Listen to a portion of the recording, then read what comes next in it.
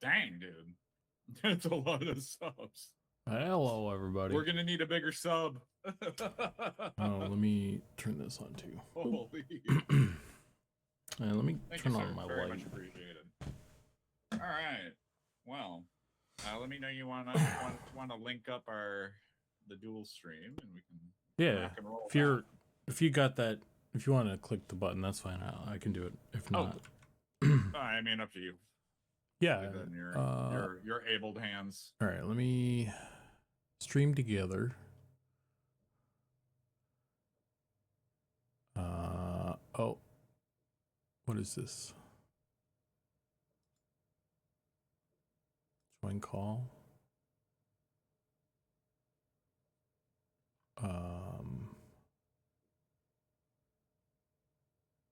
Invite a guest. ZBrush. Send invite. Did you get that? No. Okay. I'll do you. I think it's one of those things where it bugs out, and then okay. Because that's happened to us before, where it's like, nah, we're not gonna link it up. Streaming together. Start streaming together. And then I need to do. Oh, we can do viewer call-ins. That's crazy. Interesting. Invite guests. Send invite. I've not received anything. Cool. Let me try this. Go to Zukan Skull's channel. I don't know what's happening. Hang on. Join the stream. I've joined the. Okay, there we go. Okay. There it is. And then I have to push a button specifically for linking our chats, right? Yes. Let's see. Start sharing chat. There we go. There you go. Nailed it. I know what I'm doing. All right. Cool.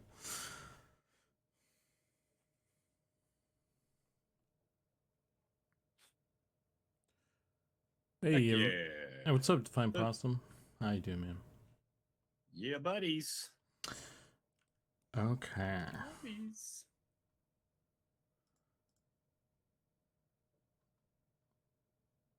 I'm gonna get some music going on my end here.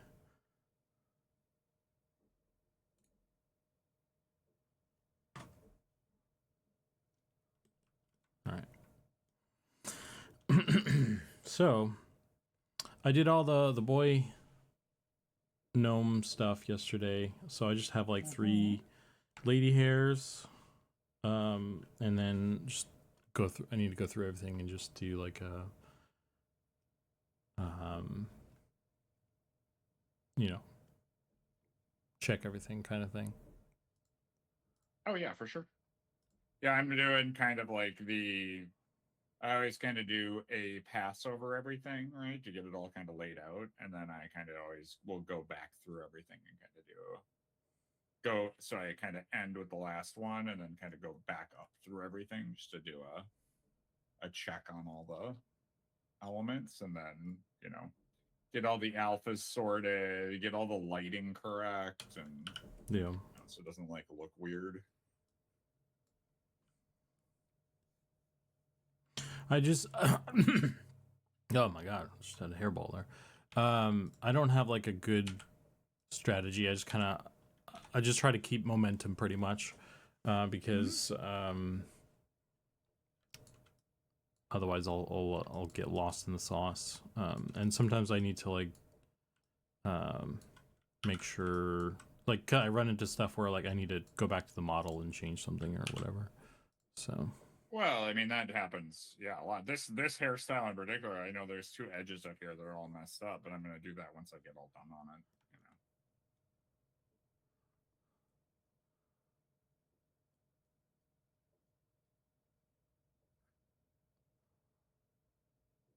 What's up, Archon Warlock? How's it going? should do... Click the button, huh?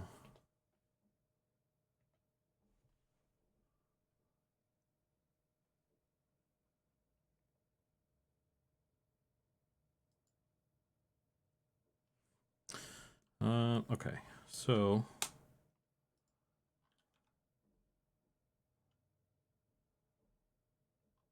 This one's a weird one.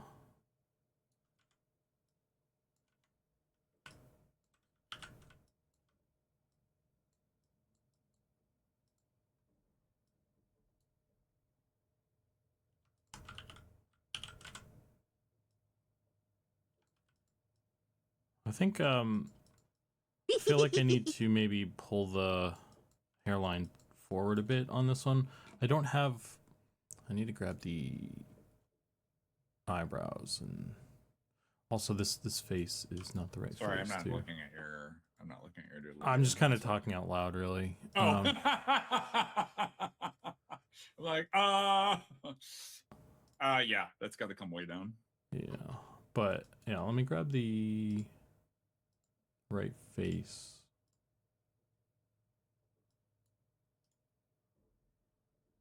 Maybe that'll help some.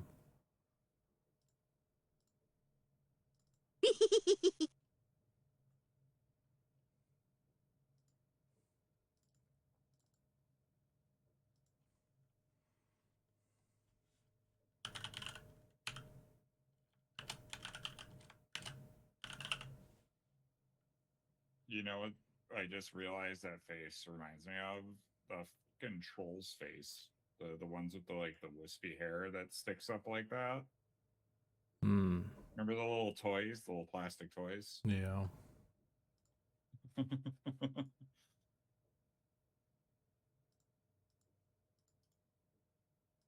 These guys, yeah. I'm getting heavy vibes, man.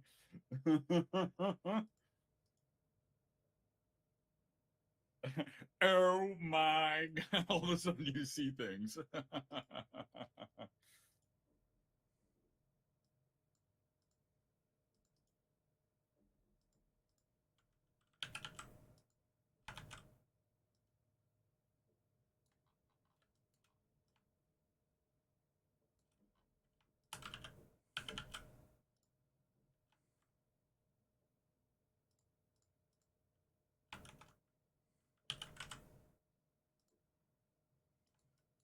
That's actually not that bad when you put the right face on there. Yeah. I said maybe it could still come down though, but that's not. It's far better with all that stuff on there. So yeah, that hair still needs to come way down though. Definitely.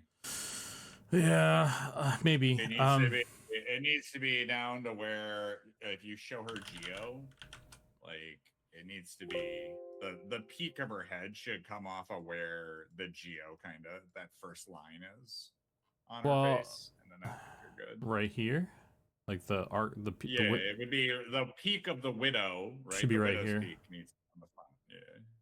Yeah. Okay. I'll see if I can do that. I just I was just snapping it to the verts, and I was hoping that I could keep it there, but Oh yeah, I get you.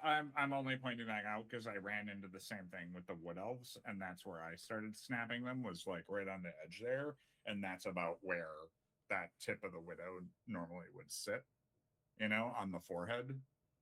So yeah. I mean, you could have it up a little bit further than there, but yeah. Grogger, thank you so much for the bits, friend. Very much appreciated.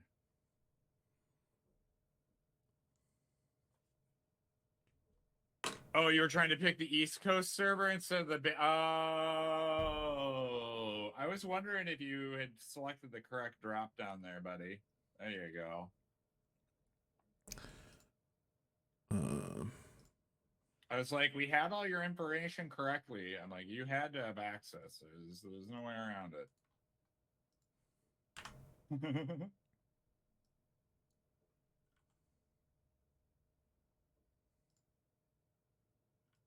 Trust me, you're not the first person that's had that happen so far either. So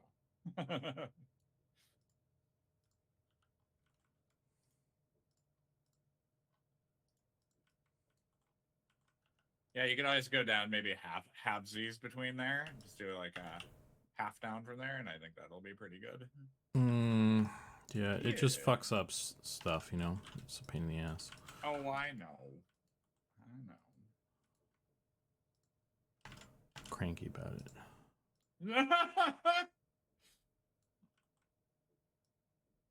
It's okay, buddy. It's just how it goes.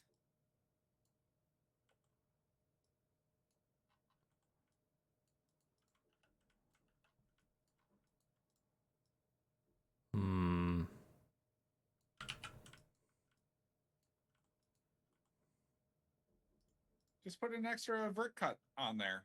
You'll be fine. And just align it with the edge. Yeah. Yeah. I think I already did that with one of mine earlier too. I did the exact same thing you did. You're like, oh, okay, well, I'll just put in an extra vert. No problem. You know, connect it where it needs to go, and your aces. Yeah.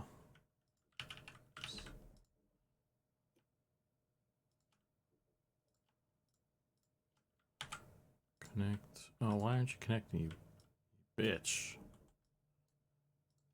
Yeah, no friend. Well, that was one of the stipulations that we were kind of talking about, where it's like, yeah, you get in for the alpha, but you're not going to get that if you. Well, I mean, you're kind of trading. You're 100% guaranteed to get into the beta, but you don't get to invite any friends.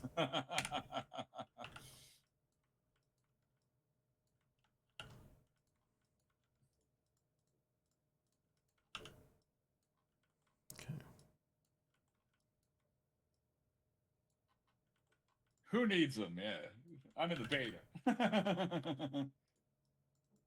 I'll just play a solo class.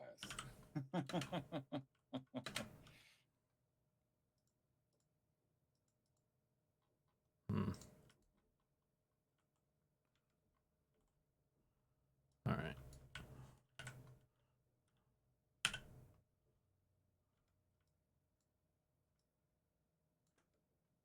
Okay, I'm gonna do, just because I'm repainting this bit, I'm gonna.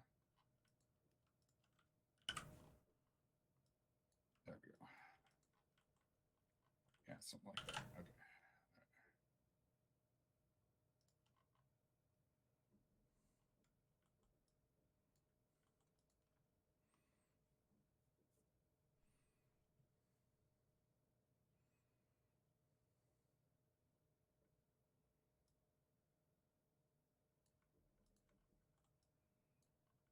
Okay, let's try that. Right. Let's turn on these again. Oh. Turn on that. Well, the good news is you can, if you get in, you can be a beta tester, and that'll be great. And you can still help us when we hit early access, so even better. You know, just because we're hitting these different milestones does not mean that you can't contribute as a tester. Because trust me, there's plenty of the game to get tested by people.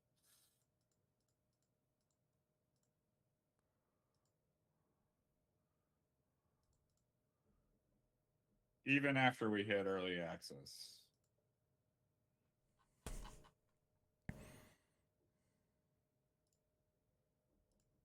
Because that's going to be one of those things. I mean, a lot of the times you get a game that comes out, right? You hit early access, or you hit, you know, your 1.0 release for other games, right? Some of them don't do early access. It's like for the first like 2 months, legit, you are just doing bug fixes normally, which is like, oh shit, this is broken, we need to fix that, or oh shit, this is broken, we need to fix that. So a lot of times, like after release, the first couple of months, you're just fighting fires that like pop up during that you might not have popped up. You know, I mean, I'm glad we've been doing an absolute boatload of testing, so I'm sure that'll reduce some of that, but there will be something that inevitably is broken. So, as is the nature of games. Okay. Or certain things might need to get polished or fixed so that way they're functioning properly, right? So, yeah. All right. A tentacle monster? Yeah, like a roper? Yeah. Yeah, I'm interested to see how that ends up turning out ultimately. Yeah, I was looking at that. It's the latest version, and I don't know.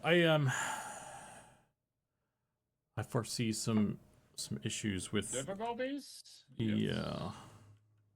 I too noticed the same issues, so, or at least probably the same issues.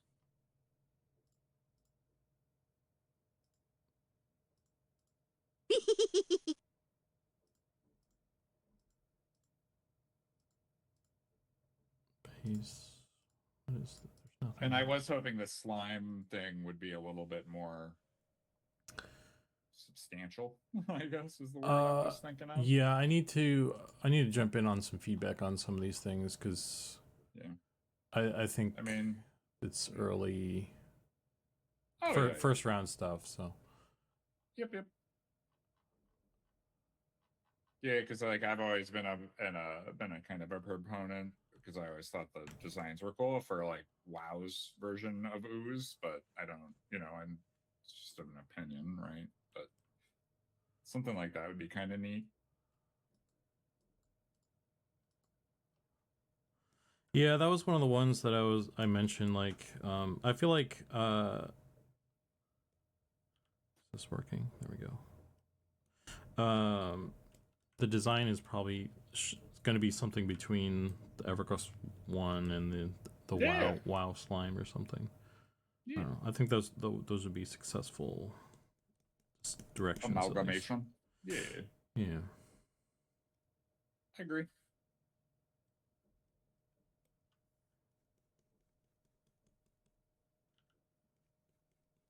Well, then I don't have to give any feedback. I mean, you still can and should, but yeah, that's just my thoughts anyway. No, I mean, like I think we're in sync on that one.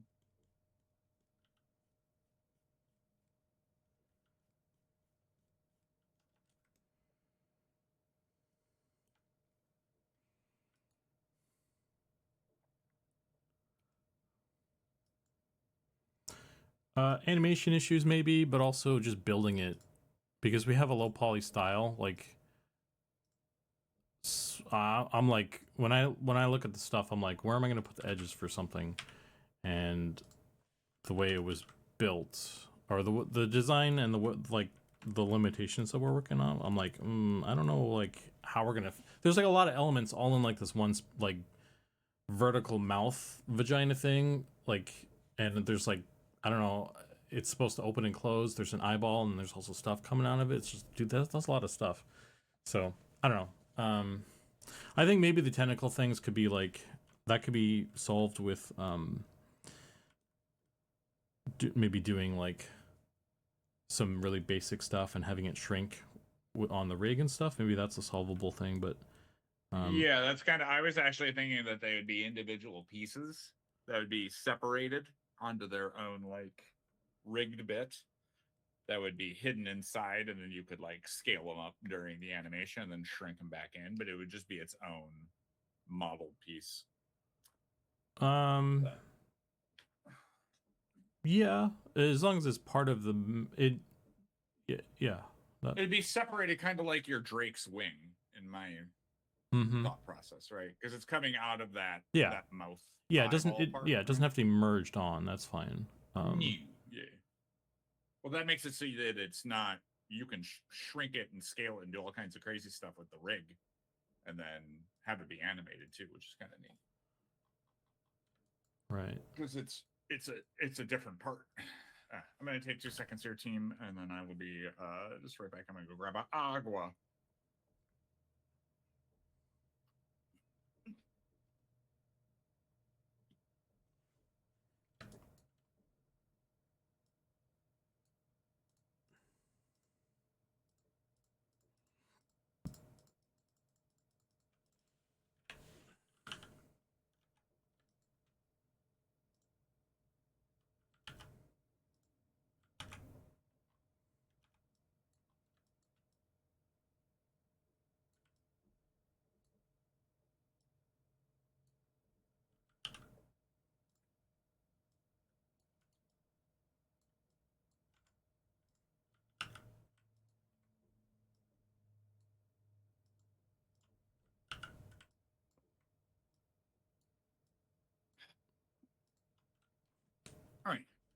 we're back.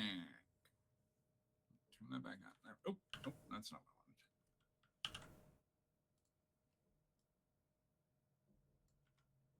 wanted. Sure.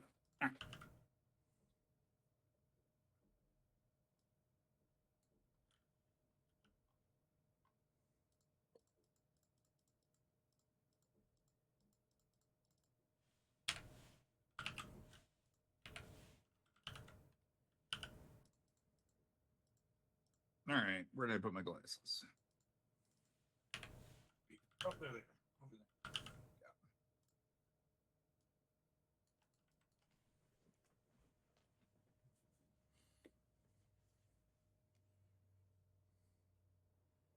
Hello! The hair chunks look amazing? Oh, wonderful. They're getting there.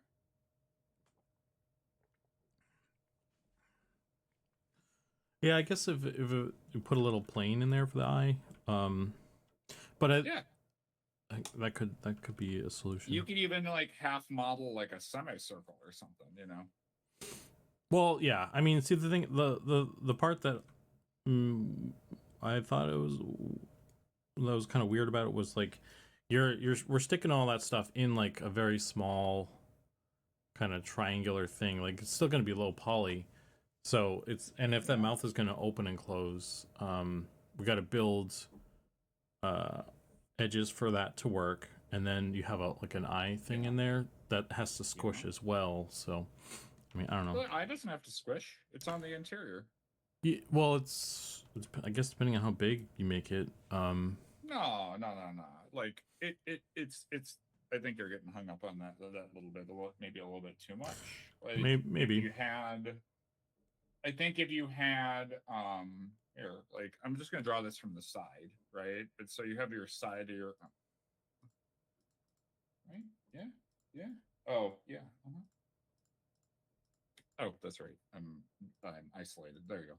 So you have this. Oh, of course I'm not drawing with the darkest color. So you have the side here, right, of your monster. This is looking from the one side, right? And you have your cut slit part for where the eye thing is. You just model out like basically like an interior for like an eyelid, and then in here you just have like you could do like a semicircle, right? And that could just float in there. And then this is the part that would open and close, and this would just sit in there, you know?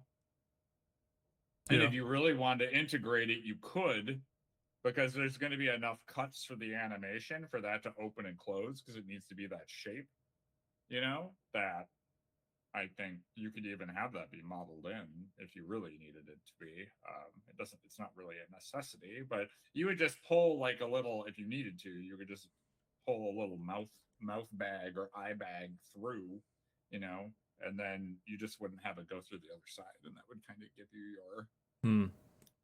your area. So I think that's the less hard part. I'm actually would be more worried about the leg things that are shown. For honest with you, I'm more worried about that because that's a lot of things, and trying to make that so that they look like an object, fold up, and then can like move around and stuff. That's a much more challenging thing, in my opinion, than the mouth eye thing.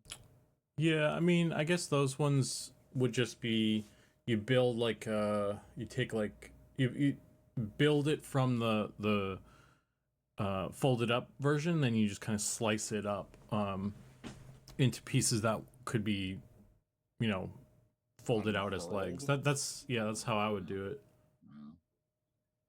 Yeah.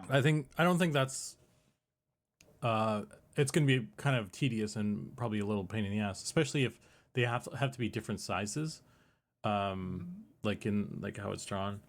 So I don't know how that works in terms of locomotion for the animators. But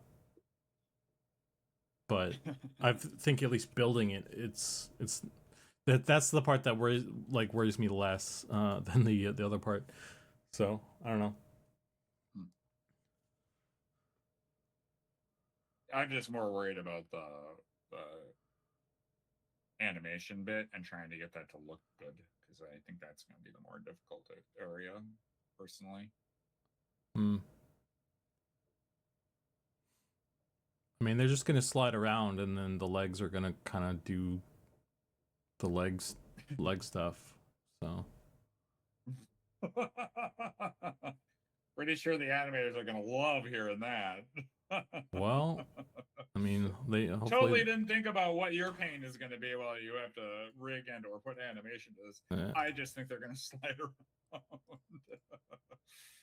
Yeah, well, hopefully they chime in on the yeah, concept. well, that's kind of one of those things where when we get that down, we might want to go, hey boys, what do you think of this? You know, They've been pretty down for stuff so far, so.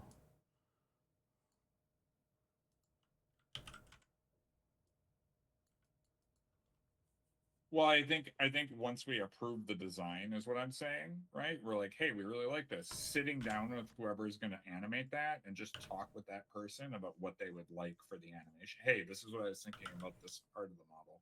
This is what I was thinking about this part of the model. You know, doing a little bit more like interface with the animation team for who's going to be making that model, so that way we can organize it so that they're happy with that geo. I think would be a smart play. Mm-hmm. That's a good idea. That character in particular, there's a lot of ham in that package, so them getting their head around it ahead of time, maybe before we even do a final model, would probably be helpful. Yep. I mean, so one of the things that I talked to Urkin staff about is getting the animators some like gray box models for them to start rigging animation on, even before we do, like, even before we start, you know, like we can make a gray box of the troll and the lizard man and get it to them now, in theory, and they could start working on that stuff. And then even when we go in and stuff needs to change, that they're willing to, you know, move bones and stuff around. So it's a bit of a weird workflow, but you know. I mean, at that point, couldn't they just use like a modified human rig for certain stuff? If you're, I mean, just in the troll and the lizard folk example, you know, and then we do like for the other stuff, we'd have to make like specifically a special model for them, but. Yeah, I mean, however they want to tackle it, it's I think it's less about getting the rig solid and more about rolling on animations, because especially with the player stuff, there's a lot of those, right? So yeah, that was Urkin staff's idea. So no, yeah, I get you. No, I think it's a smart play. I'm just trying to think of different ways we could leverage and advantage that, right? Yeah. Like, I mean, I think I feel like getting like maybe trying to get a silhouette or something from Goblin to build the gray box off of, so that it's at least as accurate as we can get it, because the concern that I levied to Urkin staff was, I don't want to build a gray box that then we feel locked into, like we can't, like if we need to do changes, you know, change like the leg length or something, because like just weird stuff happens, right? When yeah, that's what I'm getting at, is like they would have to be okay with that changing later, right? That was what I tried to caution against, impress upon them. Yeah, so I was very like, by the way.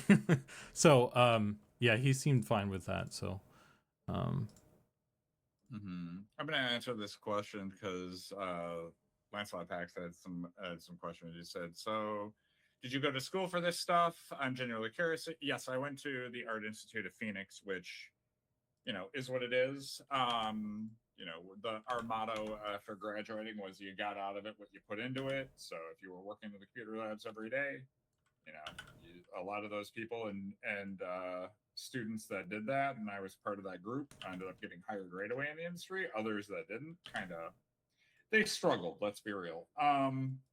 So yeah, that's kind of one of those things. And he said, just curious if it's possible to get into the game industry without college, or is school ultimately where you'll end up? I think it's only because the industry is in a really poor place right now that I would not suggest people to get into the games industry right now at this juncture. There's just been too many layoffs and too many studios have shuttered and closed that there are literally thousands of people applying for the similar job of like veteran status. So I think getting into the games industry would be exceedingly difficult at this time. Now, if you did want to pursue it, I don't think you need to go to school per se and get, like a literal game art degree. There are many tutorials nowadays that you could actually buy from like a person like Jay Hill, and he's like mentorships. You could actually pay for mentorships with other artists, and they will literally teach you how to do it for a quarter, barely anything compared to what I paid to go to college for actual game art and design. Now, I think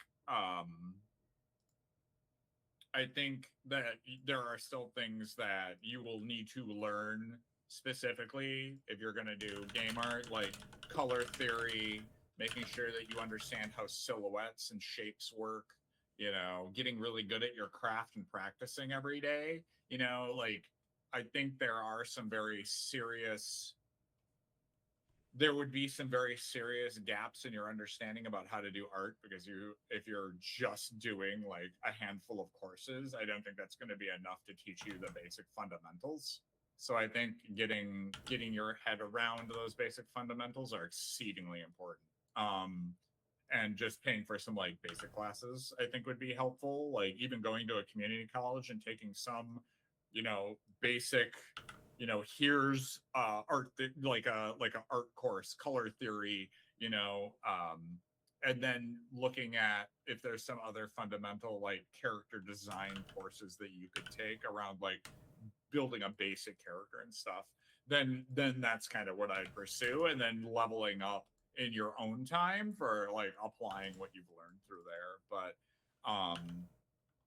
yeah, I mean, I don't think it's exactly necessary nowadays that you would like, oh, I need a verbatim, take multiple years worth of courses. I think in about a year or two, if you were sculpting every day or like, learning the fundamentals and looking up tutorials and figuring stuff out, I think you could get up to speed in about a year or two and start building from there. But yeah, I think definitely it would cost you about, and I think those private courses are around $700 a course. It can go up and down from there. Sometimes they cost around $1,000 for a course, but I mean that's like basically one course in a college, right? And you can then a la carte pick your instructor and stuff, and they would be an industry professional teaching you how to do it, right? So I think there are avenues that you can move forward without 100% committing to, oh, I need to pay, a boatload of money for, a game design course nowadays. So that's my kind of stance on it.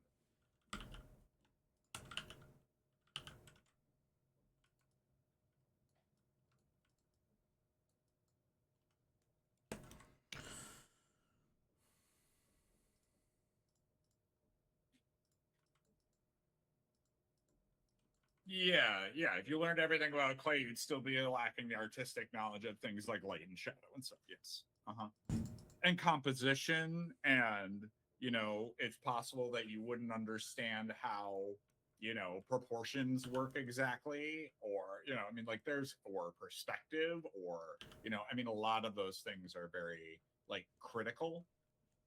Like definitely you're going to have to take some like anatomy drawing classes. You're going to have to take some life drawing classes, especially for like, and it really depends on which field of games you want to go into, right? Do you want to do animation? Do you want to do level art? Do you want to do character art? Do you want to do special effects art? Do you want to do design? Do you want to do, like there are so many elements of games that like, do you want to do UX UI? There's so many elements of video games. It is very much a team sport, so to speak. right? It is an entire symphony of people working on stuff to build games. The higher up the tree you go, the more specialized your position is, right? Because like in games like in for The Witcher or Red Dead Redemption or frickin' Horizon Zero Dawn, there's literally artists that just make hair, right? They just make they're grooming artists. They make hair.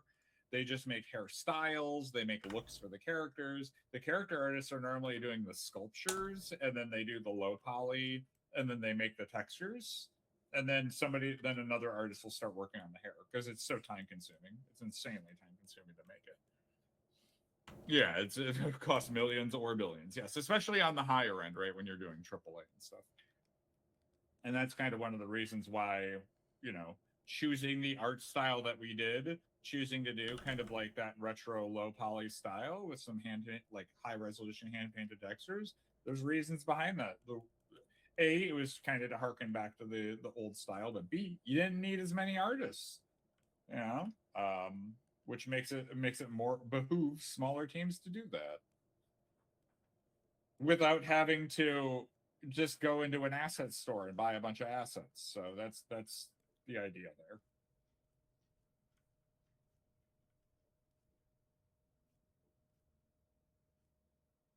You got to be pragmatic about your production, right? So.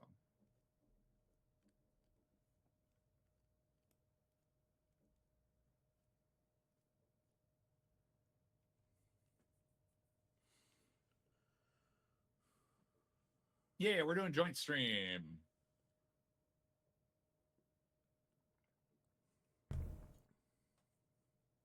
Yeah, for sure. Yeah, we do. You out here working about? Yeah, dude. That's how most of the times in the games industry it works. Just wait until early access. You guys will be like, "You guys playing the game?" Be like, "No, working." Hey, I played a little bit. I killed some grain beetles earlier. Yeah, dude. I made my necromancer and got him up to level 2, and then I was like, "Shit, I got to continue doing work on this." Yeah, that's I got to level 2, and I was like, ooh. I wanted to keep going, obviously, but I was like, I should do this. Yep. If anyone out there just wants me to just sit in group and do nothing and leech experience, let me know. Oh, thank you, Emmy the artist. Very much appreciated. We will. Thanks for being here.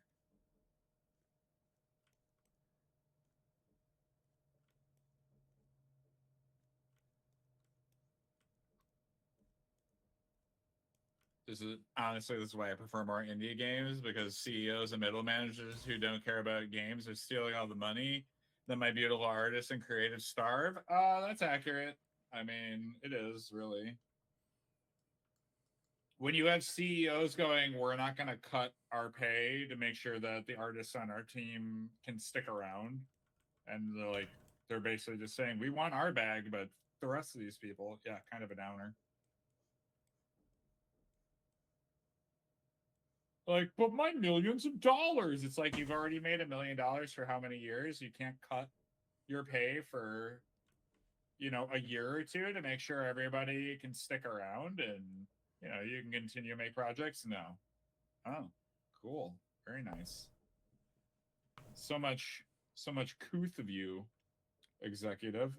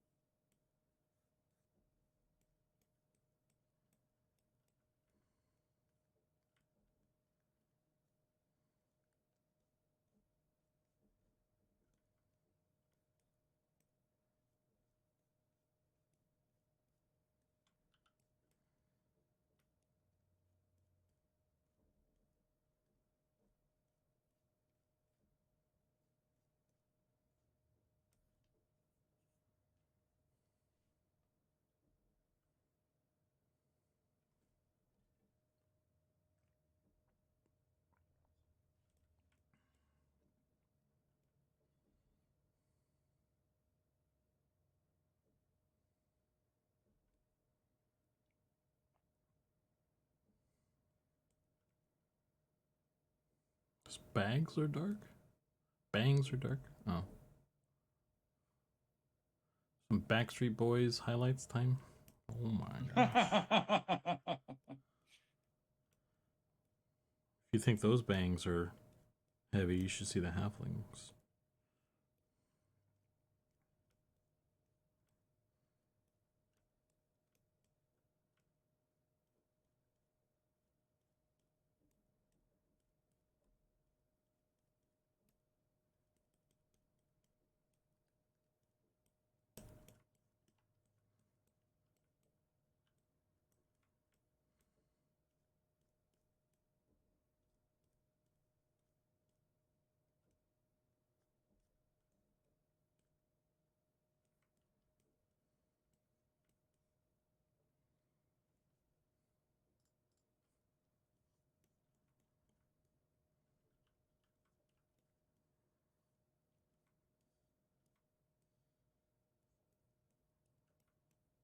Oh, Jesus.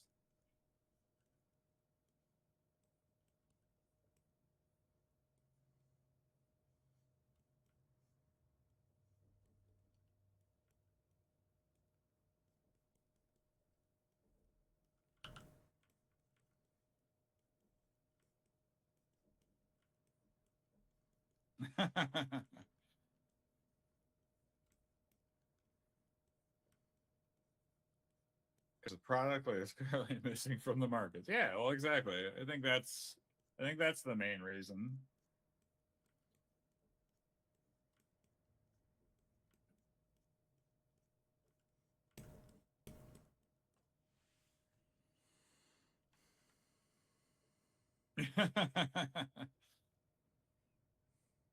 Yeah, idealistic cynic. That is correct. And it's like it just takes a lot of times. It's like, well, I try to play when I have time, and a lot of time there's no time.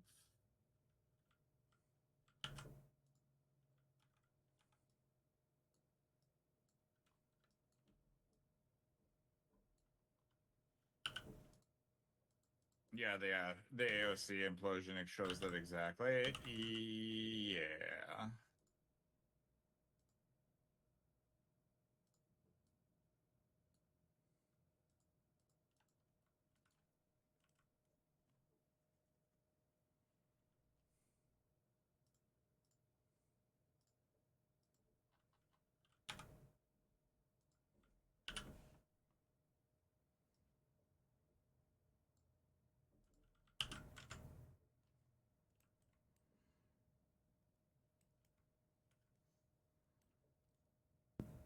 I mean, again, alligator tower. The hard part is we'll see where everything ultimately shakes out, right?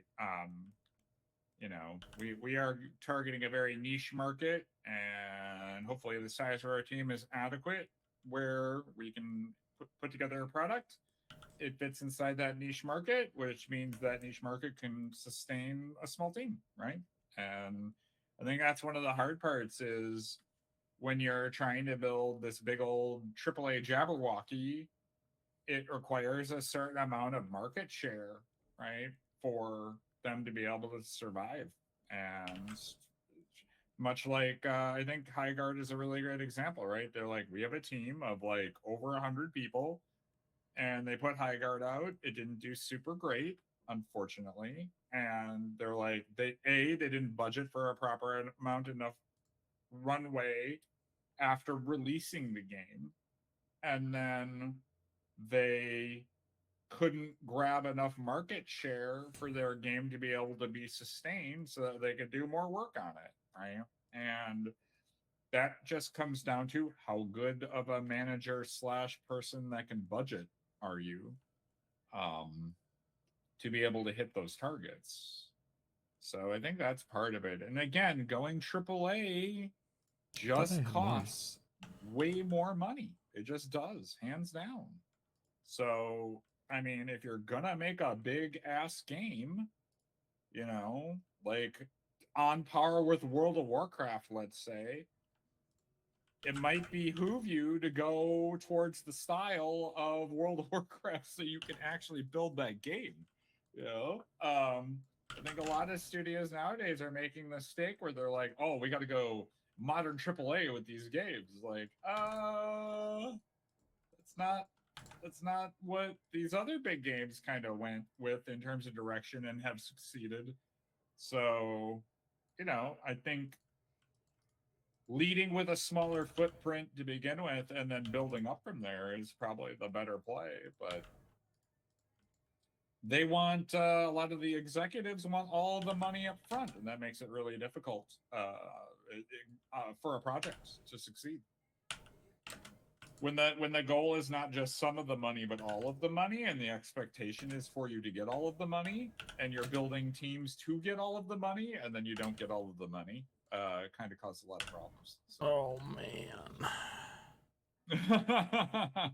I need my account flag for Eminem. Fix it. Oh, buddies. I'm not the arbiter of that list. I'm sorry. Just gonna leave that. So what you're saying is we need an HD remaster of Balatro. Yeah, exactly.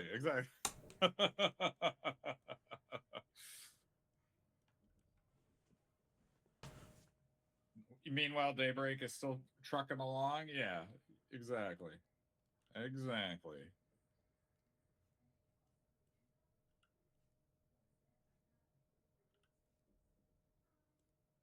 Meanwhile, RuneScape still raking in people that are playing it and having a great time.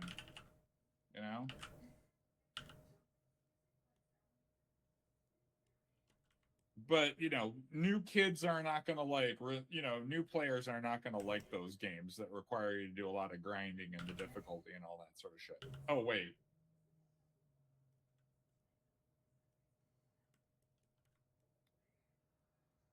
Although I will say, yes, our game is very niche. Is it gonna capture that many high amount of young players that exist out there?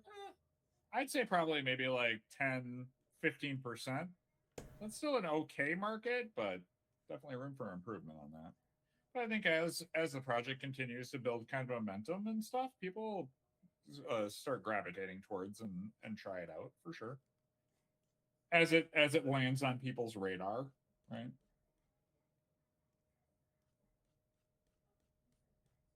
And I think no box cost is a nice introduction besides just doing a subscription, which, again, I feel like the price point's pretty good. So, I mean, personally, just from my opinion.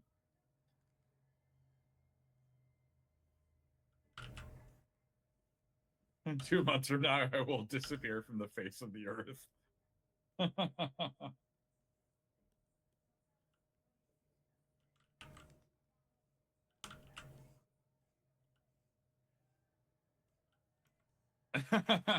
Does each stroke of the hair add hardware requirements? Nah, I think you're good there.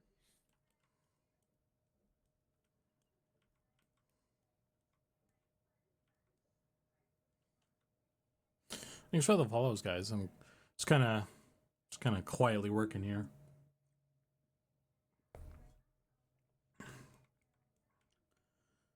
This is a tricky one, so kind of using all my brain powers.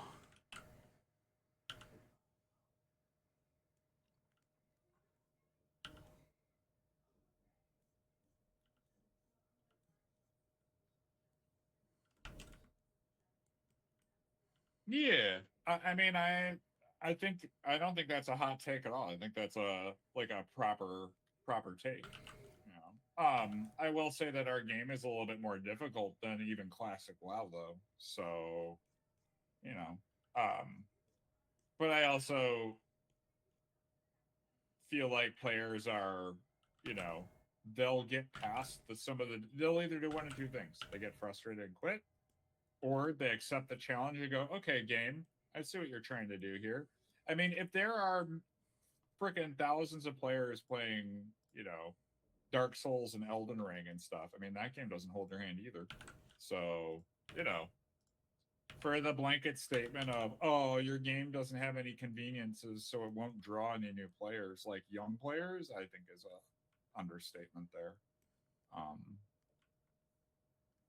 Again, there's so many players playing, those way more difficult and punishing games that require you to figure things out and rub two brain cells together to figure out the patterns and do the fights and find your way around and all that sort of jazz. So I think there's a good space for young players to be able to join in and find their space in Monsters and Memories as well, right?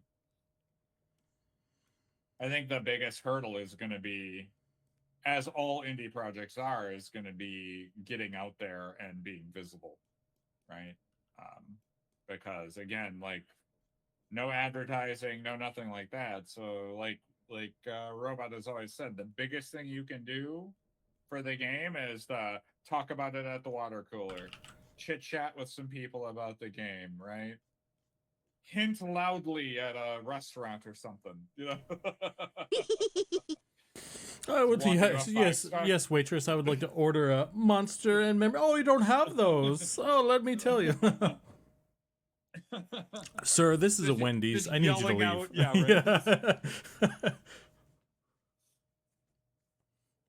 Yes, I would like a order of the lobster bisque and Monsters and Memories. Yeah.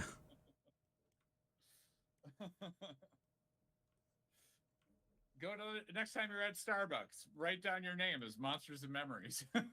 You know what? I went to a sandwich place one time and I told them my name was Batman. And he was really excited to yell out Batman. I could tell. He took a deep breath. He was like, Batman.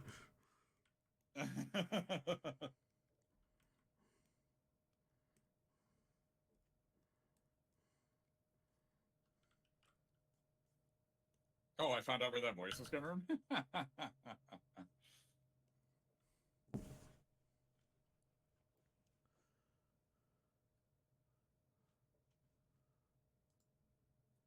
Yeah, good starting environment. Then holding their hands. Yeah, I get you.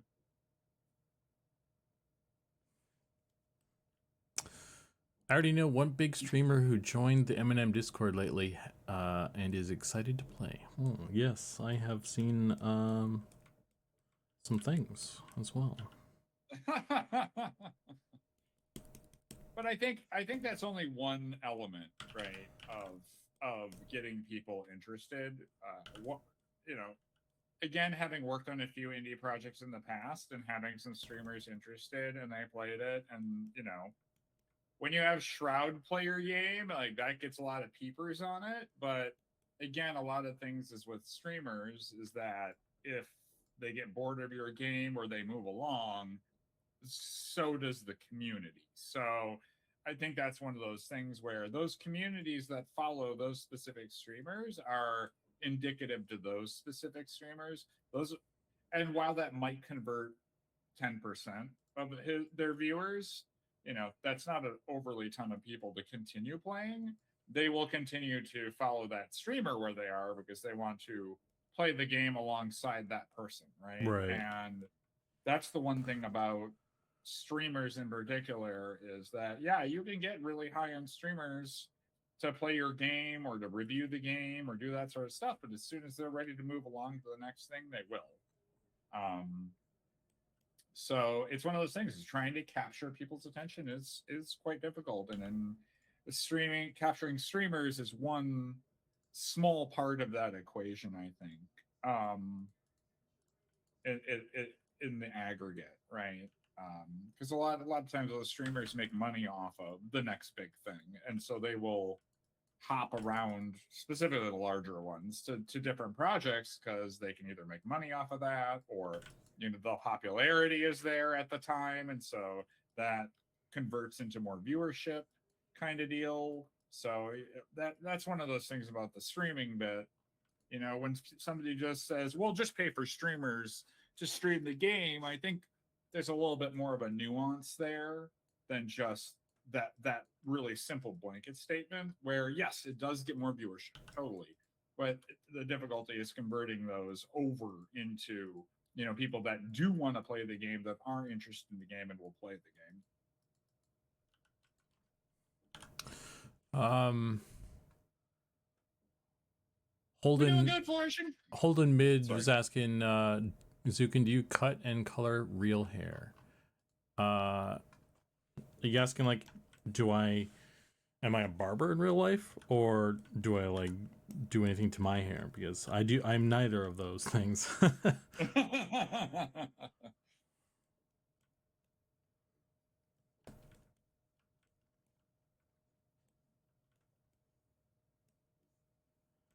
Hmm. Yeah, you are the least barber person I've ever met. Like, What is that supposed to mean? You're just you don't have that barber personality. Oh, because I'm quiet. They're all yappers. Is that what you're saying? Yeah, we'll go with that. Oh, that's fair. I'll take that as a. Yeah, they're not into all the drama. You're not into the drama and the deets, right? Like, Yeah. Well, you haven't been around me when I'm watching like Love Is Blind or something, but I got see you. what it is. Yeah, Bachelorette, I get you. Yeah.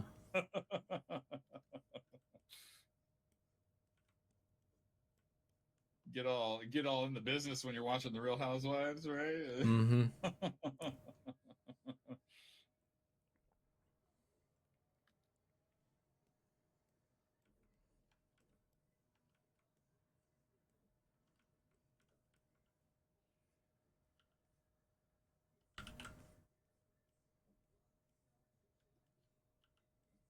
Oh yeah, yeah, on that Love Island. Yeah, yeah, yeah. Oh, bent from any pressure. Well, the nice thing about this project is there isn't really any source of pressure to bend to, you know. Um,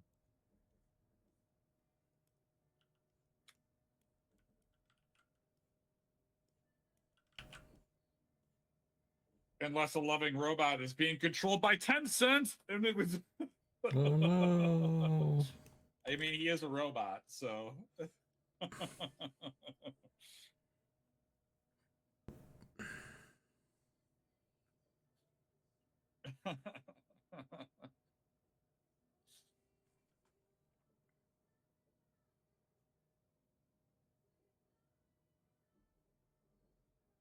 Carly, thank you so much for the 100 bits. Again, thank you. Very much appreciated.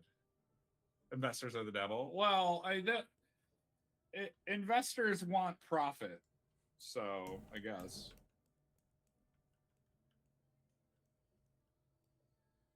I mean, again, that's the implosion of Ashes was due to the investors going, "You've run this company poorly. We've invested $150 million. We want our. You said we were going to make this amount of profit in return, and you have not done so, right? And obviously and you've misused funds, right? And that's kind of what, as we've been seeing the court filings come up for all those elements, that's kind of what is being borne out as the allegations, right? So unfortunately, it comes down to just really, really bad like it's bad management or malice of management. Um, so that's kind of that. 150 million, yeah. Like I was telling somebody this the other day that the implosion of Ashes of Creation is very, very stock similar to 38 Studios and Kingdoms of Amalur. And while you can say Kingdoms of Amalur released, and that's true, and it was a decent game, and that's true, and Ashes didn't release, it doesn't mean that Ashes wasn't, the bones in that game weren't a good game. It's the same thing. Kingdom of Amalur was a good game. It just never garnered the amount that it needed. The management was poor, and thus, I mean, the price tag of 38 Studios going down and the price tag of Ashes of Creation going down are almost exactly. Quick question: when was the last time you hit save? It's a good question. When 38 Studio went down, they owed $140 million. So, and part of that was paid for by the state of Rhode Island. So, unfortunately, Subdargeth. From Kurt Schilling. Sorry. I want to see a documentary of Ashes. Oh, it'd be interesting. That's for sure.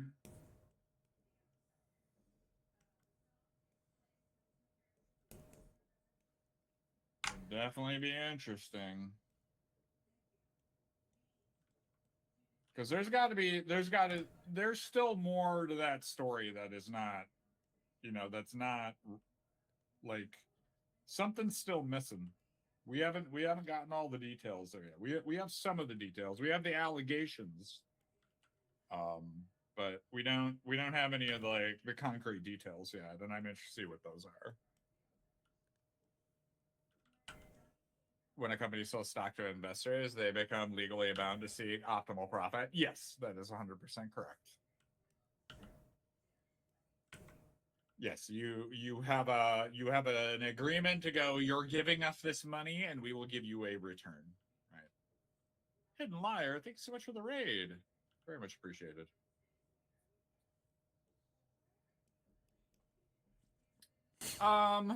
I don't think it was initially at the start. I think it eventually became that real quick too. I don't. Again, the fact that it was not funded as advertised from the absolute beginning of that project is a giant red flag and was kept from players and people trying to back that project. So, which again, like I said, either through incompetence or malice, it's one of those two. But we will have to see how that shakes out in the legal system, right? As again, more discovery comes to light, and like I said, we have the allegations, but we don't have the full picture yet.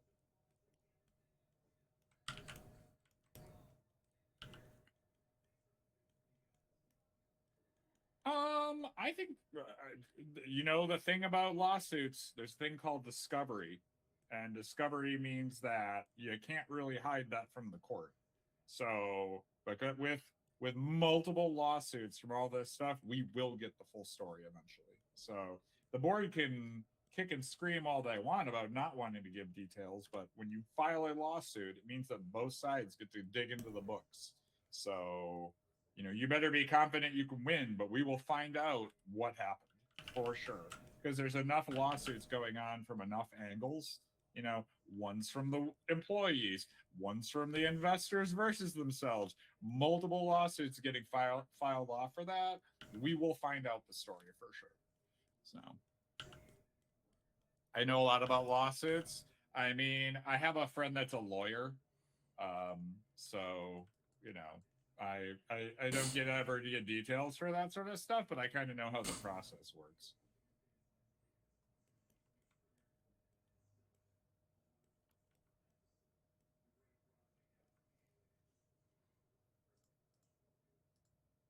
Plus, I've watched enough Law and Order. I know how this shit goes down. Come on now.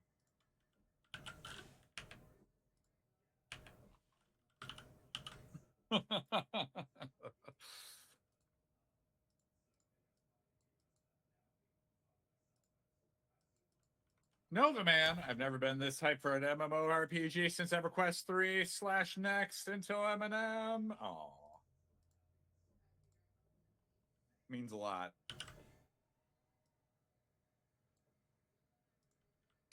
Yeah, oh dude. Yeah, this is Todd McFarlane and Kurt Schilling is the dream team. Oh boy.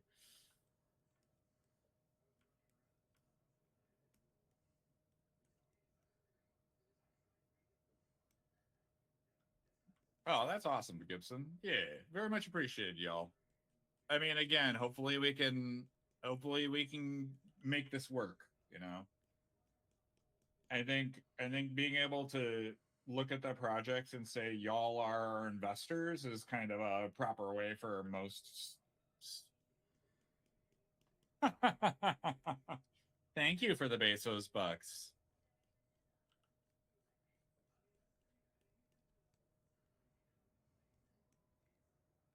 Thanks, Megafunk. Very much appreciated. Hey, there's so many other streamers that you could spend your Bezos bucks on. I appreciate you doing that for me. So.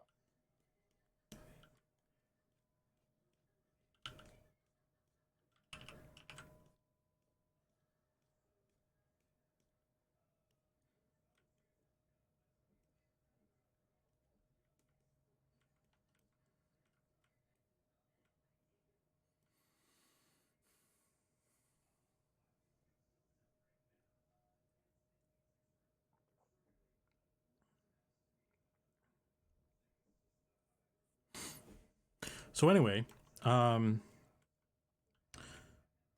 terms of next stuff, I was kind of hoping that we could do a quick little extra, like extend the sprint a little bit and just kind of get across the finish line, or get bare minimum for everybody. So like if we did just the ogres and the goblins as well, just like laser focused on the 3 things, you know, that we'd make. Like what I did with the gnomes. Like I didn't even bother modeling some of the other ones yet. And we can like if we just said, you know, we'll grab 3 and then just do those and then move on to the next stuff. Because that wouldn't, if we just did that, I feel like it would take like maybe a week, you know, an extra week or something. I mean, I'd rather get at least the models and UVs done again, because just getting those assets in was kind of like the goal, right? Because even if we had to like emergency abandon the plan, it was like at least the models and UVs are in, and we can just throw on a hair texture worst case scenario and just say we'll finish this right after, right? And at least the asset would be ready to go. You know, that also allows us to hook everything up into the system and make sure it's working. But sure, yeah, if that's how you wanna go with it, that'll work. I'm just trying to throw out like the reason why we're kind of doing at least the model and UVs kind of deal. But yeah, Well, I mean, I get it. And if we have, you know, it's more of a, we're at that point where like, I mean, we could just say, hey, we're extending the thing. I just need to, if we were to do that, then I would need to check with people. But I feel like we kind of need to feed the animators a bit as well. So okay. Yeah, well, then that's fine. I mean, yeah, again, it just depends on how fast you want to do that sort of because stuff. like if we, that's acceptable. I was just throwing that out there that, you know, that is a concern I have then. right. No, I mean, I think stuff is gonna get like part of the benefit and you know, that was the original idea, and it makes sense, Yeah. and I'm totally on board with that. It's just Mm-hmm. it's a time thing at this point. I get you. And Well, would it be best for us to just move forward with the next stuff then, and just get the animators fed so that way we can jump back and then continue on our merry way? Maybe. I feel like I mean, we could I feel just like getting the animators what they need is the important part. So that way, I guess I get my here. The only so my thought was this: like we're gonna do a big push, and everything is gonna get a bunch of new hair, except these 2 races. So I was just trying to include them in like that bare minimum, but we could just say, oh, we ran out of time, and we're gonna do the rest, because like I guess at the end everyone's gonna have everything. But I was just trying to do the one big push, and everyone gets a thing. Oh, I see what you're saying. Yeah, I mean, I never expected us to get, again, the expectation for this month was get the dwarves completed, get the elves completed, get the gnomes completed, get the halflings completed, right? That was the month. And we got really damn close, or at least I'm only on what, day 3, and you know, I'm just about done with all of the elf stuff that we had planned out, which was getting the 3 looks, getting all the models, getting the UVs, right? Originally my thought was that goblins and ogres would be included in all that from the start. Oh, I see. I was not under that impression. No. Oh yeah, that's what I thought. That's why I was stressing about like the time the whole time, my guy, because I'm like, dude, no. See, okay, we were on different pages then. No, I knew in that timetable, right, when we had talked about how long would it take, there was only enough time to do the 2. So yeah, it would have been 2 for the month, right? Because when we did the humans, right, it took that entire month for the humans for me to do the one and for you to do the other. If you take that down to the aggregate, how much can we get done? We can do half, right? You have to look at the whole budget schedule there. We did the humans as a trial run. We knew how long it would take. And we've literally hit that exact timetable pretty much, right? Which was the humans took for you to do half, like the full looks for the females, and for me to do the full looks for the males, that took one whole month for a human. And then if you break that down and be like, okay, now just do half of one race. Okay, well, and you do that for both, right? You do that for the one and the two. It would take a month. So that number and timetable is literally a spot on. It takes either it would take a month to do one full race, because if I was doing the dwarves, I could have finished them this 1 month, right? If we just took one. Mm-hmm. So that's how long it takes. It takes about a month to do a full hair set. Now, how you break that down, because we're doing by 3 and 3 or whatever, but it still takes a month. So, well, yeah, I mean, that's why I was talking. Yeah, again, like, yeah, it sounds like we were kind of approaching it from different perspectives, because my thought was always trying to get everything, like, move everybody like in lockstep with everything. So that's why I was thinking about like doing 3, then moving on to the next, doing 3, and then so everyone, like with the push, everyone gets like a new thing. That makes sense. That makes sense. There was just no way we could have done that in a month. That is an impossible timetable. That would have been. That is not. We got again. That would. Well, hey, we got damn close. Oh no! Again, the timetable, when you look at the human and in the aggregate about what we got accomplished, we hit it. We hit it exactly the same, right? And I think that's great. Yeah, there was no inkling of, oh, well, we'll get to the goblin and the ogre, right? I was like, well, we will need another month for that. Yeah. Okay. Well, I saw this as a 2-month task at the minimum, right? Again, because the human gave the roadmap of how long it would take. So, yeah. Okay. Well, yeah, that's why I'm saying we have about a month and a half's worth of work left, because we need to do the ogre and the goblin, right? That'll take about half of the month, right? Because to do the 3 looks and stuff, and then we need another half to finish up everything. Right. Does that make sense? Yeah.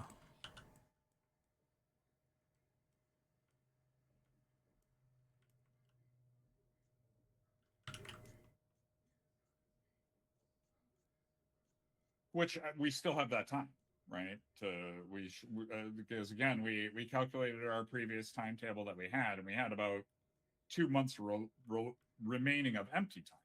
So we do still have that time left on the dock. So. Yeah, so I'm just trying to plan out like what to roll into next. I guess if like, obviously we're out of time. We're in March already. So yes, and that's why I was like, it's either like, do we try to keep working on hair a little bit longer or swap off? And if it's like there's a bunch more stuff, and it's not just doing 3, like extending a little bit and doing 3 to like get those other 2 guys up to, parity, then we should just swap to other stuff and then do the rest later, probably. Okay.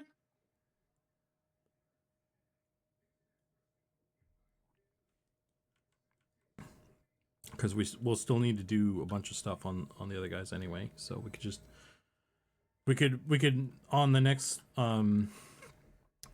trench, as it's the word of the day lately. We could start. Maybe we would start on Goblin Ogre, and then go through all of those, and then with all the other time that's available, go through the other stuff. Yeah, exactly. Yeah. Because what'll happen is we'll get halfway through, right? We'll have all. So if you like, I do the ogres, for example, and you do the goblins, right? We'll get halfway through the month, because that's how long it took us to do the elves to get halfway, or like to get I'm going a little bit quick here. So, because there's only 2 races left. It's okay. Yeah. Let's get my mentals in order. Is like, we have an entire month, right? We're going to do ogres and goblins. I do ogres, you do goblins, however we want to break it up. because we got elves and dwarves done, and you got it should only take half of the month to get those completed, right? And then once that's all done, then yeah, the rest of that time could be devoted into updating the other hair and getting them brought up, right, and getting them checked off the list. So yeah, and the spiky boys shouldn't take too long, more than a week. No, you are correct. Yeah, spiky boys are going to be real quick. Yeah, the females have some hair to them though, so yeah. But I mean, honestly, again, that works out because I need to make up time for stuff anyway because I didn't do some of the gnome stuff. So yeah, it's all good. Well, I think that'll work out perfectly. You grab the goblins, it'll be fine. I'll hit the ogres. I'll start knocking them out, and then yeah, we should still hit quota, right? And it should be fine. Yeah. That's why I know that you were thinking we would hit all of them. I did not really have that expectation. So, well, I knew we weren't gonna get the entire 96 or whatever done, but I was thinking we'd at least get the 3, for everybody. Oh, yeah, we would have had to have only done then 3 per for all of them. Yeah, I mean, though that's what I was saying is maybe we would do the 3. We'd the original thought or your description of it was we'd model everything, UV everything, texture 3, and then go do the next set. And my thought was we could do that, but if we're kind of running out of time or whatever, we'd reduce it to model 3, UV 3, texture 3, move on to the next. So that we could get. I just like having the block out of the way, because that way then all I have to do is turn around and go, okay, now I can just work on. Now once that's off the plate, now all I have to do is think about. I'd buy that. I don't want to have to go what model did I complete? Which yeah, no. Once I know all the models are done, I totally understand the philosophy, and I totally agree with it. It was a strategic time management thing that so. But it's fine. At the end of the day, all of it's gonna get done anyway. And as long as people aren't don't yell at us because their ogre is still bald or something. Again, it's kind of one of those things. It's a pretty big task, so I don't really see this. I mean, technically, we don't have to give anybody anything until we hook it up. We can add all these assets into the system and stuff. We don't have to turn them on yet. Yeah, I'll just turn off all the hair. You get what you get. Everybody is bald. Yeah, everybody gets the same options then. You if you don't want to be bald, play halfling. There. He's the only one that you get your good for. Yeah. We don't have a bald option, so.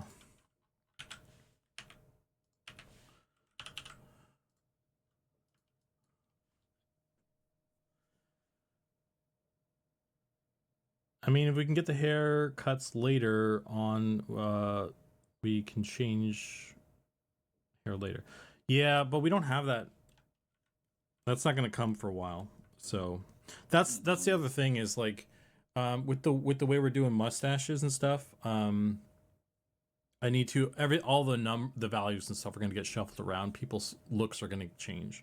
So getting kind of stuff as solid as we can prior to early access is going to be the best case because beta characters, you guys are just going to have to live with your mustache becoming a beard or whatever the case, because I could it's not really feasible for me to try and I'm gonna try and save stuff similarly as much as I can, but it's just what?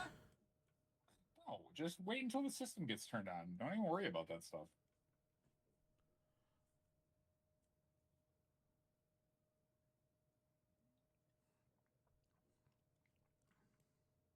What the fuck is this? Oh.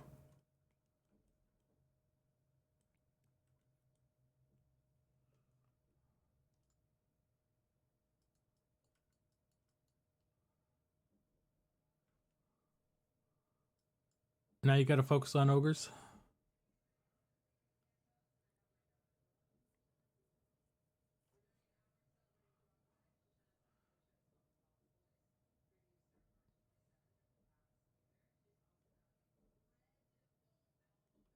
Yeah. Anyway.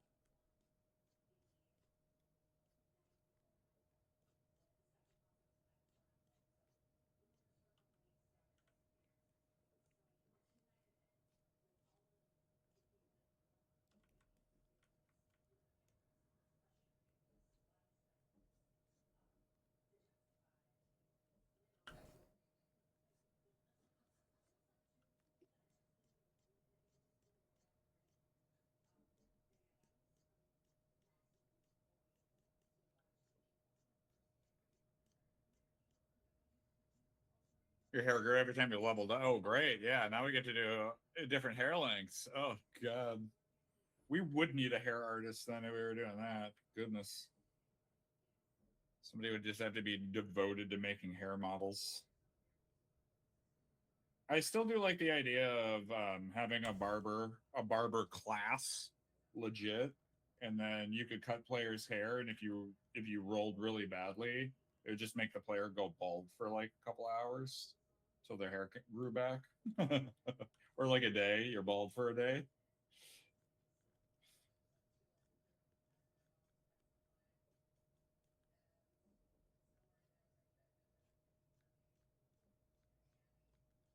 Yeah. Or I guess it'd be a profession, not a class. Sorry.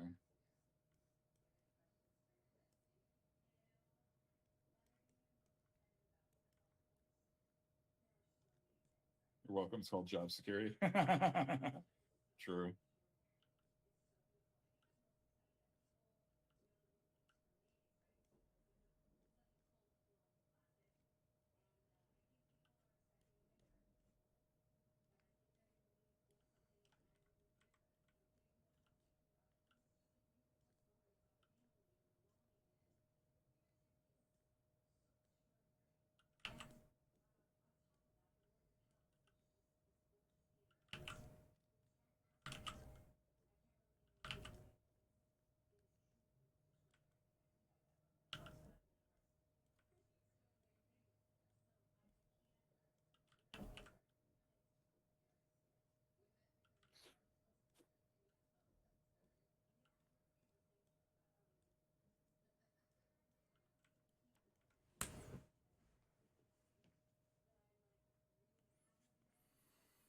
How's the hair stuff coming along today? It's going.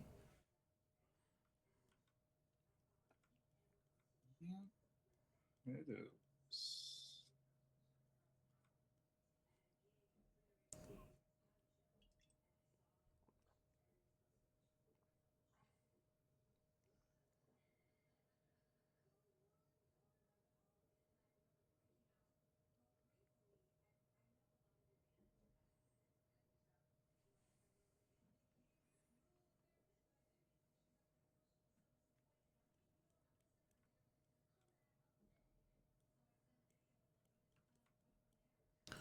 This one's a bit of a pain to work on because all the layers.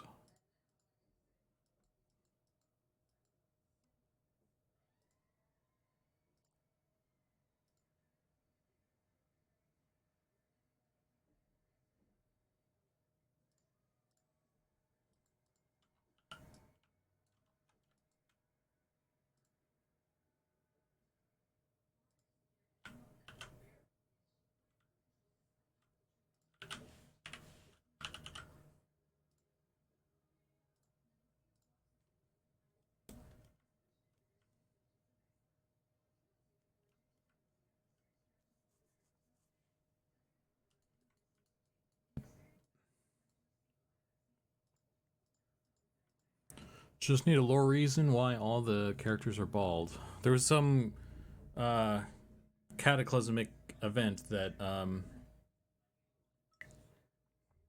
just blew up everybody's hair. The sky was lit ablaze, and all the hair follicles were just singed. No, we'd have to get rid of the eyebrows too, I think. Yep. The lizards were unaffected. Then it's just it's a global curse from Mansoir. Yeah. or what is his name? Terminax. It's a global curse that Terminax cast, and so everybody lost their hair. They kept their eyebrows though.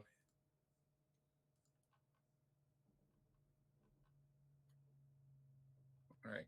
Quick restroom break, and I'm gonna go get some more water. So we're back. All right. Is there going to be a barber shop in the game day one? Or one day? One day, maybe. I don't know. It's not something that we've talked about or promised. But I think it would be a nice thing to have for a number of reasons. So we'll see.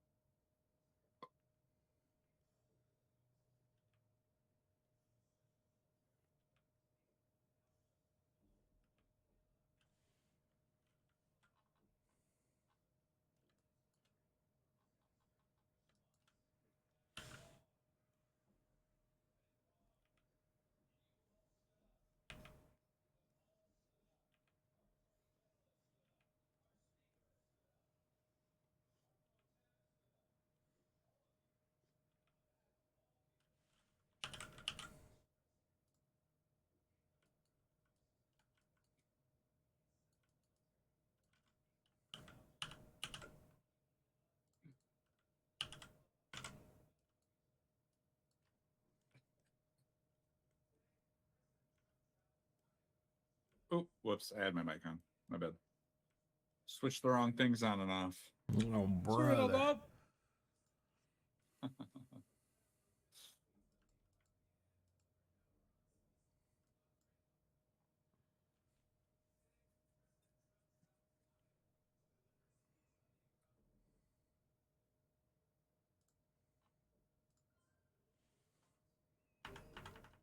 Oh, beautiful. I can just expand that and it does it properly.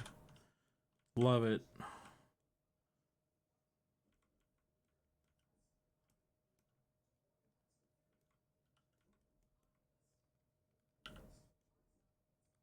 Sorry about that. My mic must be really good then. That's like 2 rooms away. I just want to point that out. Should you get a new mic or something? No, same old mic. No difference.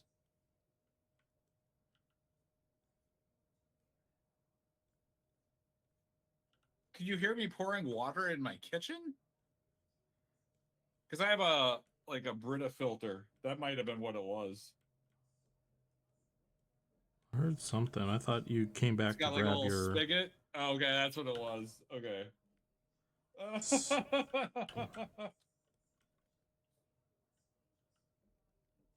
Because the kitchen is closer, so that's probably what it was then. All right, good. Well, it's not as weird.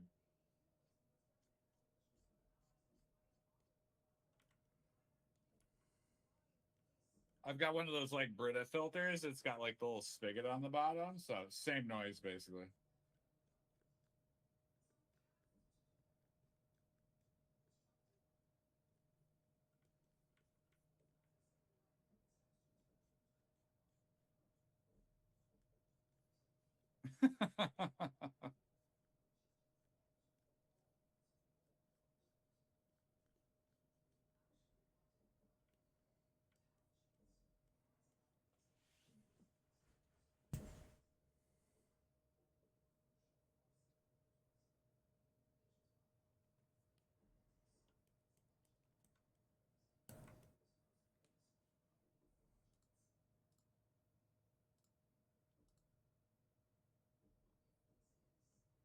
What in tarnation? I don't know.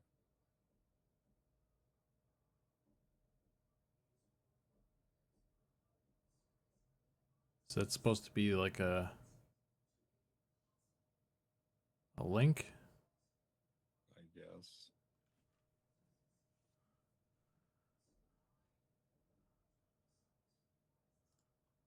All right.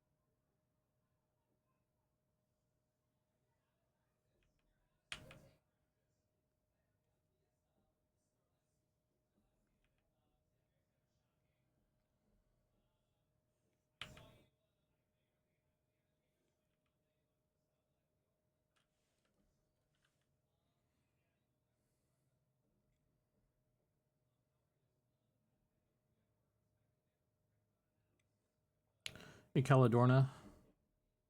Welcome in.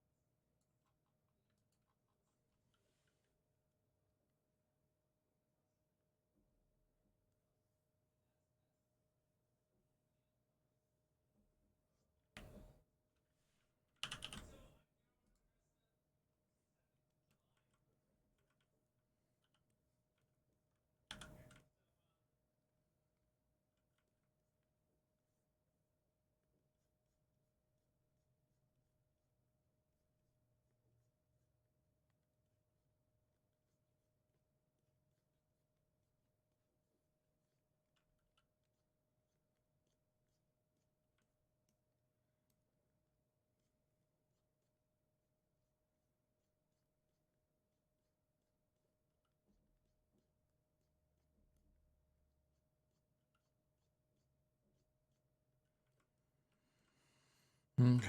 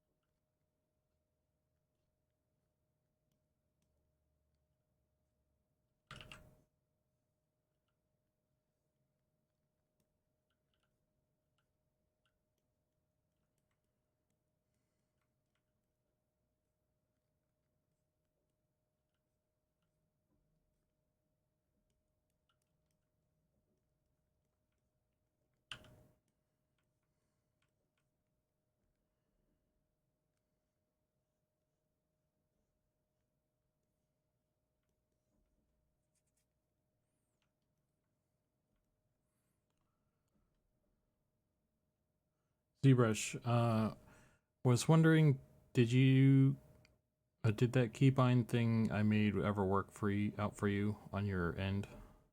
Yeah, I messed with it a little bit the other day. Yesterday I had to help a friend move, but yeah, I did use it a little bit. It worked pretty good. I got my C key is now working the way that I wanted to without having it to be annoying, so that's good. I want to get more into it with the key bindings just to double check some of my other stuff, but yeah, very nice little feature.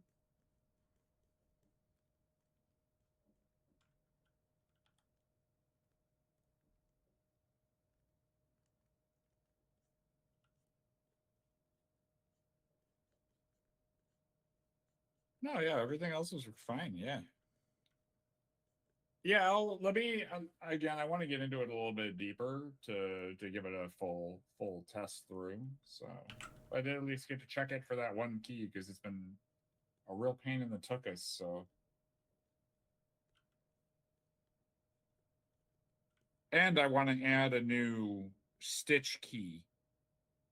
So hopefully I can get that set up. So I'm gonna take a little time and get into that.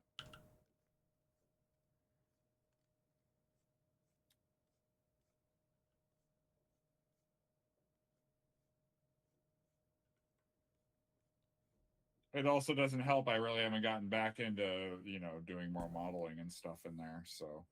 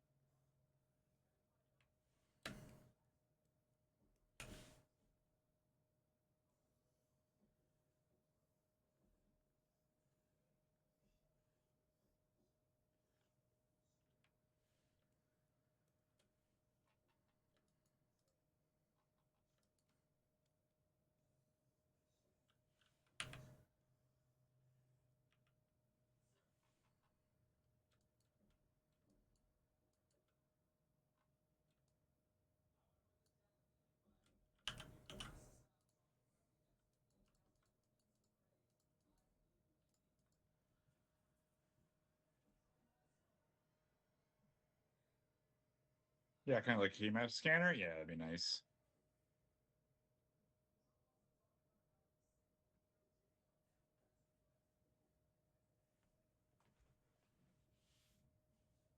Oh yeah, for sure.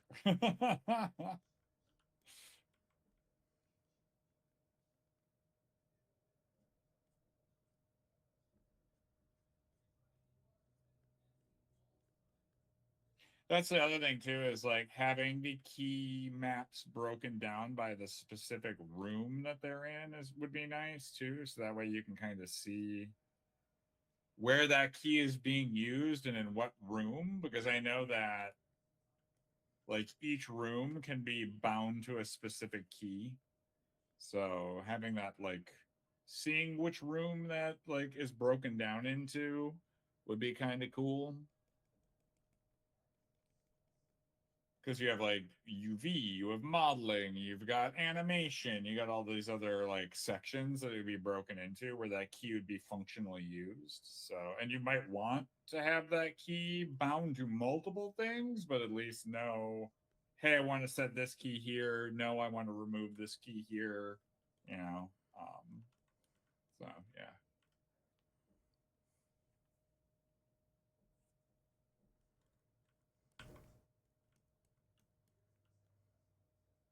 Yeah, the hotkey situation is struggling time at times. Well, that's what Lee Vision is talking about. He sent me a nice little like script program to modify hotkeys Ooh. and make it so that way you can put in a hotkey and it'll tell you kind of what it does and what it goes to, and then you can auto replace it, and it'll tell you if there's a conflict when you decide to replace that, and if you want to straight up like replace the key. So That's it's a that nice sounds little nice. nice little program. Yeah.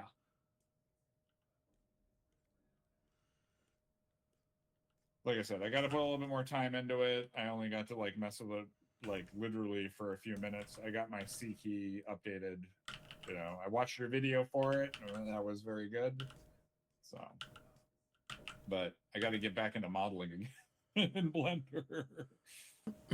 Yeah, I was looking for one. I was trying to get this for the I was trying to render out some icons and stuff with using some of the models and things to help Goblin out, and I wanted to hotkey, or I wanted to keyframe like turning on and off a collection. Apparently you can't do that by default, so you need a plugin. And someone made a plugin and they said it was free, and I went to the website and it was $5. All right, it was $10 on a different website, so I'm like, well, all right, I'll just deal with it. But I was like, oh, it'd be really nice though. It's only $5. So I don't know. I couldn't log into the freaking website to even give them the $5. So I was just like, fuck it.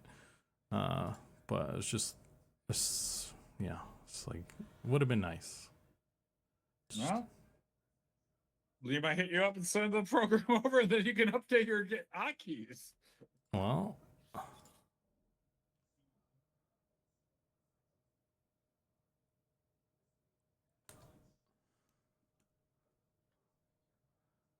I don't know if that's if it's a hotkeyable thing or not though, but yeah.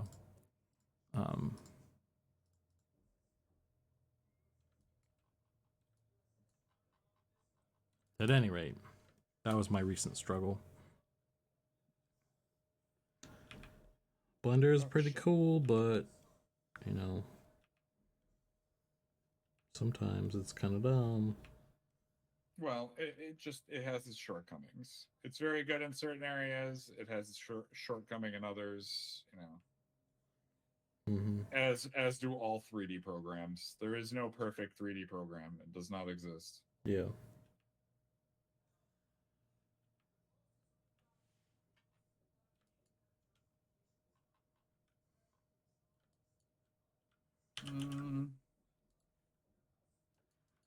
Too stripey. I don't like that. Monsters and Memories, perfect 3D program. Oh, not yet. We're getting there though.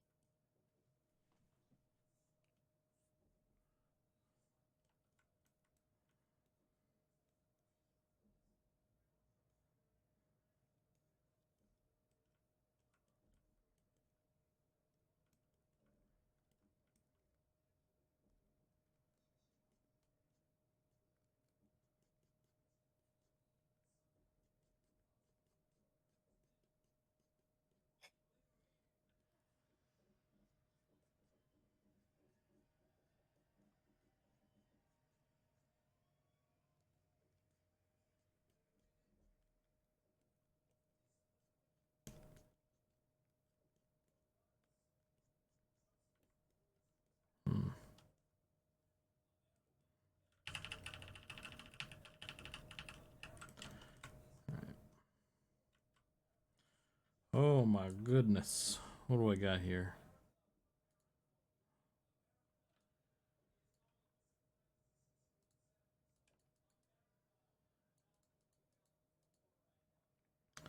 Hide.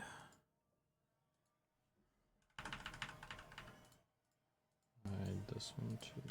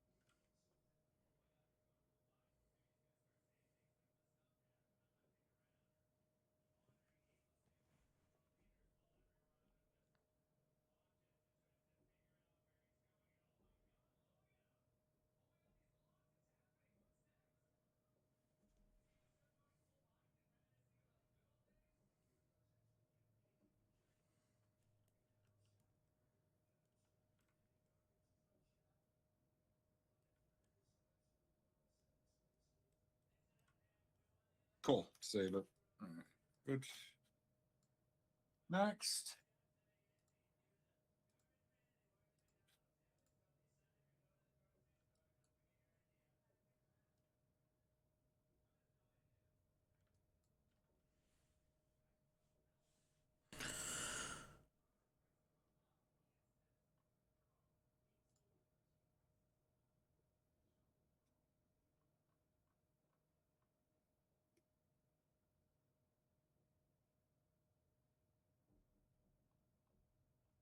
Oh, Zukan, what were you talking about? Keyframe collections? So about keyframe collections, you are talking about. So I was trying to keyframe the visibility of an entire collection. So on keyframe 1, it would turn on one of them, and then keyframe 2 would turn off that one and turn on a different one, so that I could basically I could put like a bunch of different items in their own collections, and I could render out like each one of them in a sequence, like automatically, because I was just doing it manually, and there's just no way to just natively, as far as I'm aware, keyframe the visibility of that.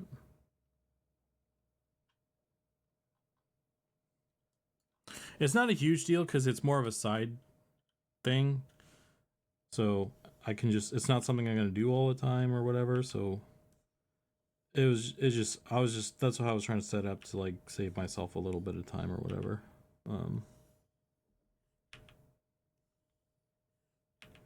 So it's not the end of the world.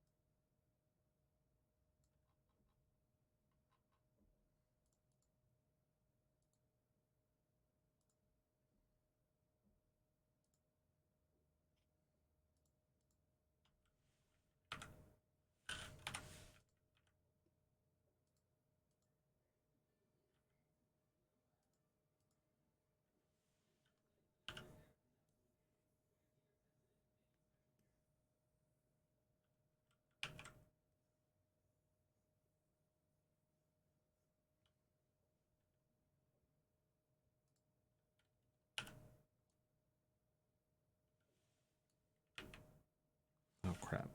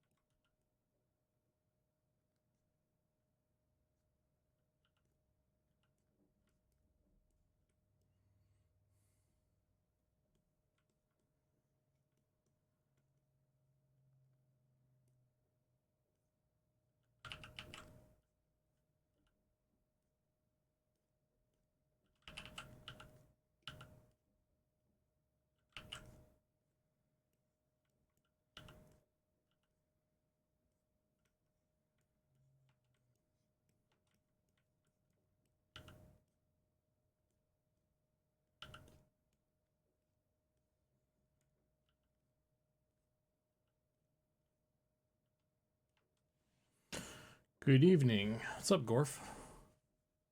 What's up, Garf?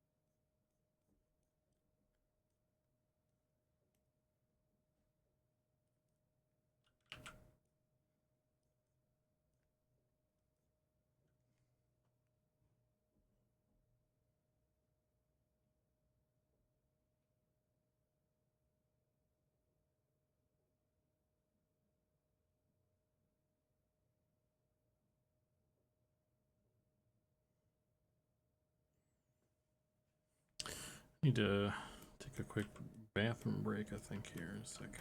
Let's do this right here. Boop. I should save this as well, in case my computer explodes.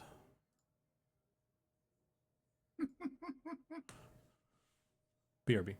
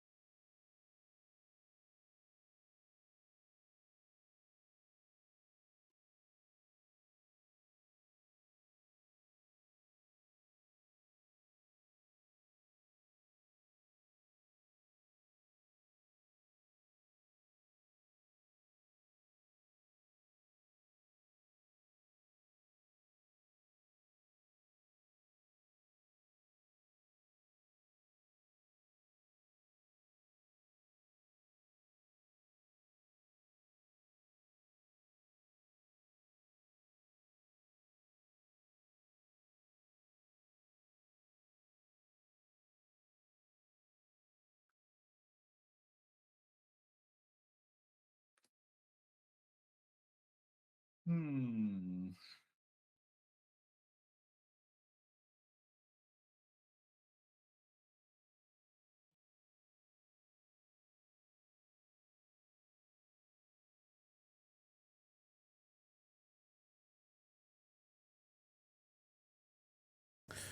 And we're back.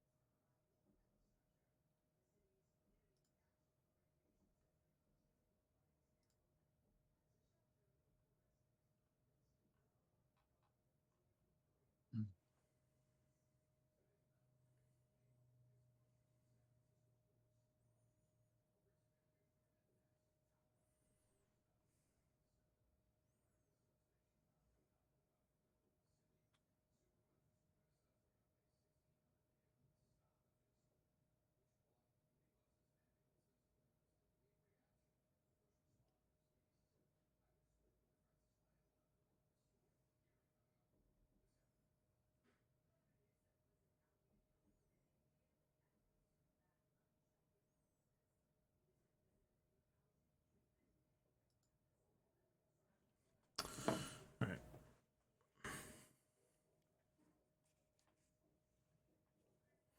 Have you done any stuff with like curls and waves and stuff much yet? Yeah.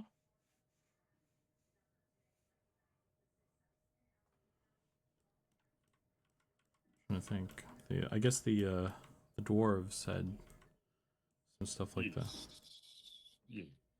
I mean, is there anything particular like looking for? You're looking for like a super wavy hair or something like that? I mean, No, I'm just thinking because like like the way I normally do it is I take that wide basic brush, right? I get something kind of like this, and then I can kind of start crushing out like where I want those waves to be, right? And then I can kind of, double up and do what I need to do. So I'll kind of get my pattern kind of laid out like that, let's say, and then I'll just come in and start going, okay, this area is where I want that highlight to be, right? And then I can kind of pull a little bit of this down. I go, okay, this is where I want there to be another highlight. And I'll kind of paint that in. Again, kind of like laying in those waves and kind of like treat it like highlights. And then I can kind of do that for the different ones, right? And kind of making sure that I get my waves done.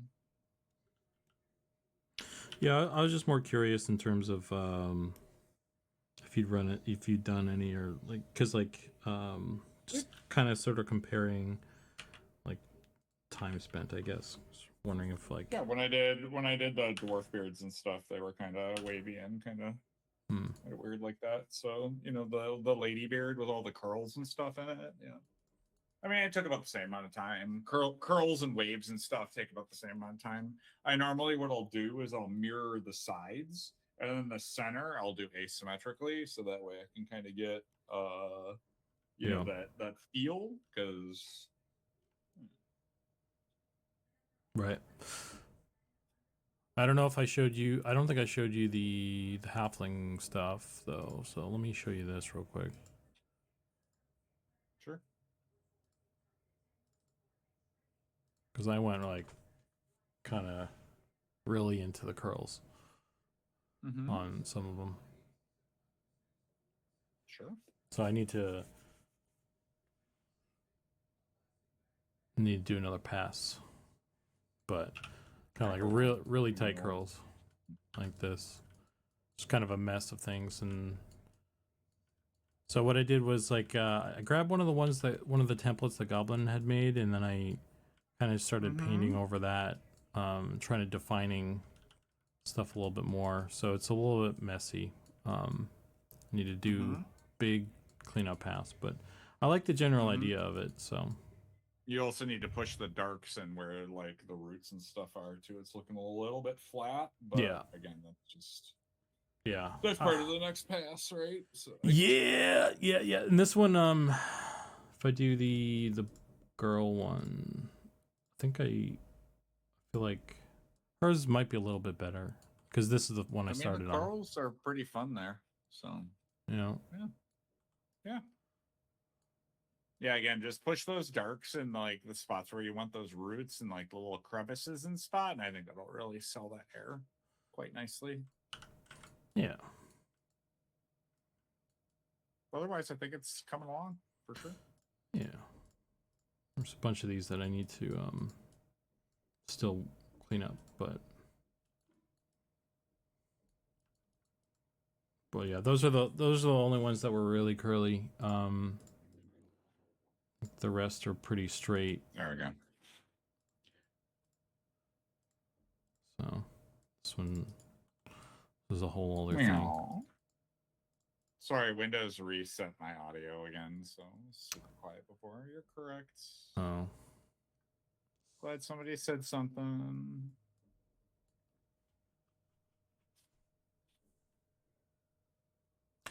Anyway.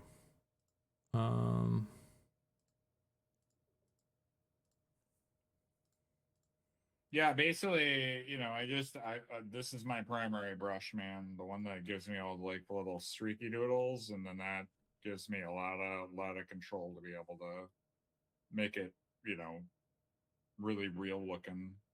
And then I just bounce between my 100% highlight and my 100% shadow, and then that gives me like a really nice blend in between there. Right? And granted, I think I paint a little bit dark, but I find it easier to kind of color correct me painting a little bit too dark than it is me painting too light.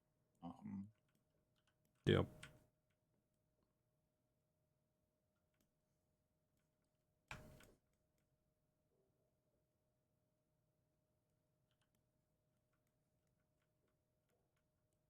Especially if I'm going towards something a little bit more in the middle or towards that light side. So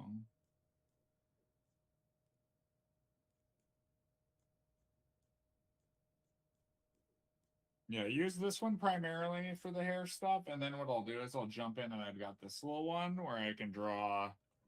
It draws like 5-10 strands for me in one go, so then I can kind of go through and paint out some. You know, if I feel like, oh, there's not enough stroke definition here in the hair, then I can kind of come in and paint that in some key areas, right?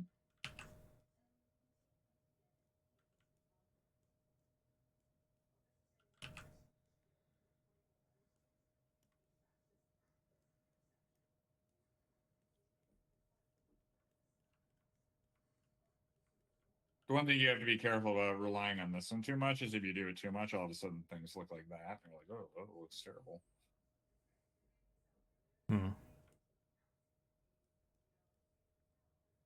you can start looking a little bit samey, and you're like, oh, I don't like it. It's hair. It shouldn't look hyper groomed or whatever.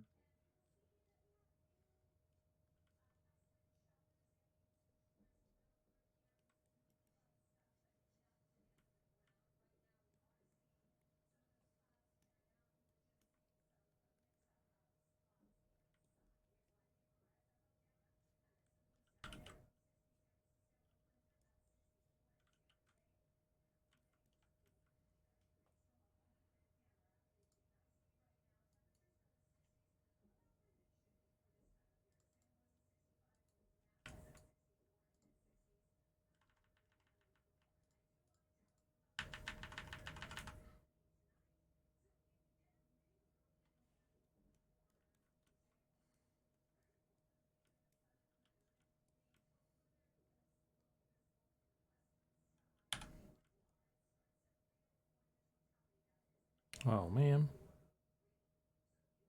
Oh my goodness. My playlist thing was like, I told it to do the video game soundtrack so I could leave the music in the VOD, and now it's just like, oh, we're playing other stuff now. So I'm like, I'm fucked. Whatever. I tried, YouTube people. I tried.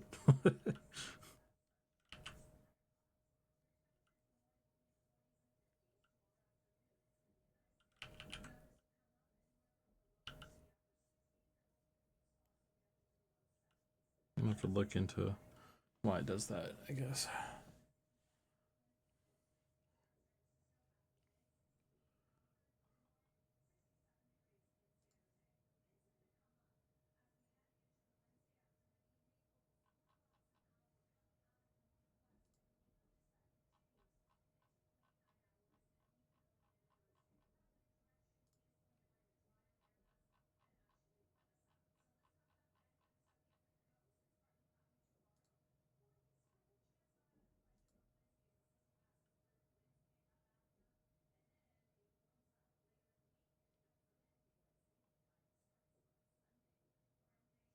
Yeah. Stupid Windows and audio. Hate it.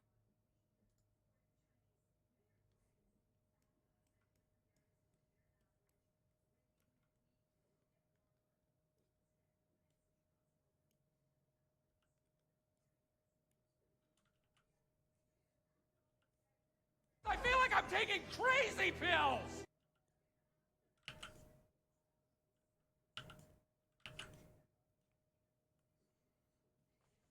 What's up, Dylan?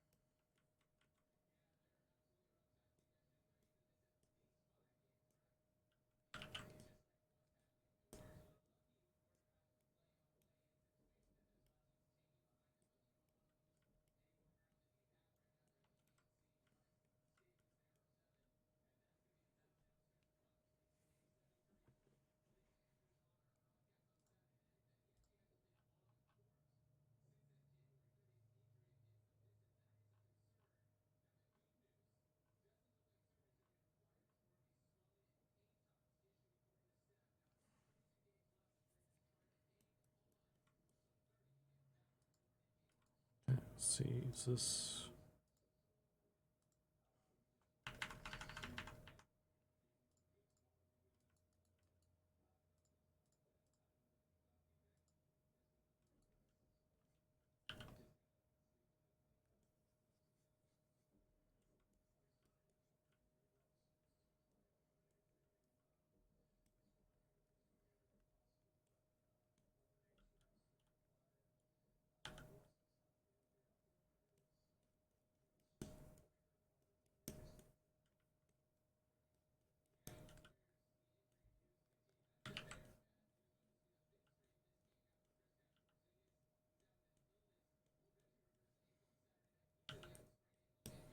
Perfect issues with the beta build, so I'm watching stream and working on other stuff. Oh yeah.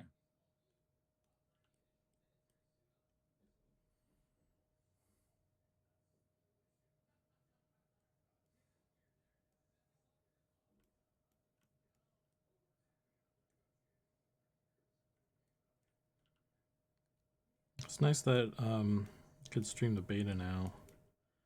So I could, if I feel like, not that I ever have any fucking time, but if I felt like playing instead of working or something, I could still stream it.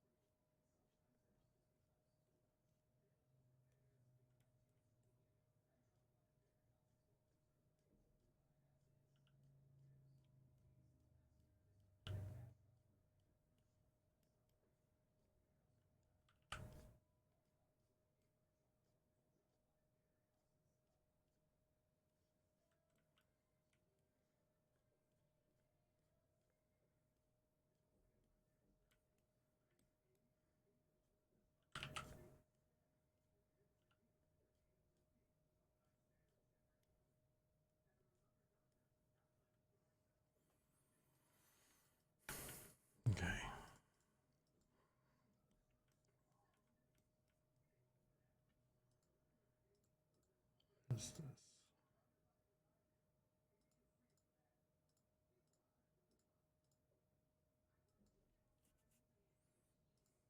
this? Switching between the tag team and for the hair is so much fun. Nice.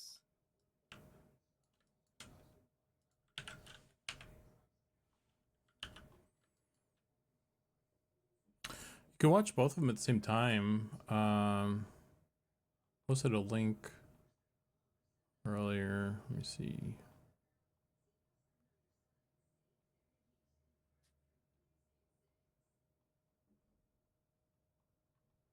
Oh, it's gone.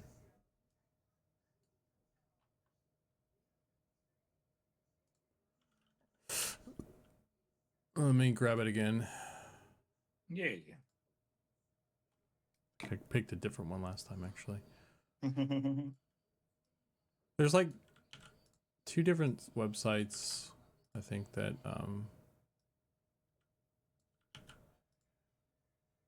that handle it.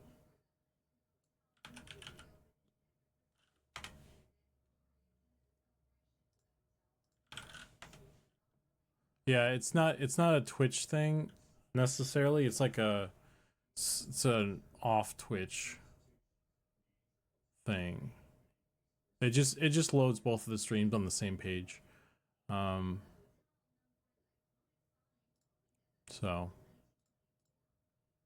it's not necessarily a natively Twitch thing, which I feel like they should do that, but whatever.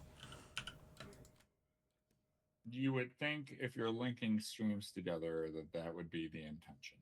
Mm-hmm.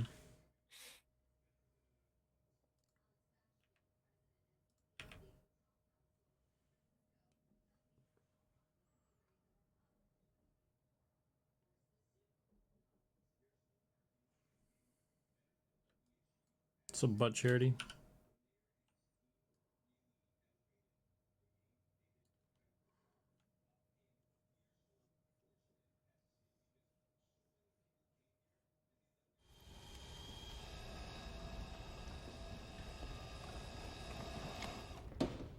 How about new?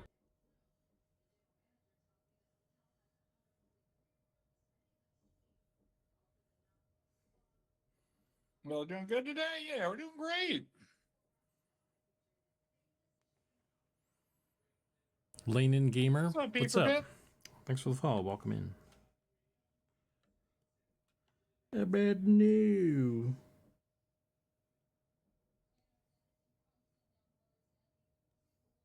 Came here from Monsters Memories streamer Paranaut. Oh, level 3 Eric? Hell yeah.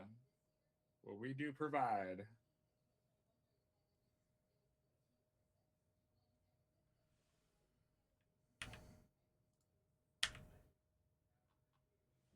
You caught a little dual stream with me and Zukan, so welcome in.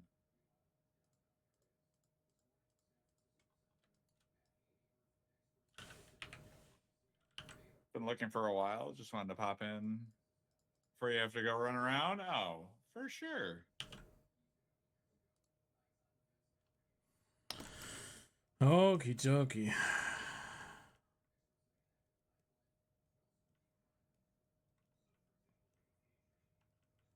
Holy butts, guys. This one is the whole thing.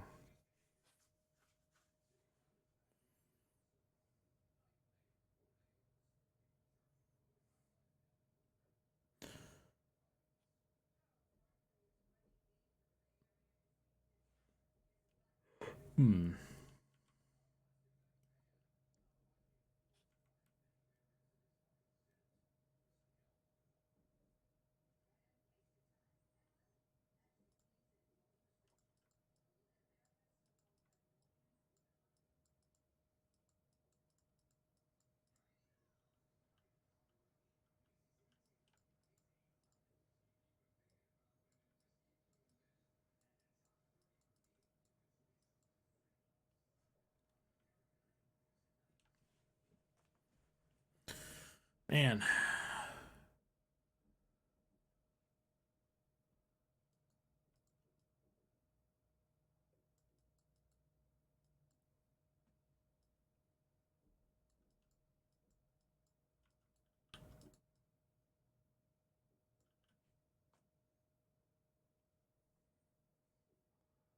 Do you do raffles for the keys? Just curious.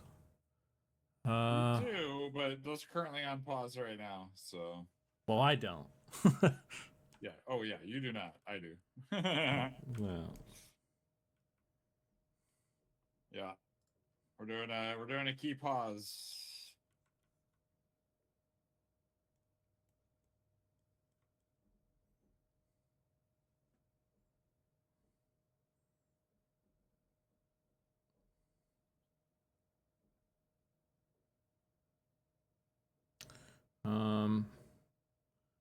someone asking about food? Don't. Oh, it's so my giveaways I always would pick a food for the Oh, raffle. gotcha.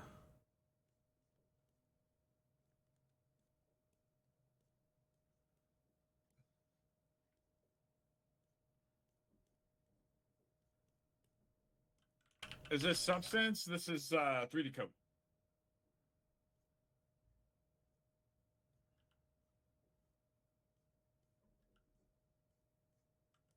Getting the grub up ads.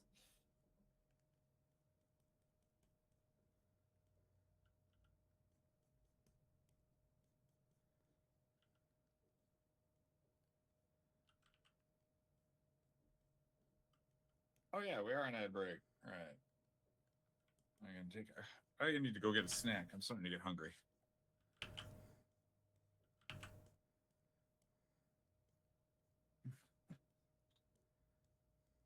There we go. Can't hear me now, can you?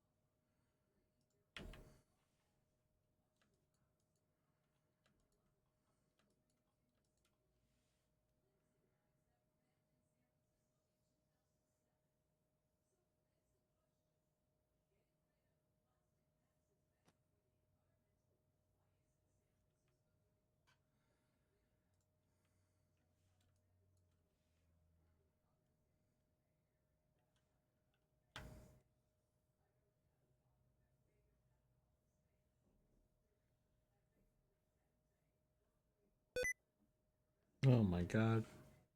Fuck off, Windows.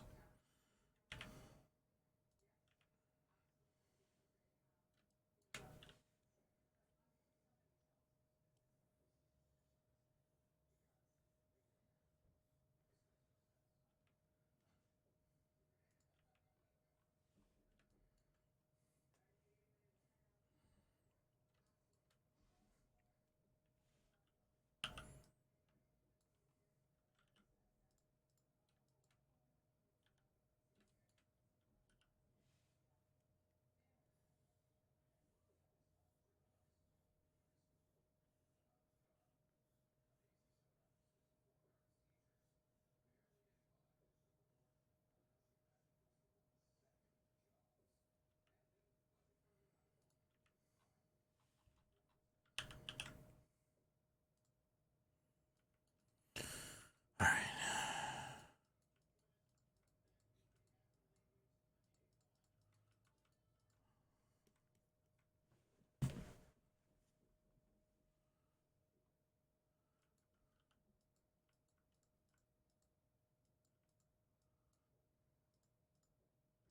They heard the beats kicked in. They're in the zone.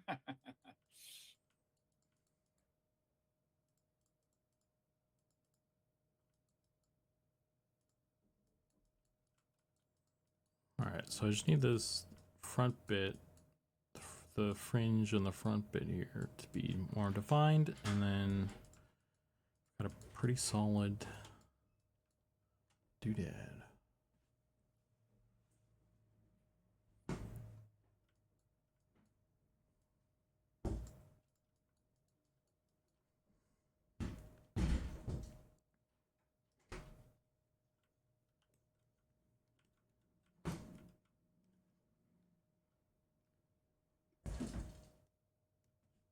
I'm actually kind of digging this.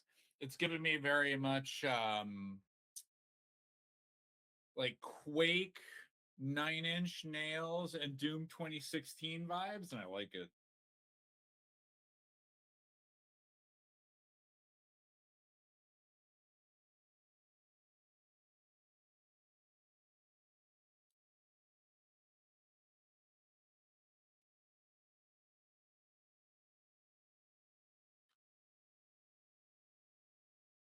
Yeah.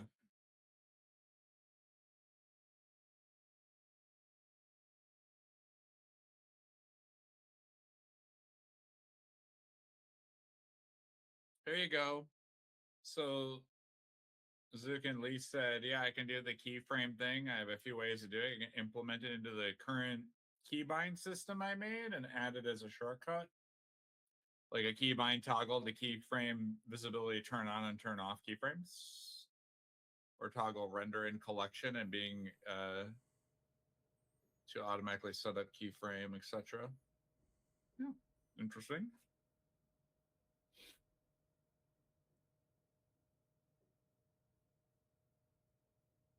I think standalone script is fine.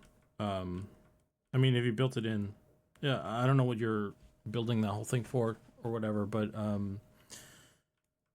yeah, I mean, for at least for my use case, all I need is like a button. I just need a keyframe, like a button that like sets a keyframe for turning it on or off or whatever on a keyframe, right? But I mean, if you built it into your hotkey thing where you could set it as like a hotkey and it was like more of a generic thing, because there's a lot of elements in Blender that are already keyframeable by default or whatever, and it just so happens that the collections folder thing is not, I guess, one of them. So I don't know if it falls under that kind of category, I guess. So if you had like just a general keyframe button thing that worked for more stuff, and you just were able to add the collections folder thing into that, that would be that seems like it'd be more universally useful. You know what I mean? Depending on what your goal is with your tool.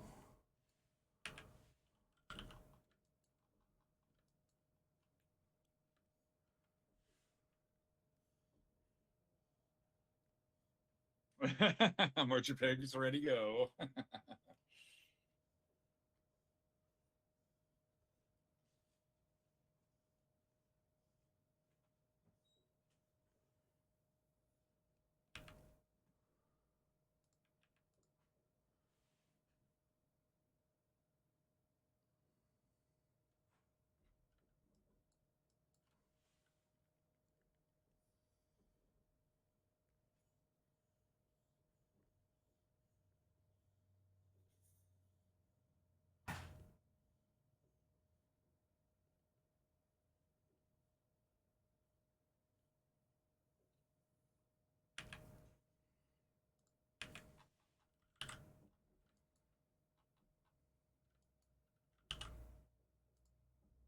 Okay.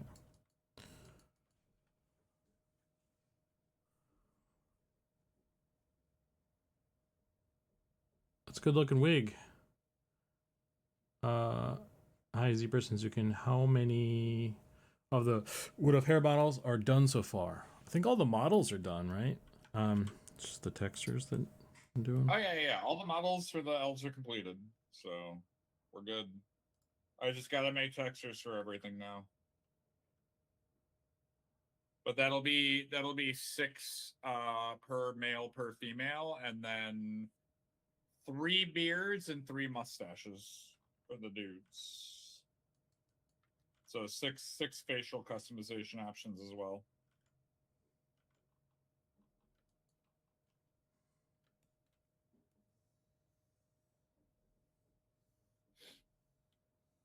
Yeah.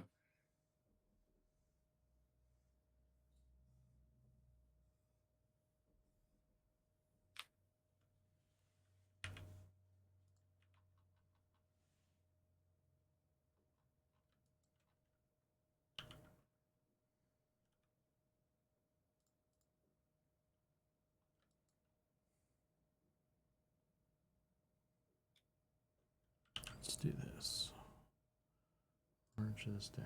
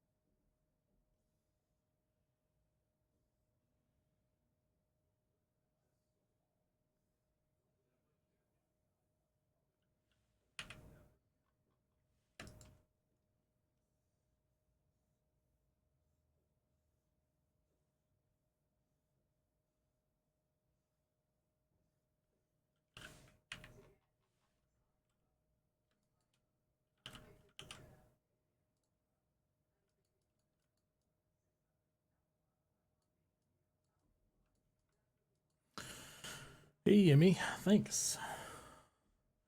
I'm sure the art is looking good too. Am I right? Anyway, yeah. So this one's pretty solid. I did some cleanup and stuff that I still need to do on this, but I'm gonna say it's all right for now and switch to other ones. No, we won't get the hair implemented until early access. So early access expect the new hair, but they won't be implemented prior to beta. Well, beta is now, so no. I mean prior to beta being completed. Sorry, I was thinking that in my brain. I just didn't finish all my words. All right, what's the question? You said can't wait to check them out. I assume they'll be implemented during beta. Well, yeah. I mean, the ones that, like, I could take the ones that we've done so far, and since we're switching over to stuff, I could put those in there at least. That was my thought. like if they're ready to go, we can put them in there. Even if like we still want to do some more work on textures and stuff, but that was the plan anyway, right? Yeah. Oh yeah. This is just first wave. But I mean, there's going to be more stuff that we still need to do, both additional hair and polishing up stuff.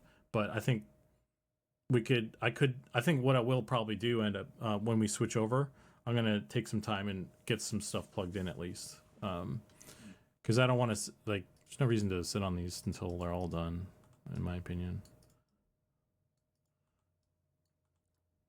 Again, like I said, we could just get them all checked in and get them into the system, like into the project. They don't have to get onto the boards or whatever. But again, that's more of an up to you and how you feel about it kind of thing than anything. So, I guess. I mean, what would be the reason to not do that, though? I mean, so because you would just do it in one big wave, like you were saying. Yeah.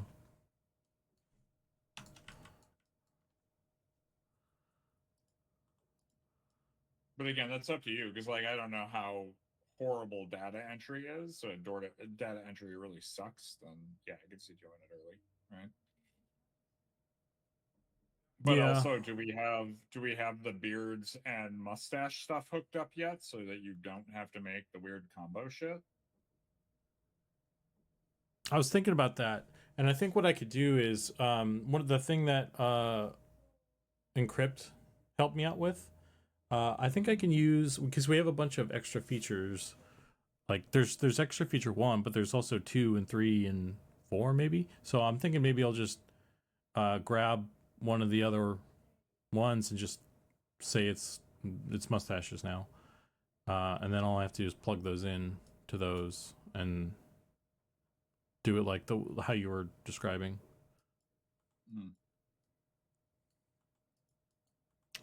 Which means all the human beards are gonna get rejiggered again, and everyone's gonna be like, "My beard changed." So that's fun. Well, again, it's turbo time. Something more you would rather wait until the system's actually working correctly? You know? I mean, I can't think of a way where I can have it all set up and not be player facing. Like I would just have to not push the whole, like have a whole bunch of stuff that I don't push on my end, which that's what I'm saying. You put it into the project and we just don't hook it up. That's what I'm saying. Oh yeah, so I mean, it's sitting in, the models are in there, the textures are in there, and nothing's hooked up. Cool. Yeah, I mean, I could do I could do that. That's super easy. But yeah. Why? I mean, again, I just don't see the need to do it player facing at this current juncture, because if the system's not set up to do it, why are we trying to force extra work and stuff, right? I mean, this depends on what you mean by the system, isn't? Because the system being having a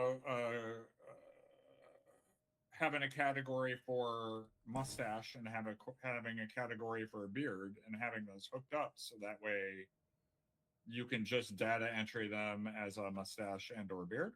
Yeah, that's what I was saying. We do have that. We have that now? Oh, yes. Okay.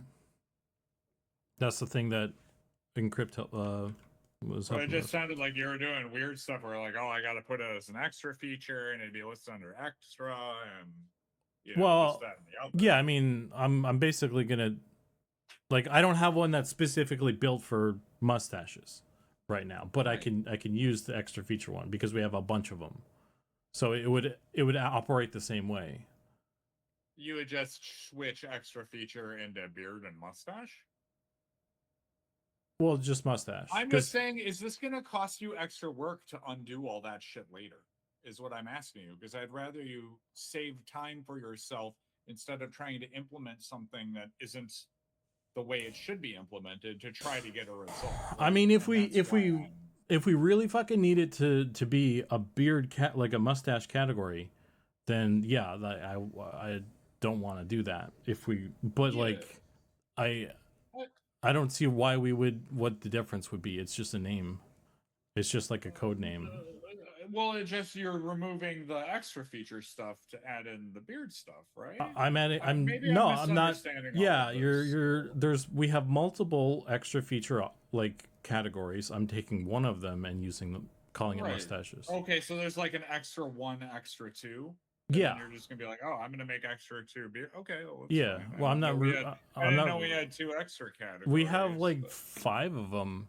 At you're least- saying besides the scar and whatever, though, right? You're saying in the under the extra thing, you would just put some mustaches under there.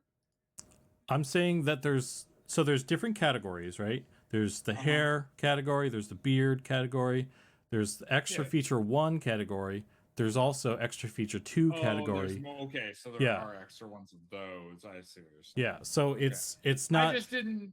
It's not taking away anything. It's extra stuff that we've had forever that was just never enabled. So I'm gonna being utilized. Yeah. Right. So I'm just turning that on and I'm slotting stuff into it basically. So it's not. Would it be named? Would it be named extra 2 though, or would it be named beer? It's gonna be. I can change the name. Name it.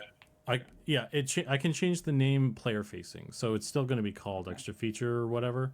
But when you're in character creator, it's going to be called mustache or whatever. So.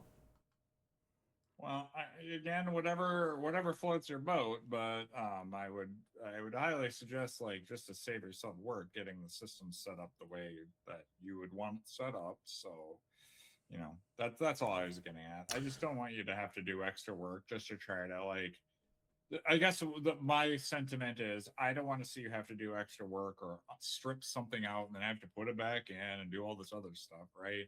I'd rather you just be able to enter it one time and then be like, we're good, right? So yeah, it's just more. I mean, I care about your time is precious to me, buddy. It just comes down to whether or not we really need or want to make a mustache specific one and to preserve the extra features as they are for whatever we're going to use.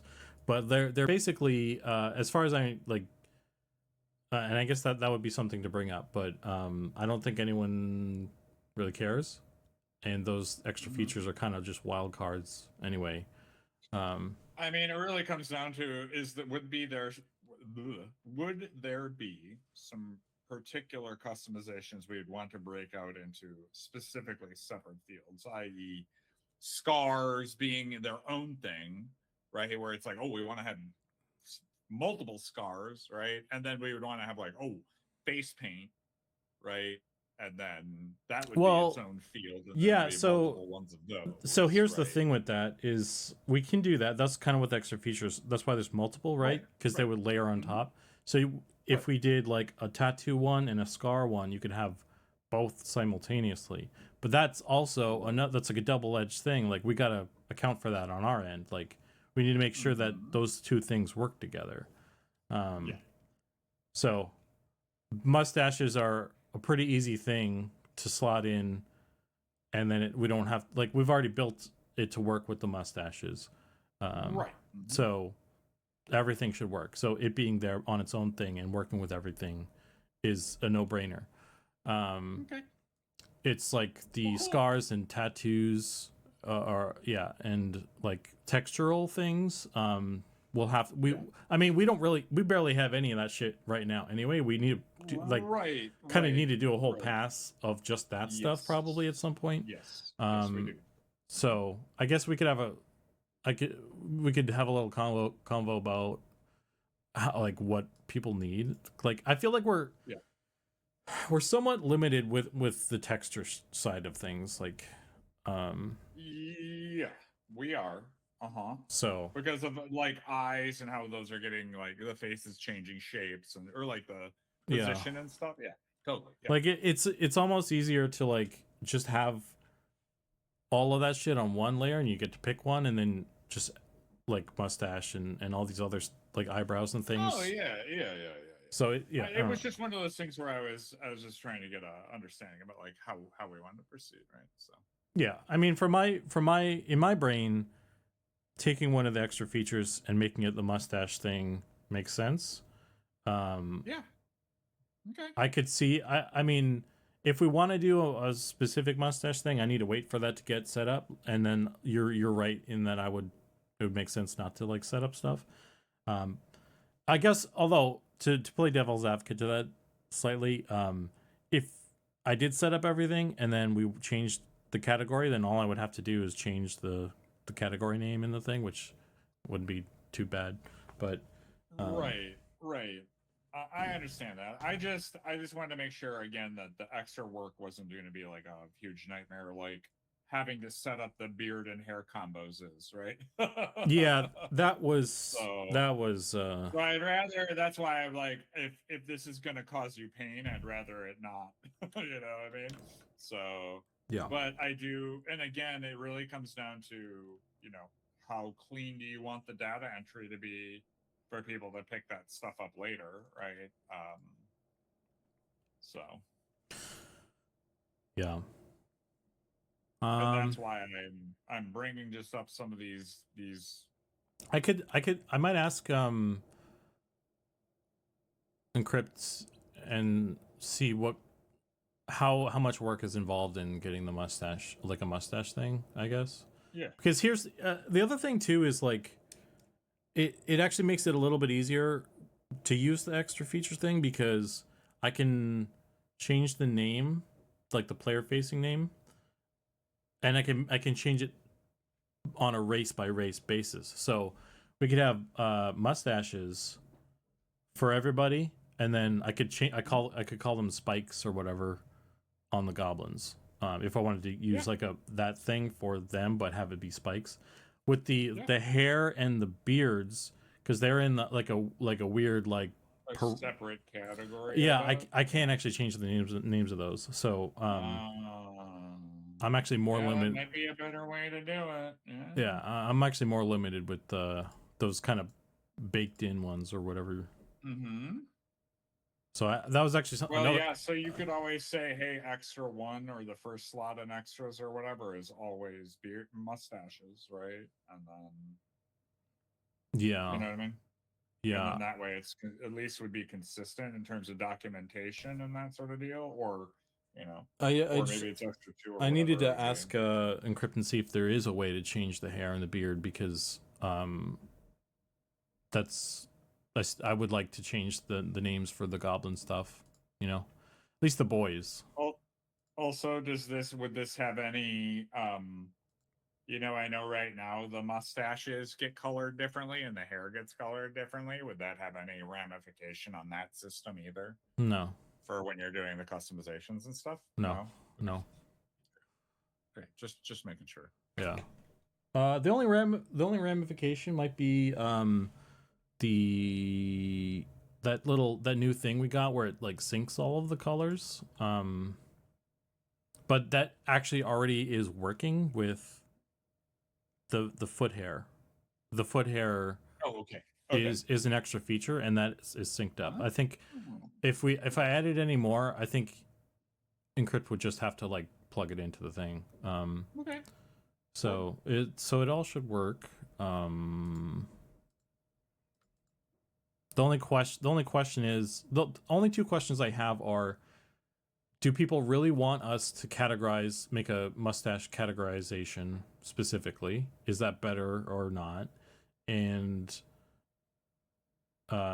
can I change the name of hair and beard and stuff? Because I might need to. Because otherwise, maybe for goblin males, I just put all of their spikes in extra features or something. Just so I can rename them. No, again, I think the whole fact that, I mean, for me as a player, I want as much customization as you can give me. So I want to be able to change my mustache to whatever it is. I want to change my hair to whatever that is, right? Or I mean, sorry, my beard, right? So I want to be able to like select what I want for those two elements, you know? Right. So the same thing with like goblin spikes and stuff. No, that wouldn't be taking away anything. It's just naming it appropriately. Because I can't change the names of them right now. So you're picking of those fields. I see what you're saying. Right, yeah. So you're picking your spikes, but they're called hair. And I mean they kind of operate as hair, but we can't actually currently. I can't change the name of those to make it make sense. Well, I think it's okay if the hair is named like the spikes for the hair, if that's technically their hair. Because otherwise you're gonna have on the goblin, it would be spikes and spikes, and you're like, what the well, we could call it head spikes and body spikes. Yeah. Yeah, I mean, I think players will figure it out within one click of like, this hair spikes. I mean, I guess so. It's not a hill to die on, but just if it's something I think that's for clarity, if Encrypt can make that change, then go for it. If not, then so be it, right? Yeah.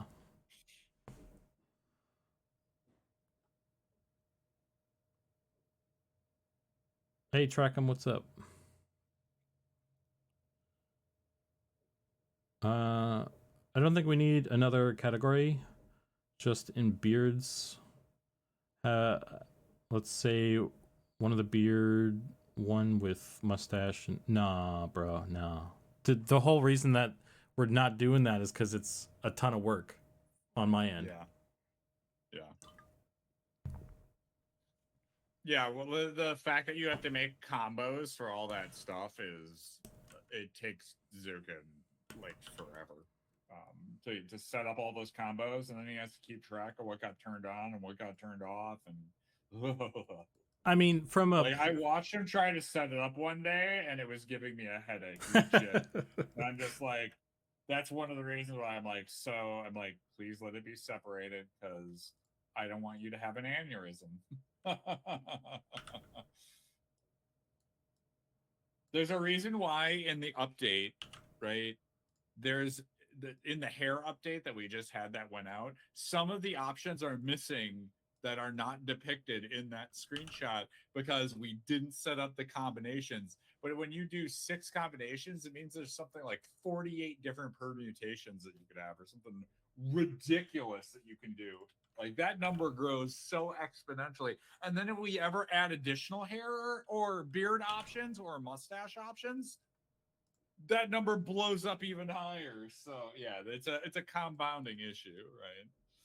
yeah. So we would have a beard category and a mustache category, and we just split it, and then you can select one and select the other. Call it a day. That way you can just make it. You build your own thing. So yeah, it's just the problem is kind of compounding, and when we had conversation over this, it's like, oof, yeah. This is, or the separated selections is the way.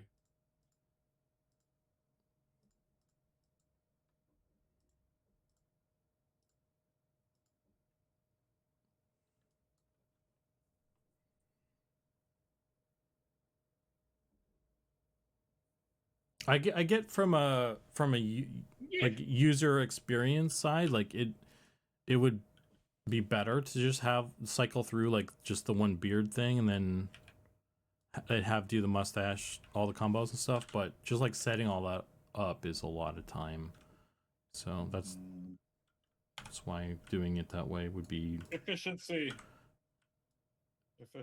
Yeah.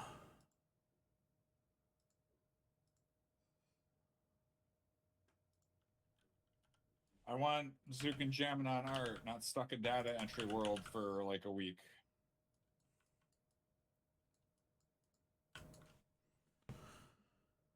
Just don't give beards the options to have a mustache or a scar. Yep, Yeah. everybody's just an Amish. Yeah. I got I was attacked by a shark one time and my mustache fell off. And I had to become Amish.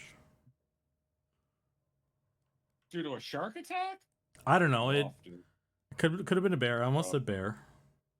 I went for shark though. It was more interesting.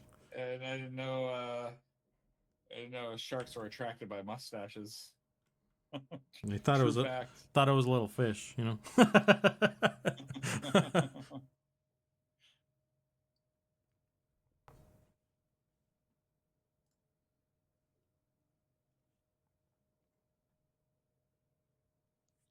I feel like this is that skit from Anchorman.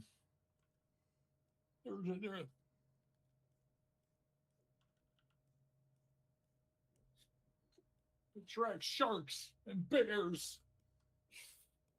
Oh. It's a science fact.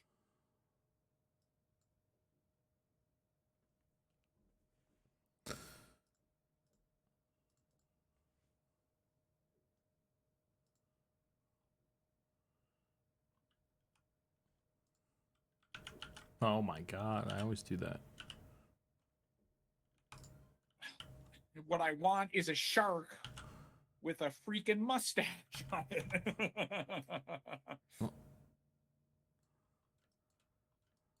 With a mustache attached to its face.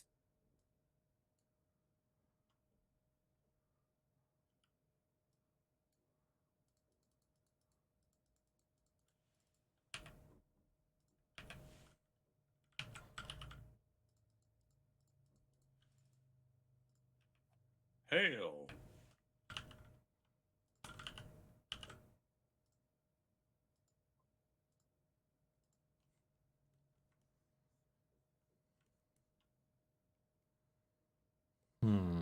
Let's hide this.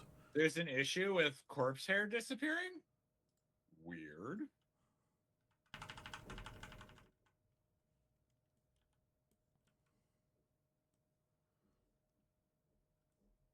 Sharks with mustaches, one?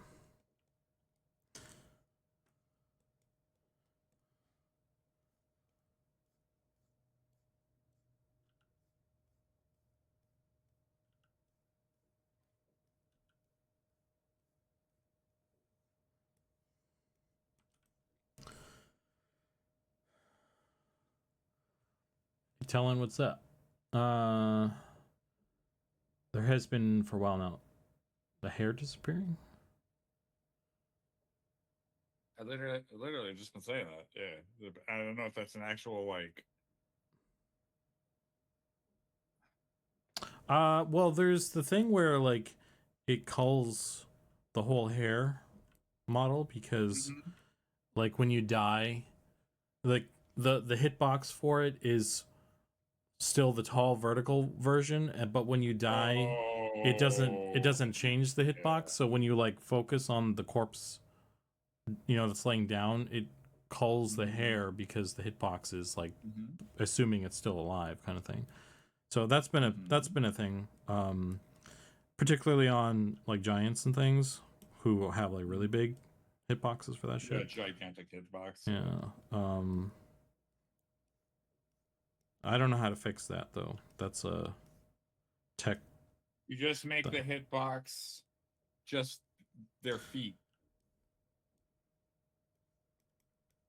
Yeah, I mean, go for it.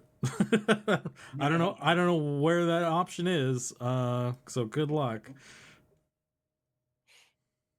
And I got other shit to do, so Wait, you can't import a specific model for hitbox though?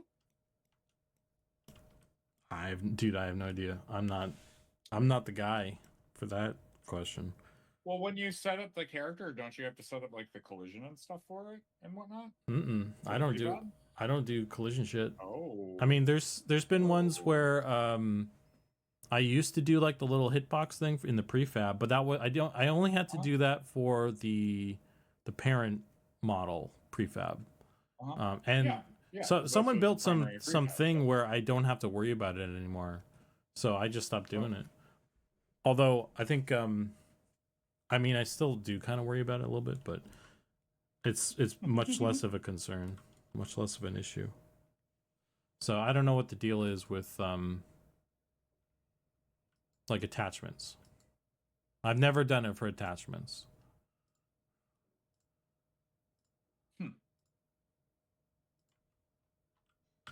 I just always, I mean, like whenever I do prefabs, I'd always end up having to set up collision for it. So, be it capsule or cube or whatever, you know. So. Yeah, there's probably something we could do that would be better and fix the problem. I just haven't had time to worry about it in that detail.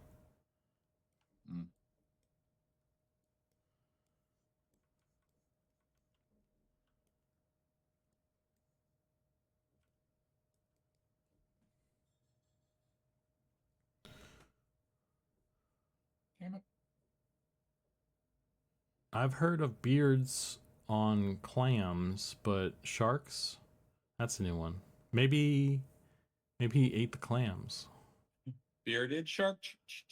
Bearded shark.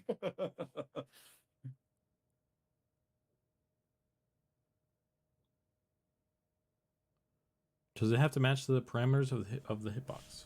I don't know. Actually, I'm pretty sure there's even probably a setting to modify just that one model's the culling area. So it's probably a really just simple setting and it's good adjusted. Okay. Yeah, I mean, the times that it's been addressed, it was addressed by like Ollie, and he did a thing that like fixed, like he fixed it for the Giants in some capacity, but I think we still kind of have it as an issue for them. So I honestly don't know what the deal is.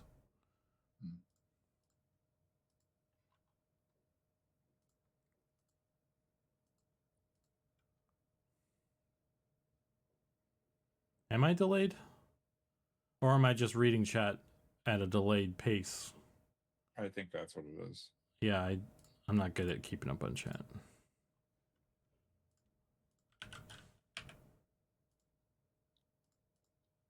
I do like that it makes it sound like you're delayed, though, and that is pretty funny. Because I'm not gonna lie, I answered 2 of those questions, and then you turned around and literally started asking. Well, yeah, no, I even listen. I listened to you. I know you did. And I don't know. I didn't process stuff. I guess I don't know. What am I, your mother? What the fuck? Why are we having trouble Completely here? ignored.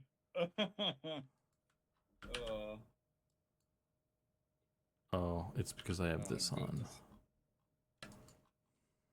Yeah, read. Let's test this. When you see this, give me a hand out a beta key.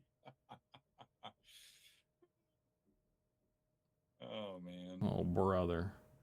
Critical Games just rated the channel with 63 viewers. Damn, I read that right girl. away. Yeah, Okay. You did.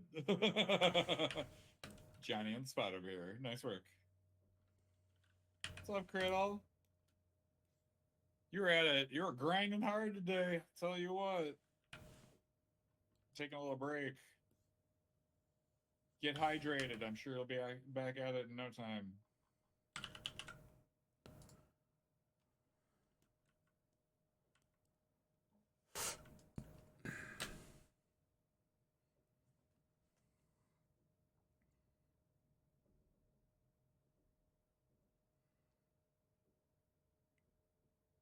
I just need to turn the stream light up. Dude, I know that feel. I don't even have my light on right now. I have just my regular one. I don't have my like spotlight because it's difficult to do art stuffs with lights on you like that. I prefer the dark. It's true.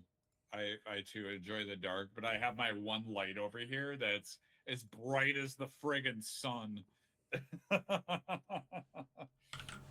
Like maintains it looking daytime in my room. Yeah. I need to switch to being a VTuber so I can keep the lights off or something. I don't know. Yeah. The stream lights are strong.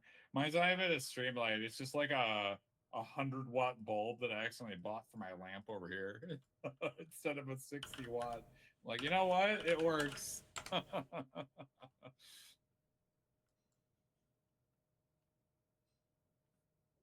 yeah, amazing. Other light. There we go. Yay.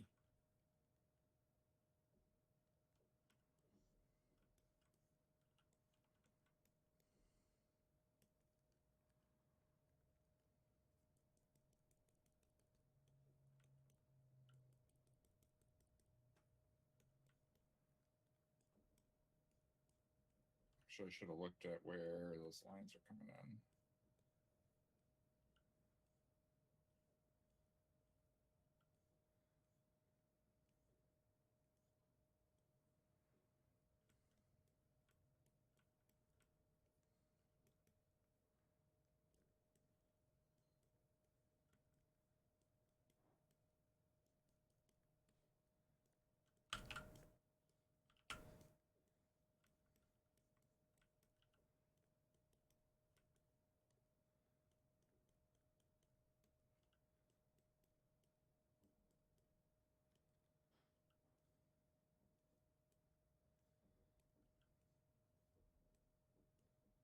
Damn it, save. Okay, good.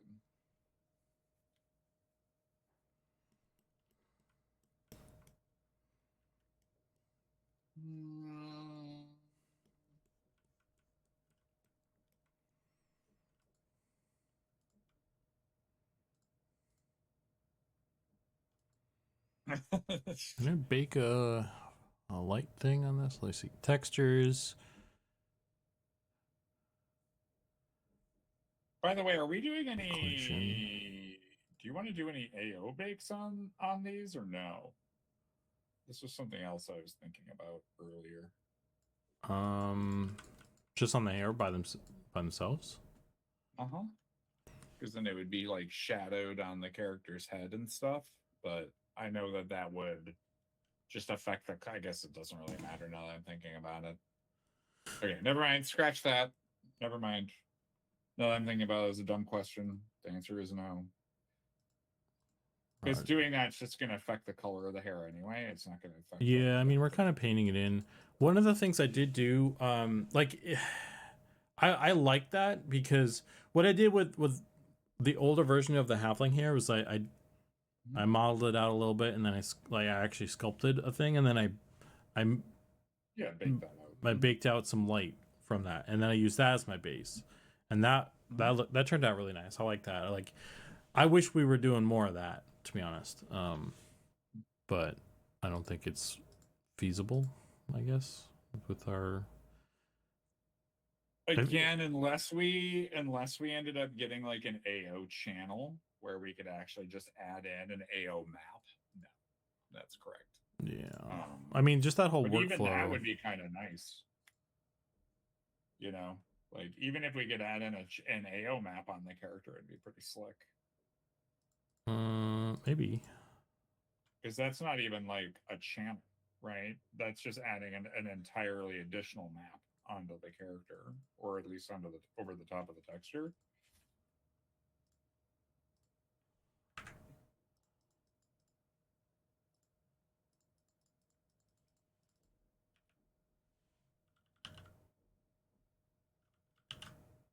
Oh.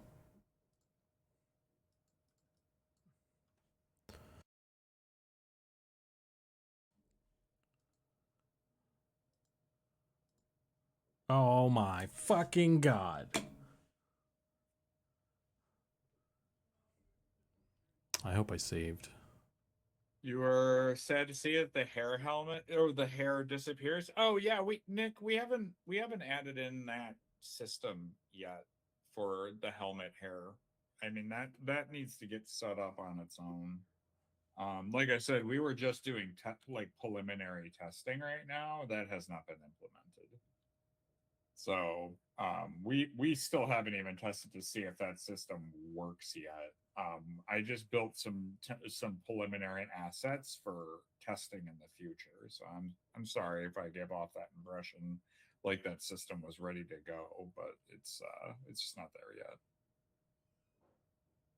I fixed it for the halfling feet hair at least. So. Yeah, the halfling's feet hair has it.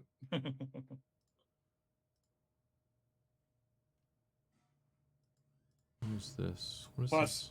Plus, regardless, like it's only that helmet hair is only set up for the human male right now. We haven't even made any. Oh my god! Hair for any of the. I just lost a ton of work. Oh no! Autoback. Let's see. Autoback.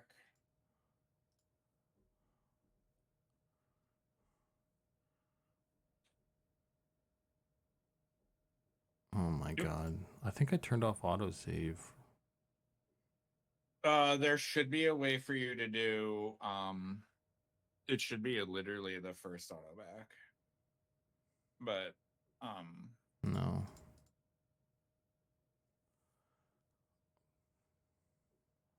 Is there an open last session?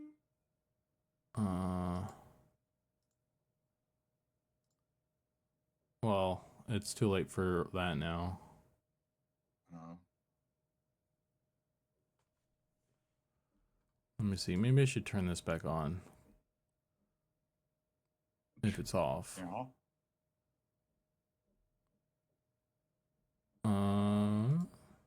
Where Where the fuck is that? Depends on no, we don't have a revision control system unless you're like I use Google Drive, so I can always, if I save on Google Drive, I can always use Google Drive for a backup. And normally that's only for the current project that I'm working on. So I always save my work on Google Drive when it's in the process, so I do have access to an auto back.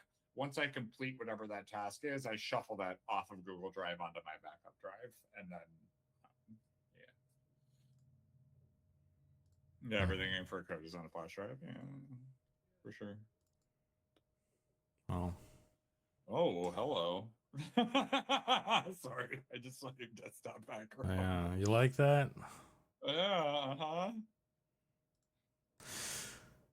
Well, that sucks. Yeah, I just lost a bunch of work on the last hairstyle I did because I didn't save, I guess, when I moved on. And I don't have it saved up in Photoshops. I have this one saved. So the work I did started on this other one, I can save, but this one, the one that took a lot of time, I'm fucked.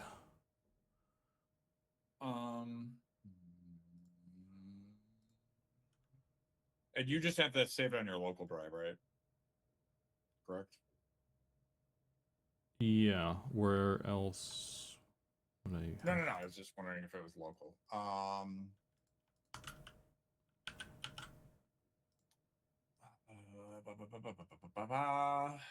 Let's see. I have to figure out where that is, though. If you go into... There we go.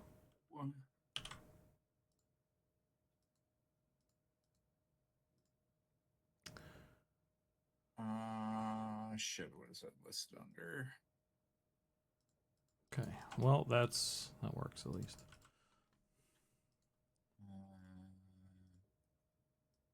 Nope, that's not it. It's Are you looking for the autoback location or something? Because I want to see if there's actually like Well, I checked the ones that I had. Well, sometimes it can put a freaking specialty file in there before, so that's why I'm just double checking for you. Let me think. It's oh, god damn it. No, of course. Let's see.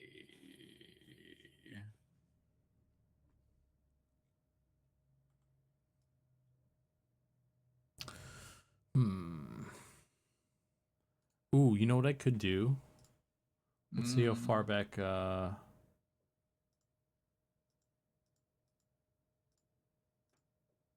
was gonna see if I could go back far in the history for Photoshop, but it doesn't. It's not going that far back.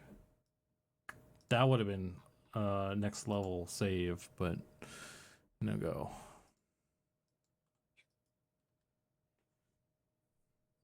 But I should save this. Save in the new version.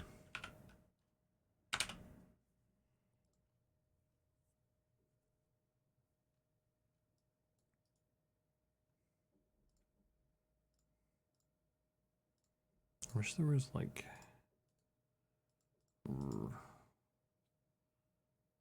what's this do? Create a new document for current state. File.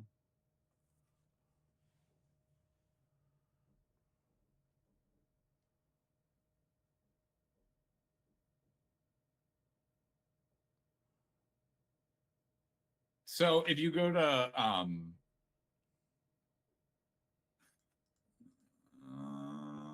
never mind.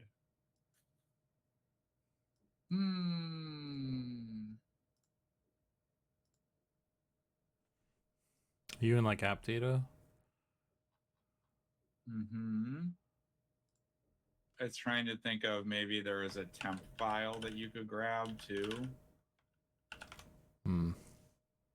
Because if you jump, so if you go to file, file, browse, temporary folder. That's where the layers folder is located.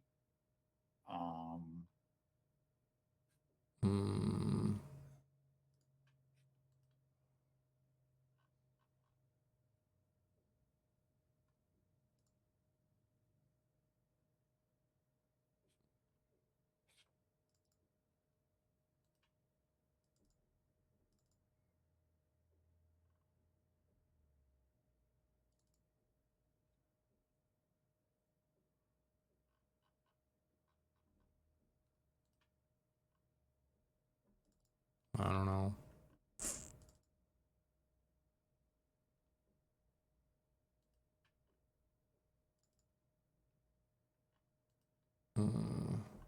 It's fine. It's not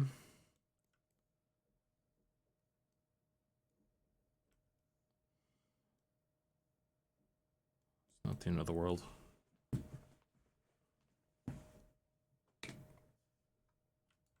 I just want to know where the folder is so I know where it is so I can find it next time.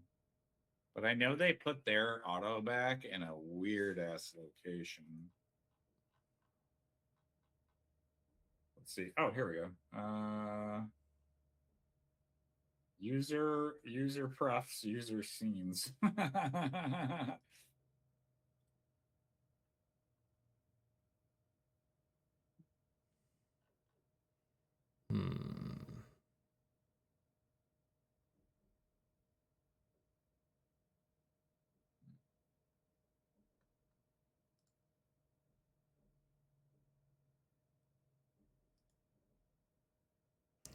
Oh yeah, it tells you right there.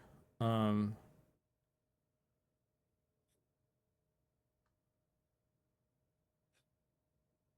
don't. It doesn't tell you the whole thing though. What's the?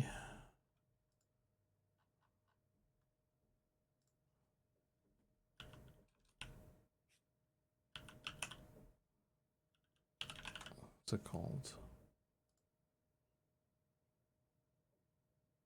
Autosave.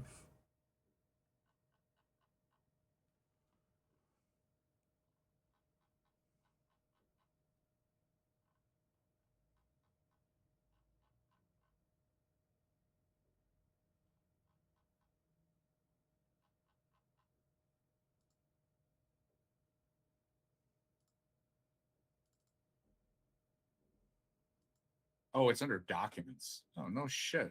Documents, your 3D coat folder, and then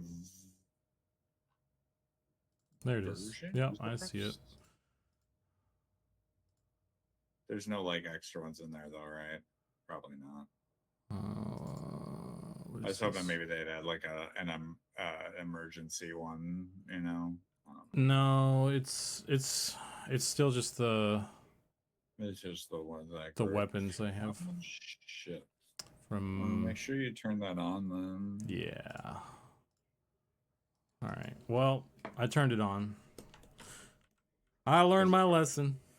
Why was it off? Because like when it does save, it like locks everything up. Like my computer is a fucking potato, and I was just like, I got fucking sick of it, so I turned it off. But it's not worth. It's not worth not having it on. So it do be like that sometimes. I did used to do. I'm not gonna lie. I used to do that when I used ZBrush, but saving, and then I figured out why ZBrush was lagging so badly. It's because I was trying to save on Google Drive, so it was trying to. It was like saving and transmitting both simultaneously, so it would only save as fast as the file would get sent. Is like, really, dude? I wonder if there's a quick way to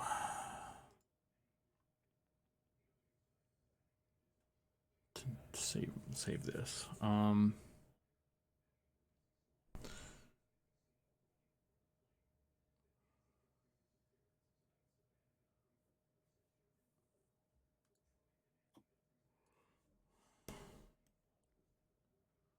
Oh well. I'm gonna come back to this one.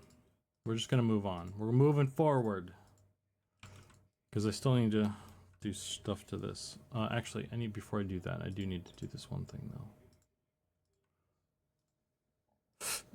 though. This is number 3.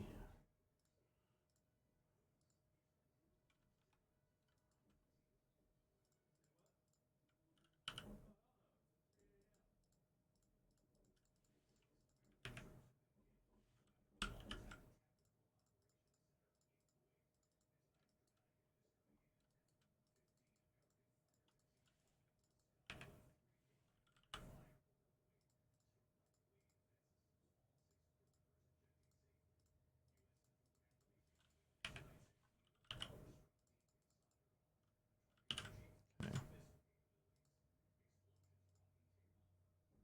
Add that to that layer. I'm gonna save this.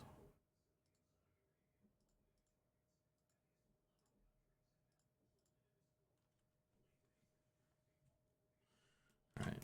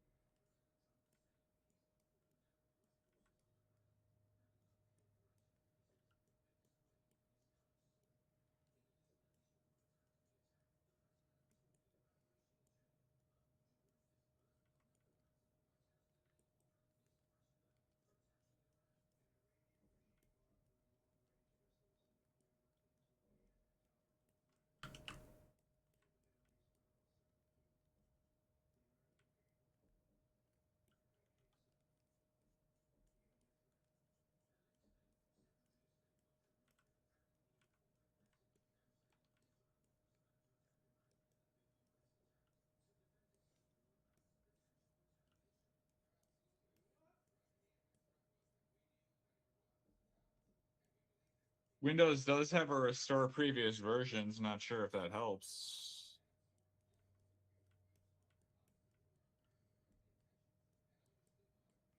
I don't know if that's applicable. I'd be able to do that on the autoback file. Well, no, it didn't save autoback. Fuck. Yeah, I don't have anything. I don't have anything to recover unless there's a secret one that's somewhere. But I'm just boned. It's okay.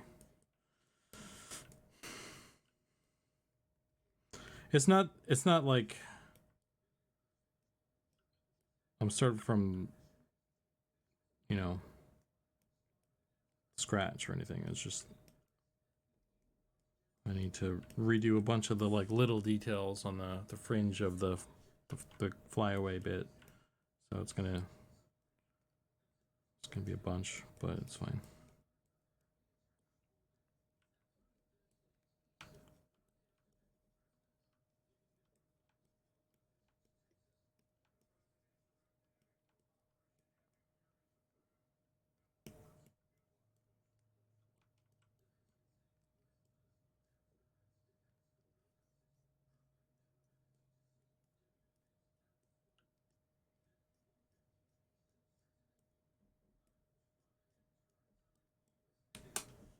Yeah, just get a shadow copy from the future. I just gotta time travel there. I mean, if I time traveled, I could just go back in time and save at an appropriate time. Then I wouldn't need any of your nonsense. You time travel, then you could invest in silver and it'd be all good. Yeah, I mean, you just invest in stonks at the right time in the 2020s, and then not even have to work.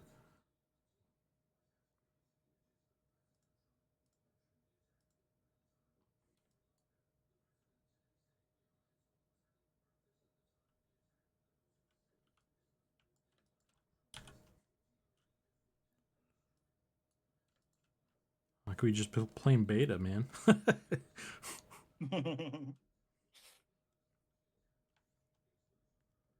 Yeah, you could just time travel to when everything gets done. Yeah. Work completed. Sounds like project done. Sweet. right on.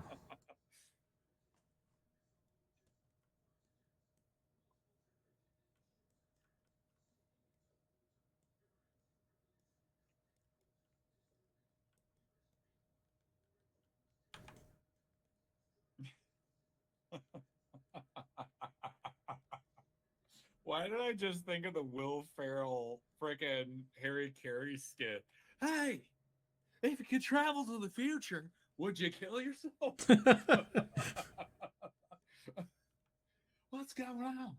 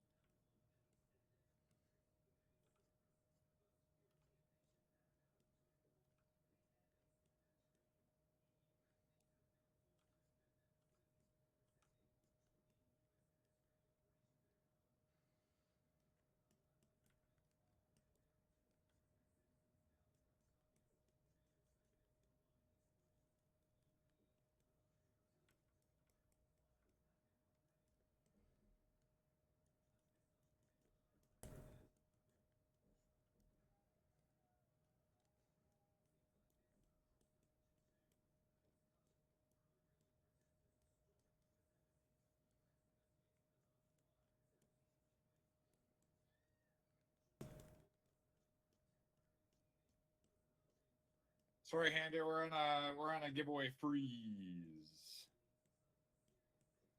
As per ordained from the Nick.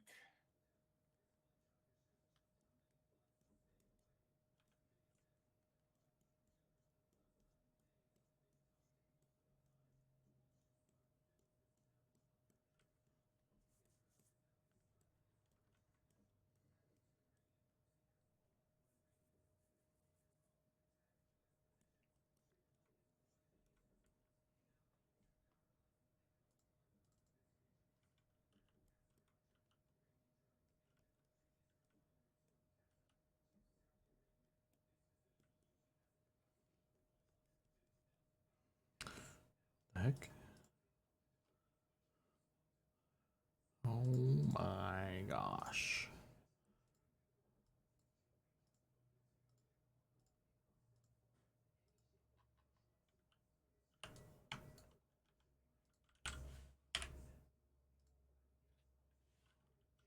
What is this layer 3 nonsense? Who are you?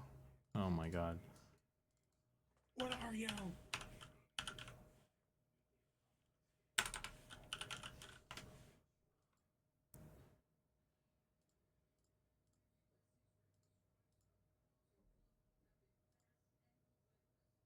Why does it sound so low today? Huh? Oh. Okay. Windows, what's going on here, buddy? We just have Windows updates. Oh my god. Windows updates.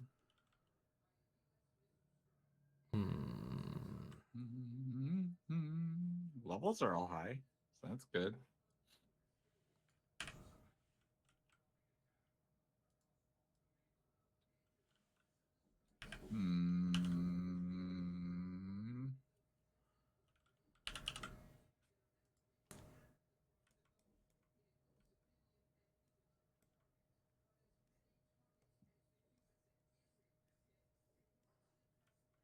I had it turned down because it's very, very loud in my headphones for some reason.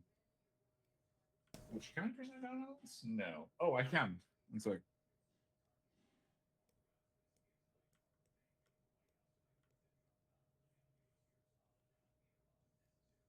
Ooh, that's better. Okay. That's it. It's just really loud in my headphones, so I had the music turned way down because it was killing me. Yeah, I got it. Now you got me adjusting stuff and whatnots. Oh, also.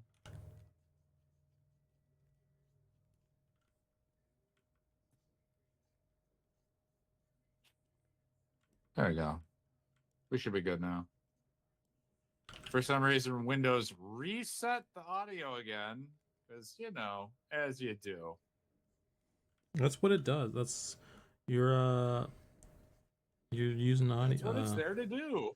Yes. Aggravate me to no end. Thanks, Windows is like that lizard meme where it's just like audio, and it gets quieter right? and louder. Right? Just Lizard audio.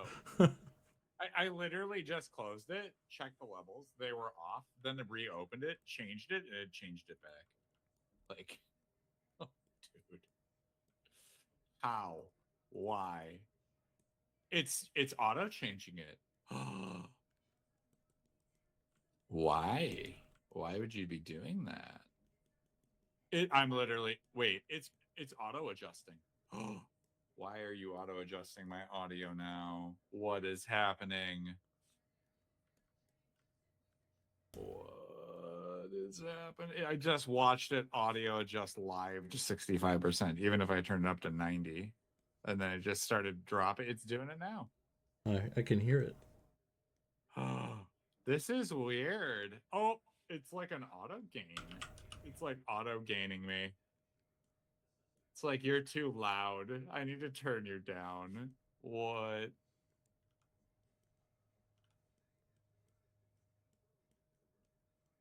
There. Here. Okay, now are you gonna auto gain? I think it is the. Nope, it's auto gaining me. What?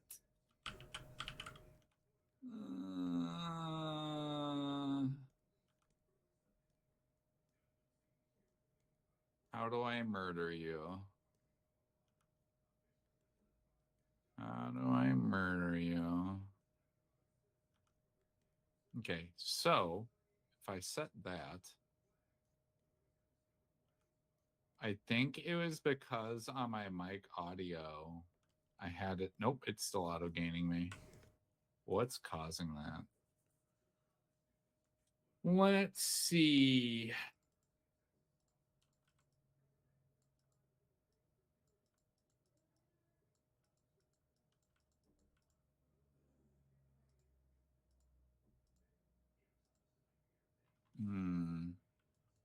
What are you gonna auto gain me? Let's see. Windows auto changing my audio levels. Changing my microphone.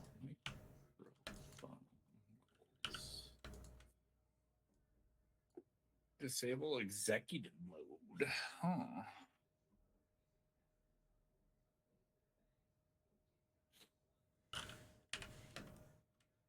Let's see.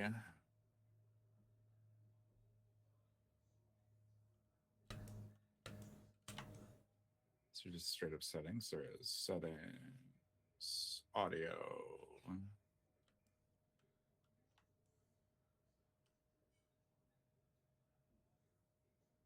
Road. Yeah. Speakers high definition audio. Stereo. Well, at least where are you?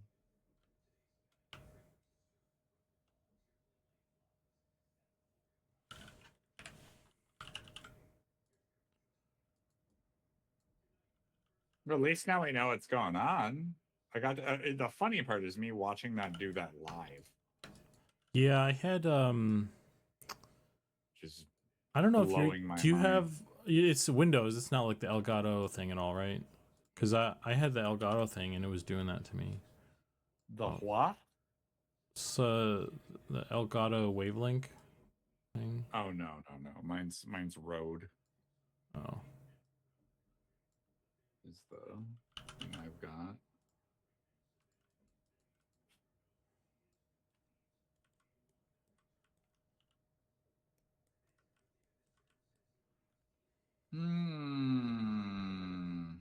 So I need to go to control panel. Let's see, like I do. All right, control panel. I need to go to sound, as I always do.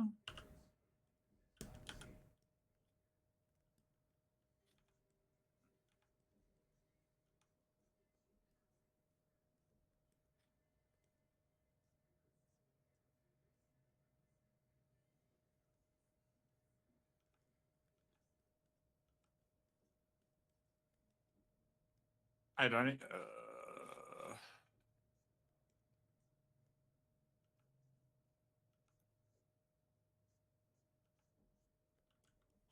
Huh. Well, we'll see. I mean, I set it so. Dude, that is so weird. That's blowing my mind.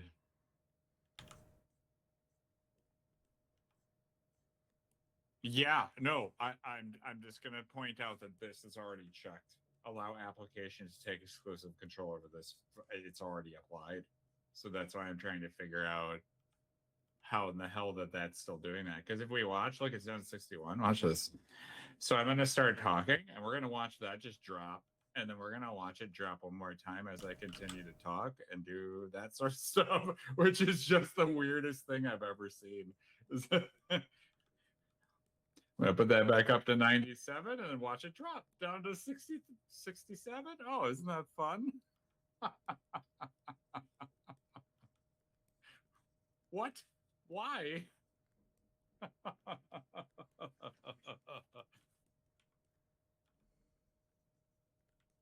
I don't have any, I don't have any audio driver software is the issue. It's just Windows on the control of that. Like, my brand of headphone, it's not my headphones, it's a Rode microphone that's plugged into USB. And it doesn't run off of any, software or anything. Yeah, it's Gremlins. That's the first time I've ever seen it doing that. It's not Steam. It's not Discord because I'm not in Discord. I wonder if I'm not in Discord, am I? Nope, not in Discord right now. So it wouldn't be Discord automatically changing it. could it be Slack?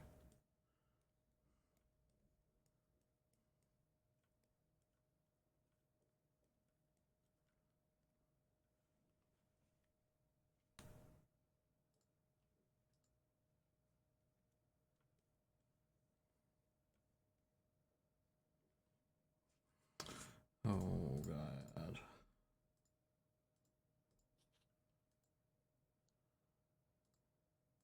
Yeah, Gizmo was not fed properly.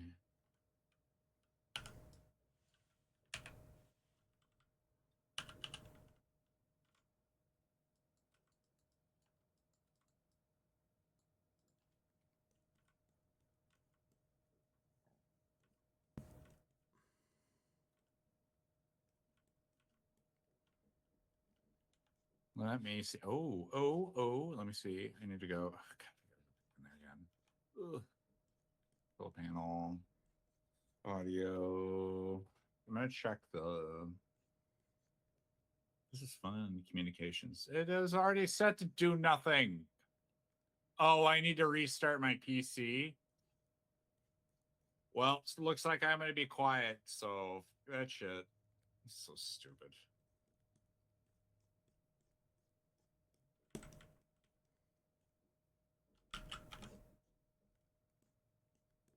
This is killing me, dog. You're killing me, dog. Kill me, Smalls. Yeah, dude.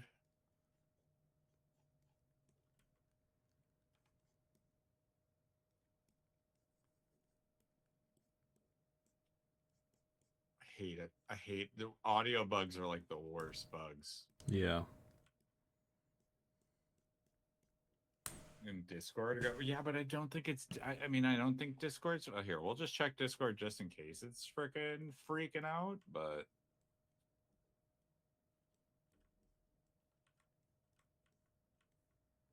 raise mic every 10 seconds. Yeah. Let's see.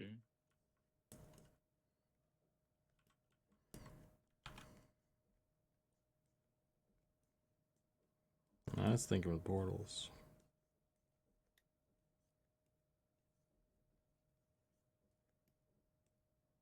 Let's see. Voice and video. Okay. Okay. That's a thing. Okay. So let's see if this actually fixes it. It might be, it might be Discord just being like an a-hole. Whoops, I didn't want that settings. I hate that Windows has two settings. It has settings and control panel. Like, why didn't it just... What are we doing here? Sound, recording, levels. All right. So if I do that, is it... Nope, it's still adjusting. Cool. Yep. Yep. Yeah.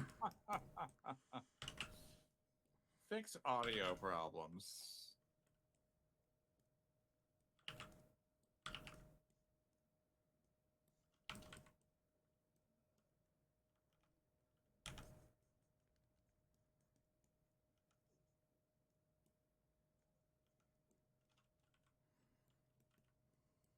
Okay. Run audio diagnostic. We're doing this live. Sorry, everybody. This is just great.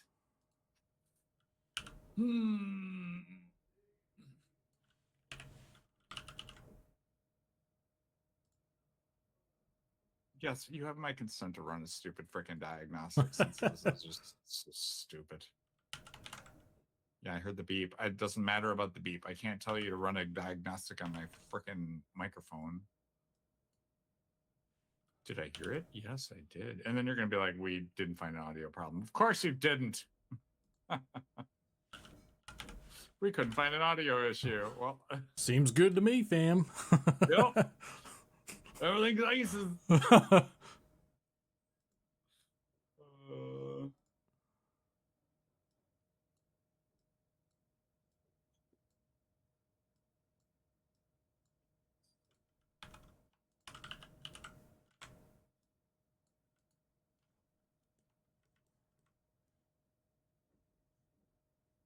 No, it's not the headphones.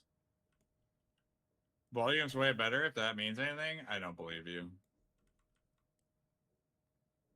It's not that. See, the headset has no microphone on it. This is just a pair of headphones. So really, that's not going to affect the audio getting changed. I'm hoping that this is just better. I turned it up to maximum for mic aux. And I'm hoping if I reset, it will fix it later.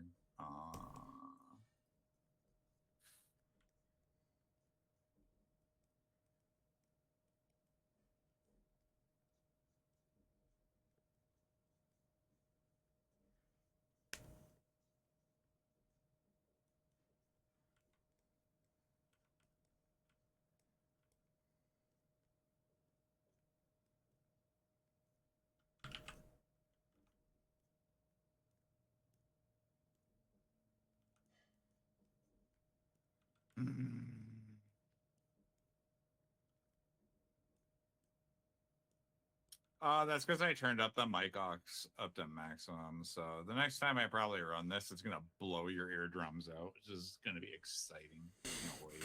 That could be your new thing, your new shtick. Just to have a mic level that just blows people's ears. You know. Yeah, I will always say this: audio issues are like, to me, the most frustrating thing ever. Yeah, no, I agree. It's I think it's, at least for me, because I'm such a visual person, like sound and stuff and getting that sorted, it's hard to visualize sometimes. So it's like, it's like where, like, because especially for my setup, because I have a dual PC thing, and I've got sound going both ways. It's like, where's like I hear something and I'm like, where's this coming from? Or I don't hear something and I'm like, why the fuck? You know what I mean? Do I use Chrome? Yes, I do use Chrome. Dude, if Chrome is changing my audio on my microphone, why? Why would that even need to do that?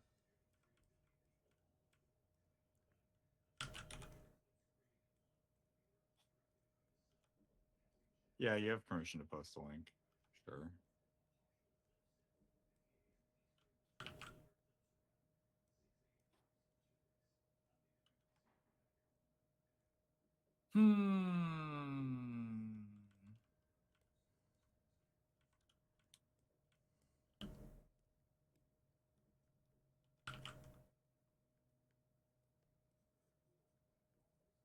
Oh, I have to listen to a YouTube video though? Oh, that's unfortunate. Well, I can turn off my desktop audio and listen to the YouTube video. So just give me a sec. I'm going to do that. So it's going to go quiet. My apologies, everybody. But if I'm going to fix this auxiliary problem, video unavailable. I'm sorry. I shouldn't. Video unavailable. Oh yeah, the Discord settings for the auto gain control. I did turn that off already. So let's see what that one is. It's just microphone. a collection of unfortunate. adjusting. You're like Mr. Magoo over there. Yeah, right. I love the caveat in this post. It says you might need to activate this each time you begin using the mic through Chrome. See, this is why I got like a mixer. You know what it might be? Oh, also that Chrome extension is no longer available as well, so that didn't help at all. You know what it might be? It might be the frickin' chat channel in Twitch. That when we connected our two things together. Oh, maybe. But I don't have that window open anymore. I don't know how to reopen that. The stream together. No, I don't know. No, it's not chat's fault. It is not. It's Twitch's fault, not yours. Okay. So I got that open, and then I need to do. You can join. I already have that. I saved this. Okay, there we go. Got that open, and then I want to go settings. Dip-a-dip-a-doo. Audio output. Control the volume of the stream together. Oh my god. Mute browser sources. I'm going to turn my audio back on too. So I'm going to do that. And then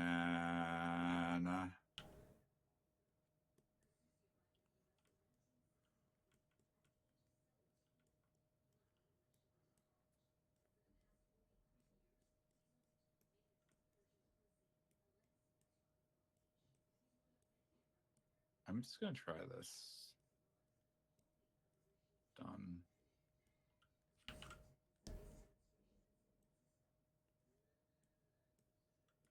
Okay. Now let's see if it does it. If it is the stupid Twitch bullshit.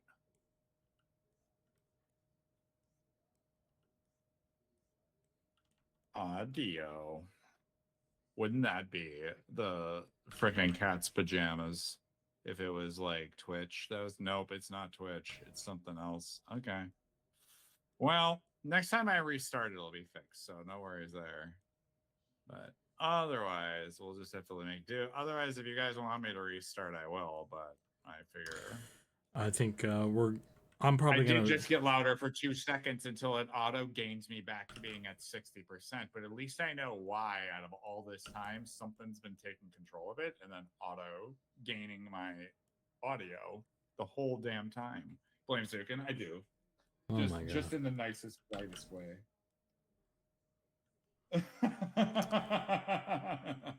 It's I blame How do we? you. Hey, where's the ban button? How to ban this guy? Let's. It's okay. But yeah, I mean, it's fine. I'm probably gonna shove off to do dinner in the near future anyway. So. Hey, question. When was the last time you saved? Oh, sorry. You know, if someone had been bugging me with that today, maybe I could have saved myself. Man, so it's chat's fault. First of all, second, see, for have you done any bits of hair where it's like it's got the bottom, you know, like the end of the hair in a bunch? Yeah. Like, yeah, I normally do it. I've got this little like stipply brush over here. I think this is the one. No, this is well, kind of. I've got one of these. Let's see, which one are you? Nope, that's one of them. So I did do this one, which is kind of like right next to the line right here. So I got this one where you can kind of paint. This is more for like scan shit though. Trying to remember if I had one that was for specific stipples. But basically what I do is so if it's the end of hair, so like the end of days, so let's say you get to the bottom part of your hair. I'm just gonna draw like a little line,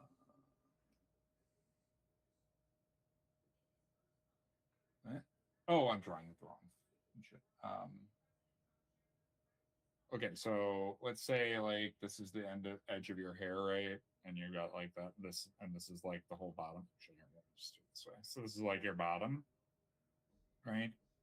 Normally I've done it for the beard is I'll just grab this guy and then like I was kind of just doing like little arcs. And then what that kind of does is like as stuff kind of like comes over the edge here, you kind of get like these little arcs and you can I kind of just weave these together and kind of made it so that way when you're like zoomed out, it kind of has like it kind of would just stipple it really is kind of what I do. okay, I can try that. And then I kind of can fill in the middles and hopefully I can get this to look great for you. So it's not like super weird, but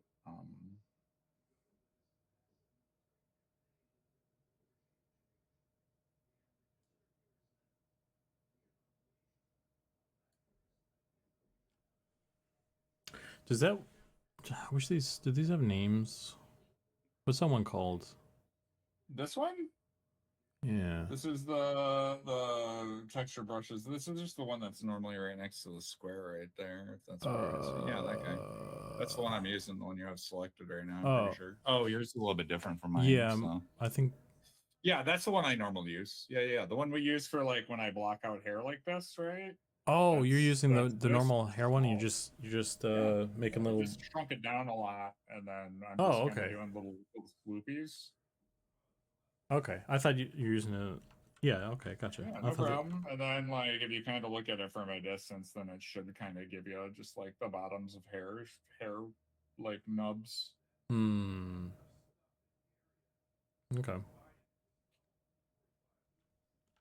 And again, you could start coming in and then doing more like fine, like edges. It just depends on how much detail you want to get in there, But the thing is once you get kind of like a little section, right, of these like little hair ribbon doodles, you can always go in and you could just copy and paste it a couple of times to kind of fill out the space if you really needed it. And then you can just come in at the end and kind of do a little bit more touching up afterwards, right? But hopefully that way, when you like look at it, you kind of get this,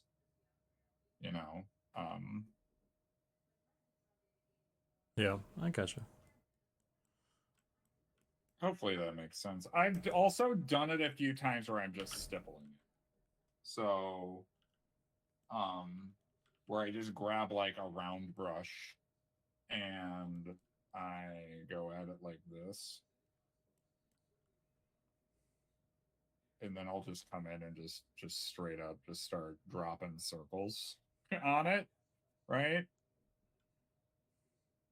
to kind of give myself, and then like I'll make sure that the hair kind of comes in on some of those circles, so that way it's kind of showing like the edge. And then once that's kind of done, right,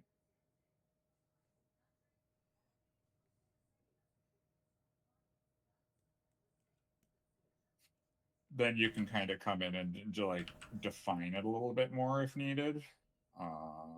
It's kind of how I've done that in the past. But this is a very kind of back and forth kind of sort of process typically when I do this. So Okay.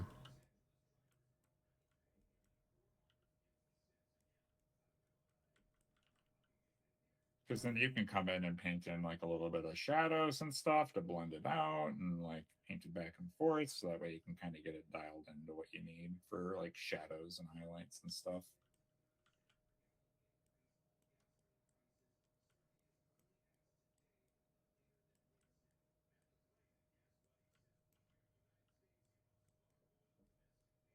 Because this will give you kind of like that toothbrush feel to where it's like, you know, you've got like the long strands coming in like to the end of the bristles, you know? Yeah. That's kind of what you're thinking.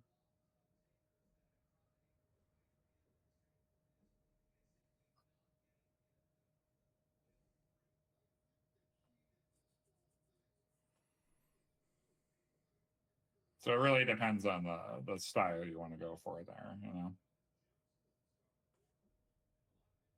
Okay, I'll try some stuff. So yeah, I mean, again, you'll have to. It'll be a little bit of experimenting for you, but you know, I mean, something like that. Like if I zoom out, you do start getting that bottom of a hair kind of feel, right? Yeah. Like if I paint this out like this, all of a sudden it looks like the hair's kind of coming to an end. It does take a little bit of, you know, monkeying around with to get the look, but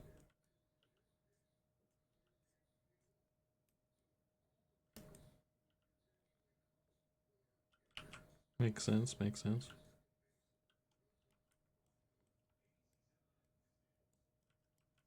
and then if you really need to, you always come in with like more darks and that sort of stuff. And yeah, like I said, it's just like it's a little bit of a process to kind of get bottom of the hair stuff.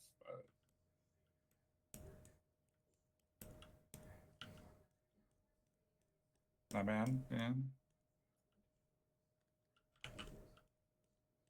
Does multi-stream still count for both viewerships, or do you need to park myself in a I have no idea. I think it does some something. We haven't done any side shaves, unfortunately. But charity.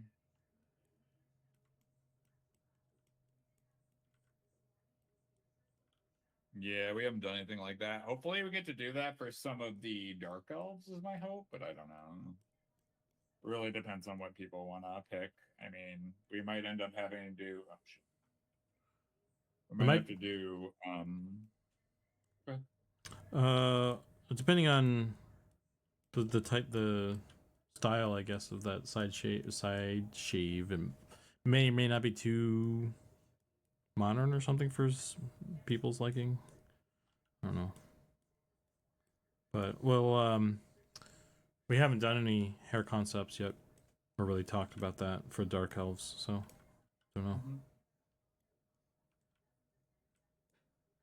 Dude, I just activated on my Streamlabs the chat like ping for me, and it's like, oh, so nice now. I will never miss a chat. It's great. Oh man, I didn't know that was the thing. Yeah. So now it notifies me anytime somebody messages.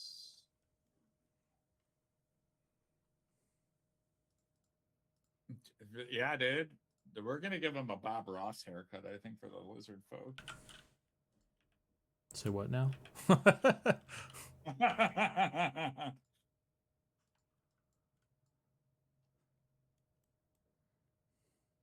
Hell yeah.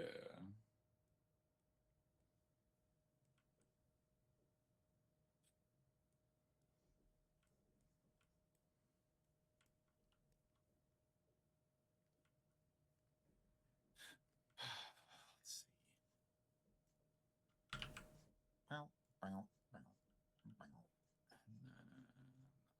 do?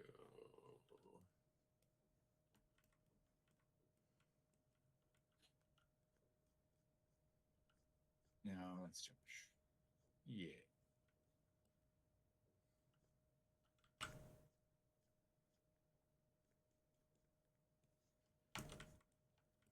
Need some emo haircuts for our edgy dark elf players? Yeah, exactly. That's what I'm thinking.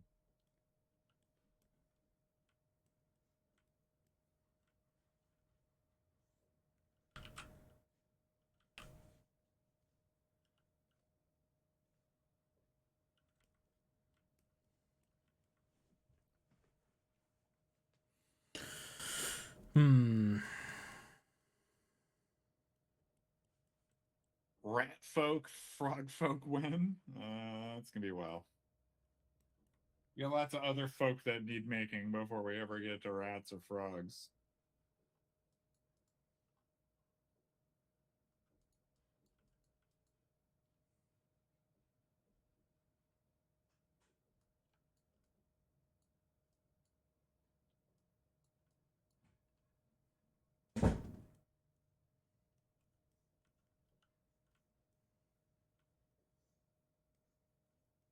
Well, we have rat people in the game. They're just not playable.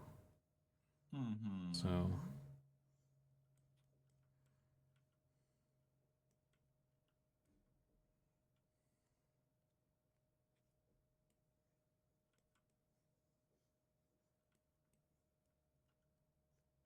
Feel like this is too epic. This gets too epic. I'm switching out. Anyway.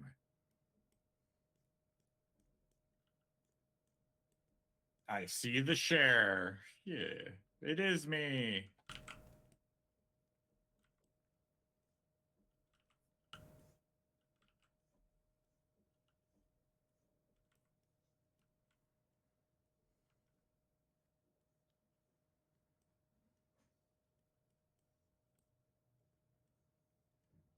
Zukan and I are doing the Nickelodeon Double Dare.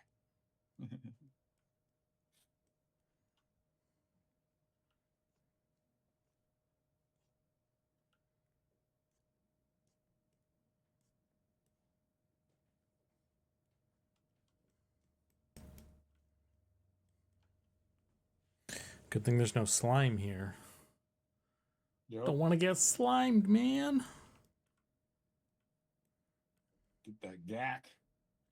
I wonder if like they warmed that stuff up at all, or there's just like room temperature. Cold. Probably just room temperature. Which in a theater like they're in it's probably pretty cold. Maybe yeah. I mean, if with all those, maybe they're kind of warm. Maybe it's kind of other than it being gross. Somebody get hit with a boiling vat of freaking slime, dude. 3rd-degree burns? No.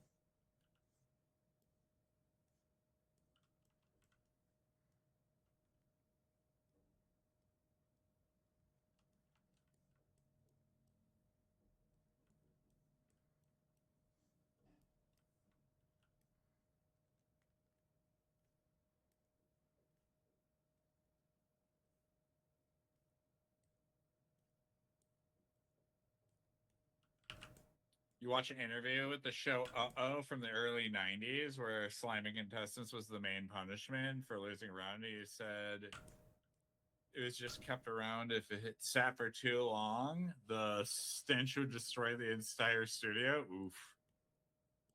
Brutal. It's because they weren't cooling it.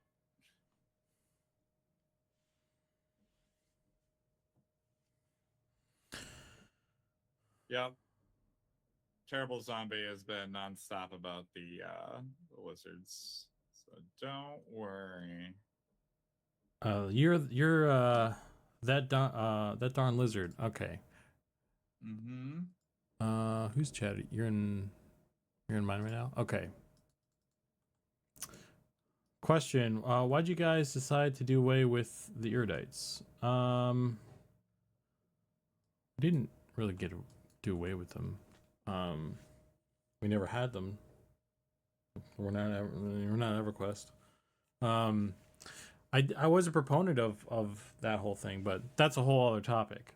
That darn lizard, I was going to show you some lizard stuff. I don't know if you've seen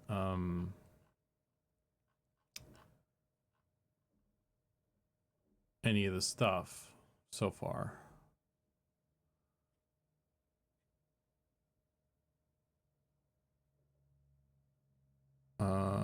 Where did I put all this stuff?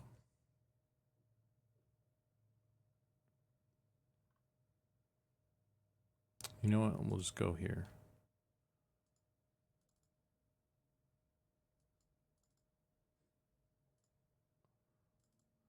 So here's a bunch of stuff. Let's find this one.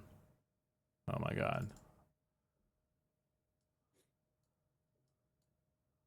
These are some, like, a bunch of the concepts, concept sculpts I did for them.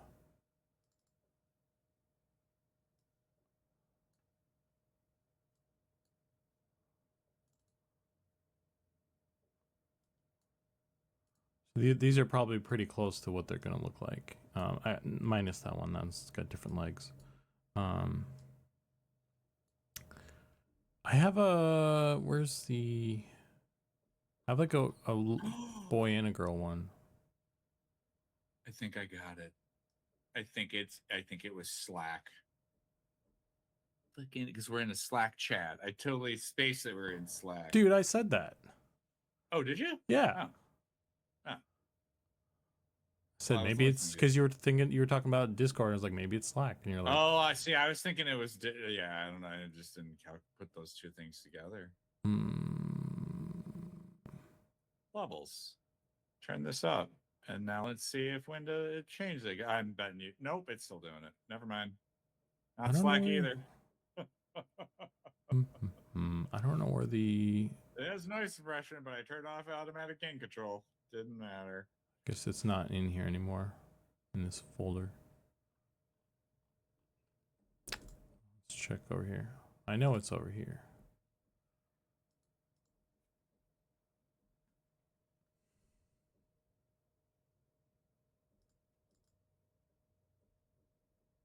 Okay. Yep. Copy. Paste. Yeah, here's another one. So here's the boy and the girl. It's kind of the same version as this one, pretty much, just with a girl next to it. So I think, yeah, again, these are like some concept sculpts and stuff. Of lizard dudes.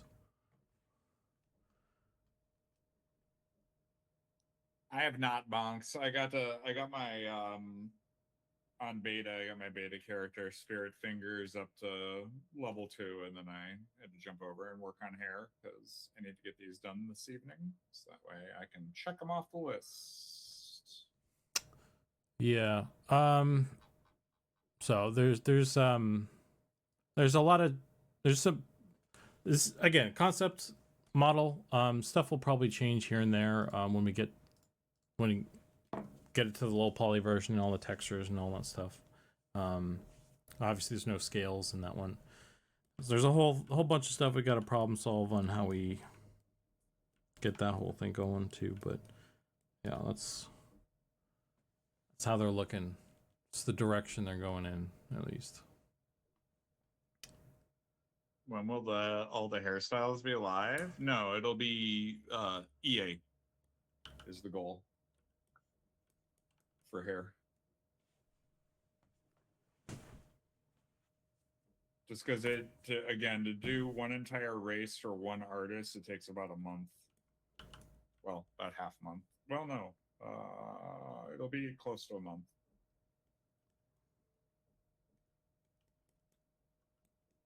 Oh, I guess for male and female it'd be 1 month. Yeah. There we go. Got it.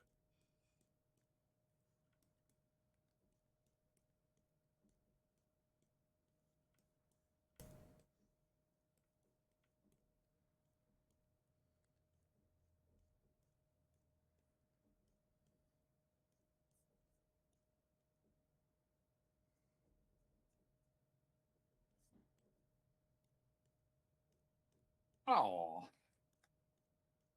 Yeah.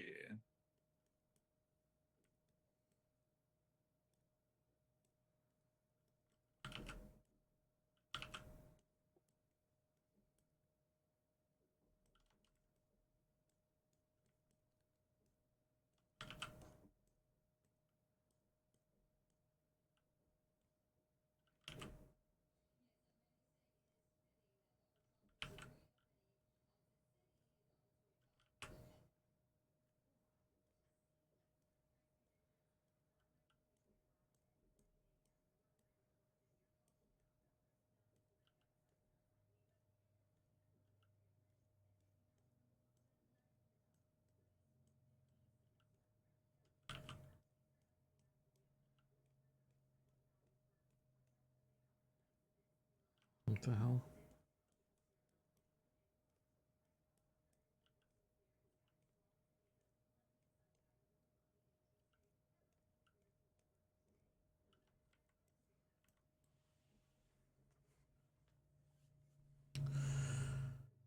Appreciate the look behind the curtain, especially because you're working on other things. I've been in love with the art direction. I'm pumped to see how they progress. Yeah, man.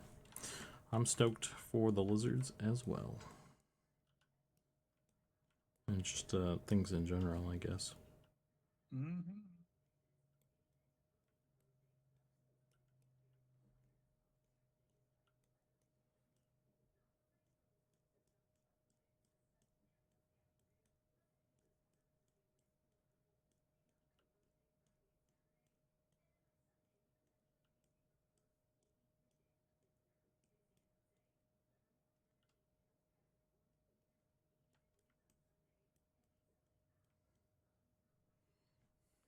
I know the Sims aspect with the new Midnight expansion looks fun, but it kind of overwhelmed at the moment. Yeah, I could understand that.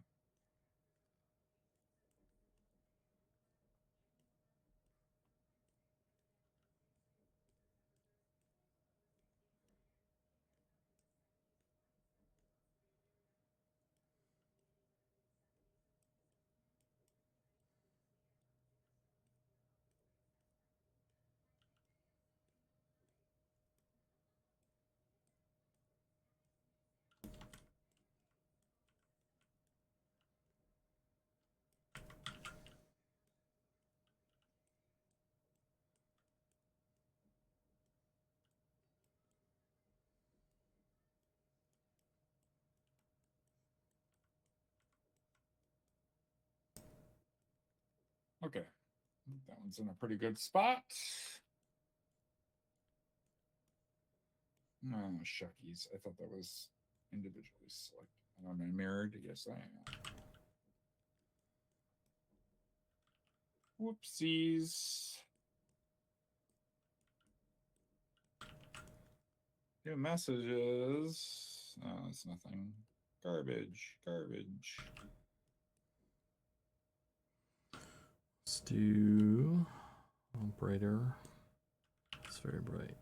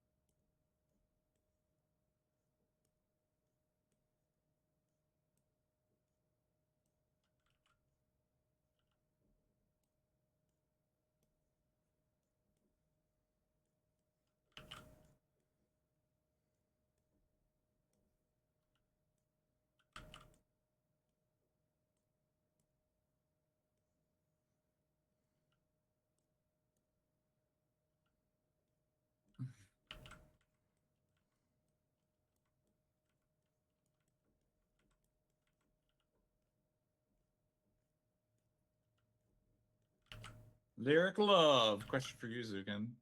Are you solely responsible for character models, or have you also done zone designs? I'm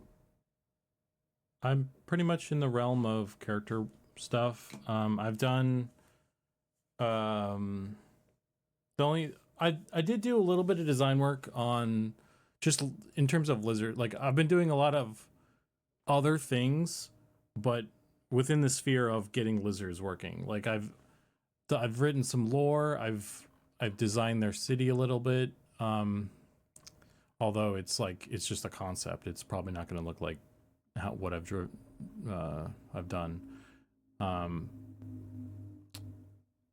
But I mean, I'm only doing it just so we can get lizards going. I'm not really a environment guy.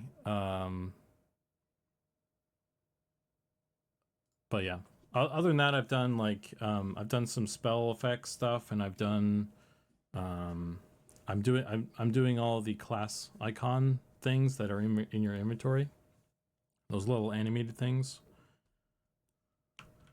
I was fortunate enough to be the guy to make those.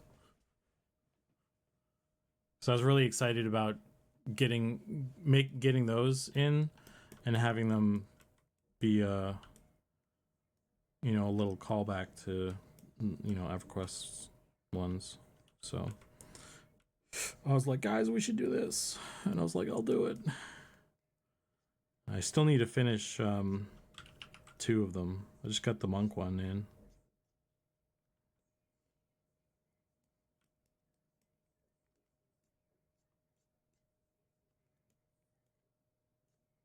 Yeah, for sure, Daybray. Not a problem.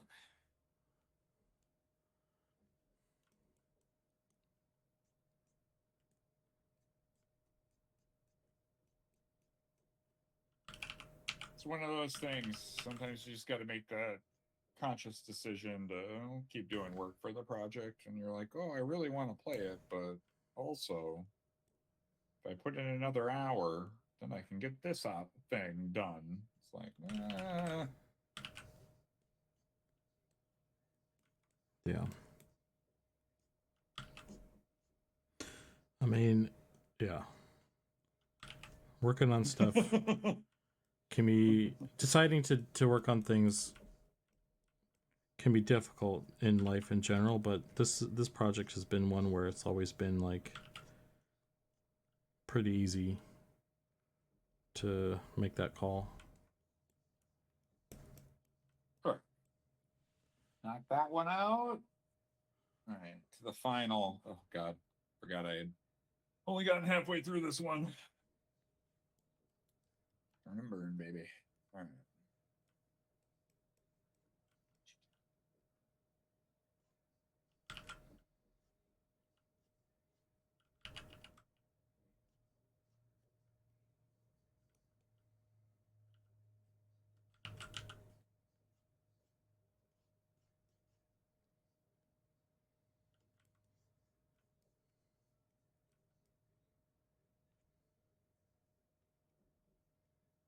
Oh, also, I figured out how to get it to do the last draw point until it breaks, which I find absolutely freaking hilarious for the.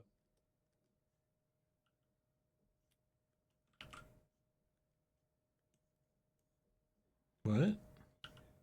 Nothing. It doesn't matter.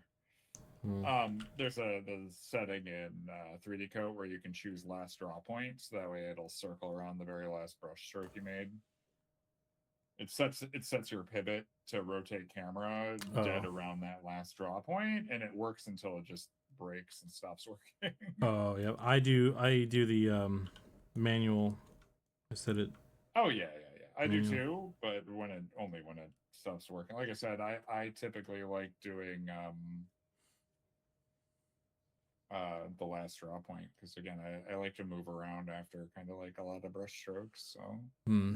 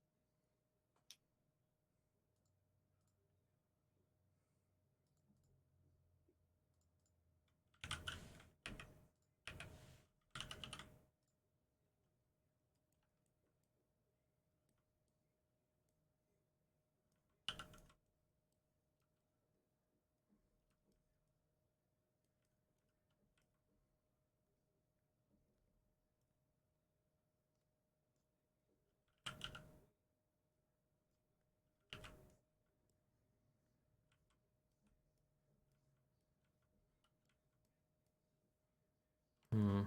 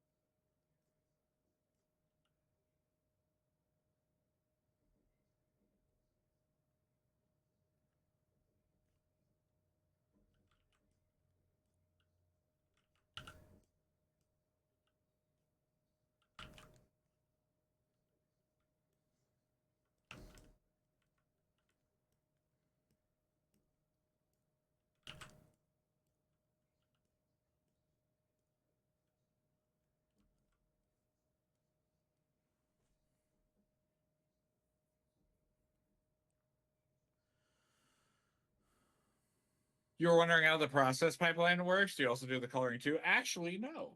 We just paint in grayscale because then when we just to do the show,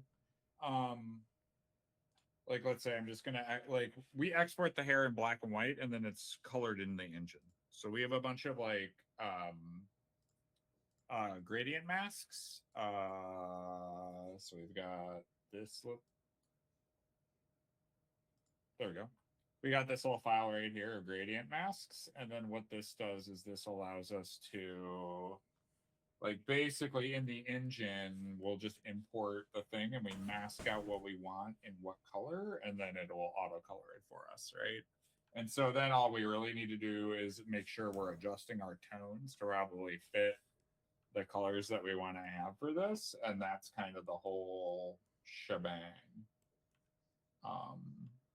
So that way it's like, oh, we want to hit this. So this is a little bit dark, obviously, but I mean, we would adjust to kind of fit what we need there. So yeah, not a problem. I'm glad I could share. I'm just gonna close this.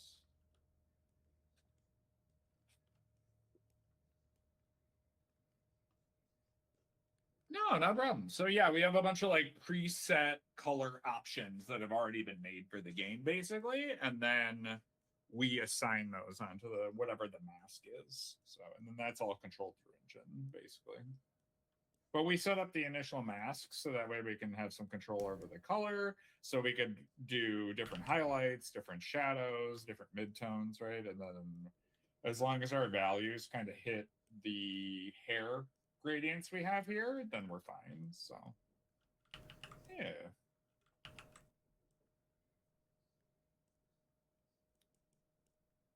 It does take a lot of load off to like not have to worry about like, oh, my shadow colors might, if I paint this color and this color, it's going to turn green. So then I need to adjust my shadows. And ooh, is it going to look different from this other hair that I'm painting? It's going to make everything more consistent and definitely easier to do. So yeah. Yeah, and then we don't have to save out 10 versions of the hair, right? We save out one version of the hair and we have one version of the dyeable, the gradient map, and then those just get combined and boom, we're done. So it really does cut down on the export work too, because typically in games, like if you didn't have a system set up like that, you would have to basically apply each one of those color shifts onto the texture, save it out, open up the, like change it to the next version. So let's say brown hair. You have to save out that brown hair file. Then you have to save out the blonde hair file. Then you have to save out the red hair file, right? And then you would have to import all of those textures. And instead, all we have to do is import one lerp, one texture, boom, color shift, right? And then if it needs some masks, we can add masks, right? You would mask out an area and say, this will be blonde, and then this area is going to have leather, and then this area is going to have some metal, and you're good. So works real nice.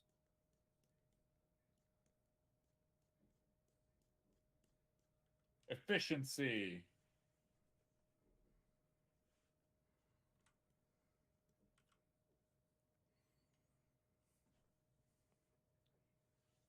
Yeah, I was super happy that you guys went with like an in-game solution for like an in-engine solution to dieable stuff. Yeah. Davey, thank you so much for a tier 1 subscription, man. Very much appreciated. Thank you.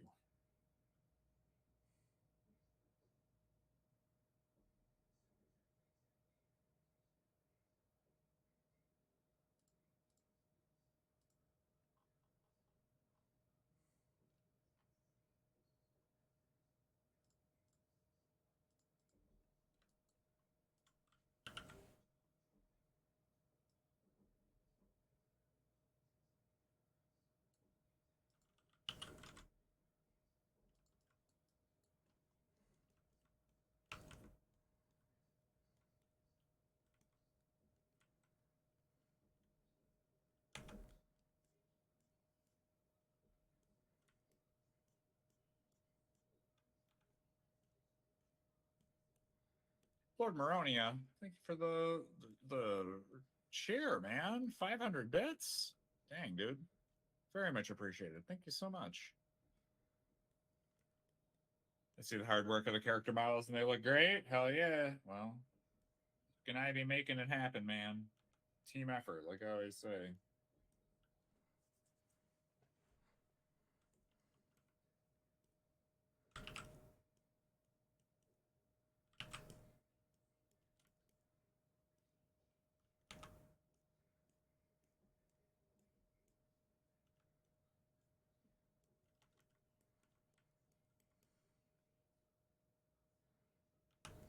Let's turn on symmetry on this because I want to get my shadows, highlights and shadows in the right spot.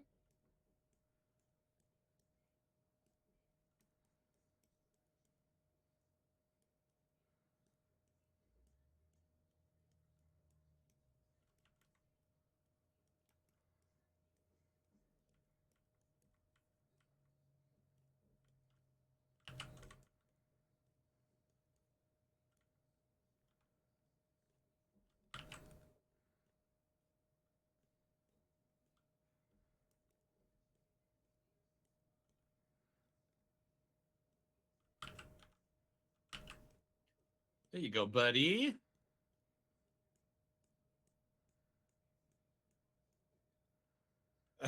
My friend was like, the hair was done an hour ago. Why does he keep working on it? I guess it's more hairstyles. Got news for you. We went from hairstyle 3 to hairstyle 1, and now I'm polishing up hairstyle 1. So that way I can jump over to the lady hairstyles, and then we're going to polish those ones up. So this is kind of the process, man. Because we gotta give you options.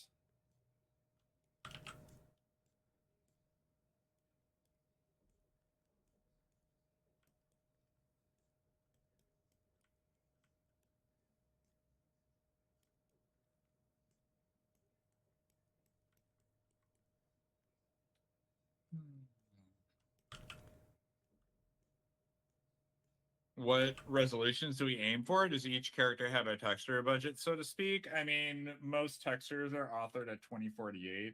The hair textures we're authoring at 1024. Beard textures are authored at 512. So, well, technically, mustache textures are authored at 512. Beards are at 1024.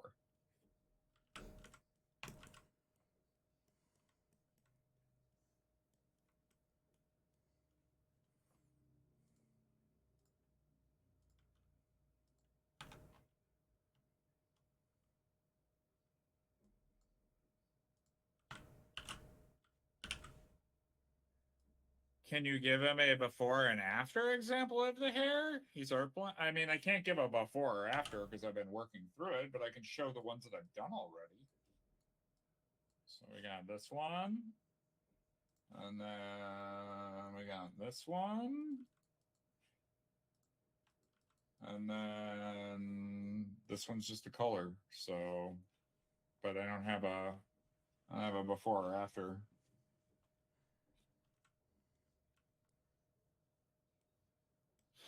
Looking awesome? Yeah, for sure.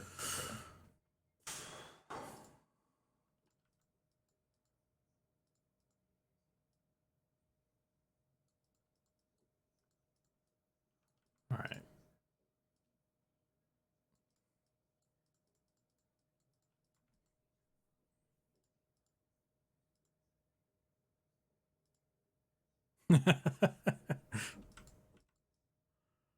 The lady gnome with the male hair, balding hair was pretty funny looking. Is nice. Nice. Yeah.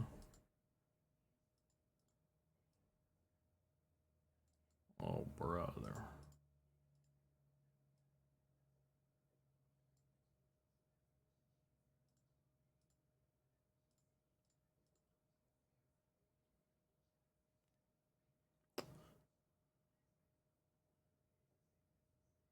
Anyway. I think I'm getting hungry. It's about that time.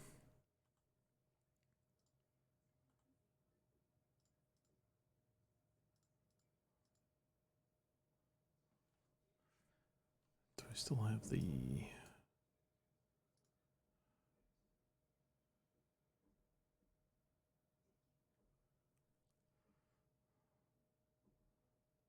It's right here, this one.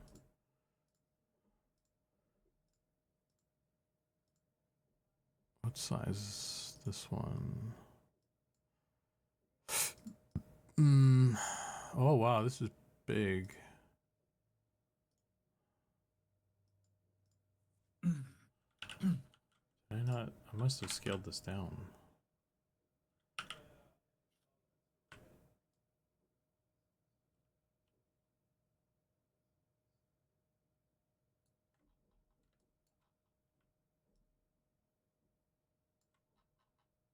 Are we going to be utilizing any AI? Not that I'm aware of. Any AI dev tool? I don't even know what AI dev tool we would use, to be honest with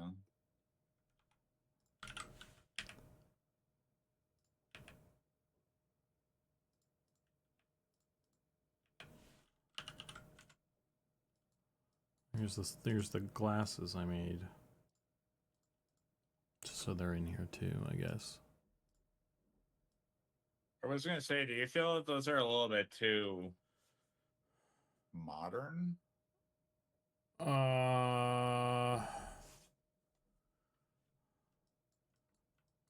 Like having glasses or just the design of these ones? Just the design. I mean, they seem okay. I just did a basic thing. It was just a simple question. So. There is no right or wrong answer there. Yeah, no, I mean, I think these are okay. I tried not to make them look anything. I don't know. I just kind of threw them together based off the concept. Yeah. We can always. I'm not married to these at all, so we can always do something better or whatever the case is. Yeah. So, like I was more focused on like getting it implemented and all that shit. So I was like, I just kind of threw it together, honestly. But it turned out pretty good for just kind of hastily rolling my face across the keyboard, you know. As I do. I think she needs a monocle. Is really what it is. She does, or should we give that to the boys? She does. Hmm. Bring me my monocle. I want to look rich. I think the goal was to make a librarian look, so that's kind of what this is.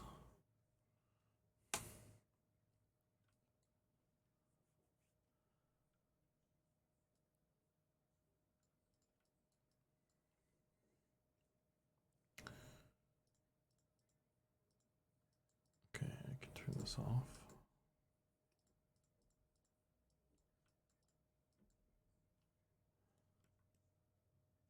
I'm gonna make a new layer.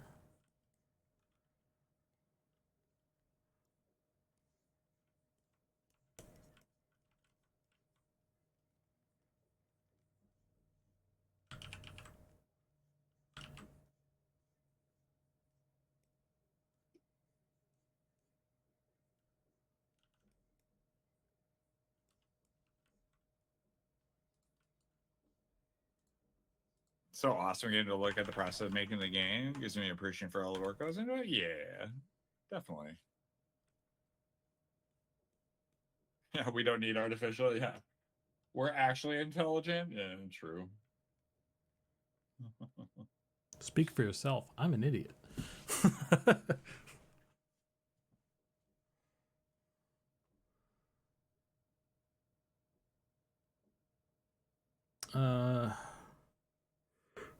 Oh, okay. What are we at here? Let me check the time again. So we're at 4:44 and 33 seconds. I'm thinking 5 o'clock or 5 hours.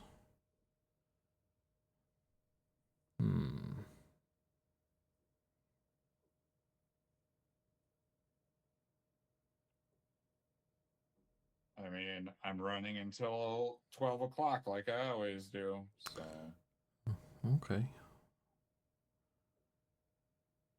that'll at least give me enough time, or at least until I get all the hair done. Those are my two options right now. Because yesterday, like I said, I helped move my buddy,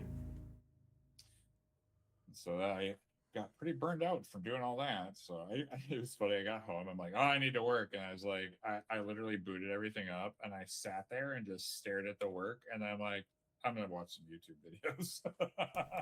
I'm too tired to do it. I'm like, it was literally the first time I ever looked at the work. I was like, I just need some time. Well, I need food, or my Yeah, brain you do. doesn't work, so that's my excuse. Brain no worky. Let's be fair. My brain barely works with food, but Oh, it stops working entirely. So what you're telling me is you're always hungry. Wow.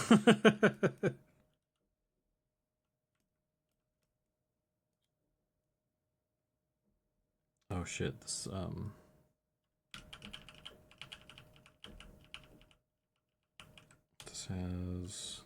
wait. What's the deal with this one?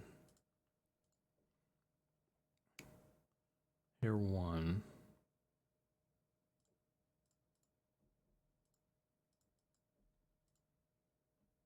Okay, yeah. I'm just gonna keep the symmetry on. Can't wait for more customizations for my Wood Elf. Hell yeah. Working on it. I'm almost done. Well, I'm almost done with the first batch. We still got the whole second batch to do. Granted, maybe if I just get done with all the first group, I'm just going to keep working tonight and we'll see how far I get. Just churn and burn. Evening, gentlemen. Yo. Hey, Nicodemus, what's up? Nicodemus? Just swapping gears, getting ready to work in the garrison a little bit. Nice. FYI, we are live, so just letting you know. Thanks for warning. Yep.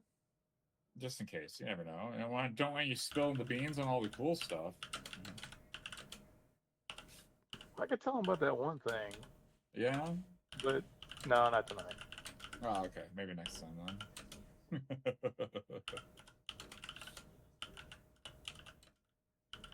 You guys doing okay? Oh yeah. Just trying to go and get this done because the assignment is due.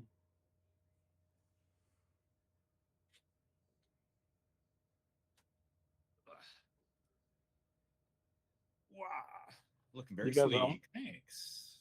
You guys are almost done with all of it? Is it the whole map or? I the whole idea for this first tranche is to get 3 hairstyles per race per gender. So it's mostly just 3 hairstyles through elves and dwarves. Zukan's got 3 hairstyles for gnomes and halflings right now that he's kind of working on, and then from there, get a first pass on all the textures and stuff, so it's at least like looks pretty decent. And then if we need to do some adjusting and do some polish and do a second pass on stuff, we can. And then once all that's done, we're good. So we still have to do ogres and goblins. Those are still on the list, but again, that's kind of we'll get there. That'll be a month, about a half month's worth of work to get the ogres and goblins done. So just depends on when we want to pull the trigger on those. Awesome. Yeah. And then we'll have 3 looks for everybody, and then it's going to be basically one more half month to complete all the other hair. So roughly. So probably 1 full month, and we should get all of the hair completed, which would be all options are completed at that point for a first pass.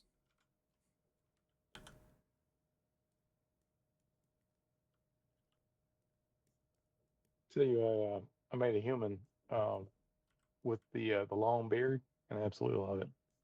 I don't know which one Oh, y'all yeah. did. It's great. Nice.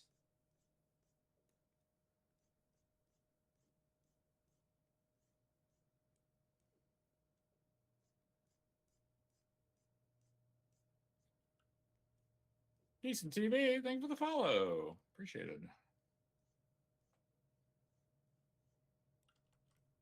Welcome. Sorry, I didn't mean that to sound so ominous. Welcome.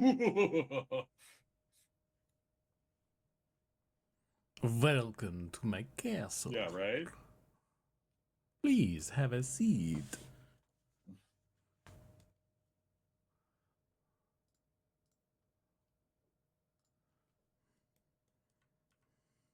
Would you like to sit in the first chair or the second chair? Ah. That's pretty good.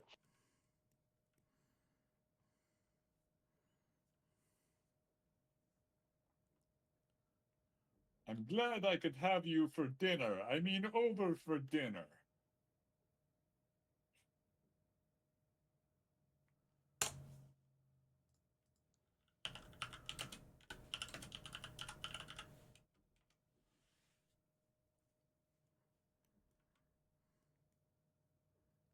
Voice actor for Eminem now. There you go.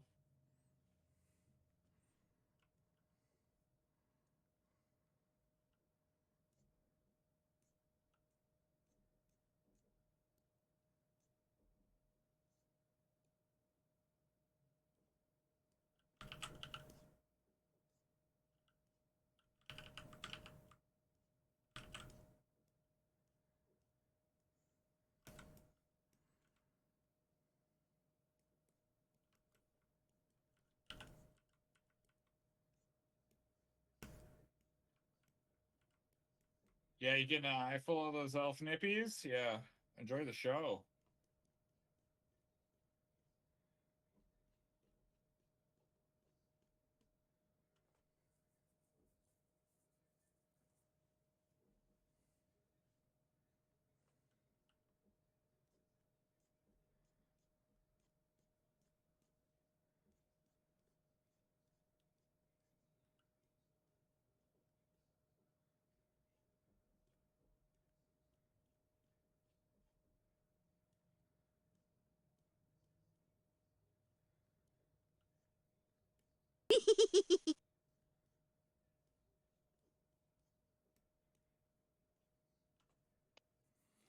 Keston TV, thanks for the follow.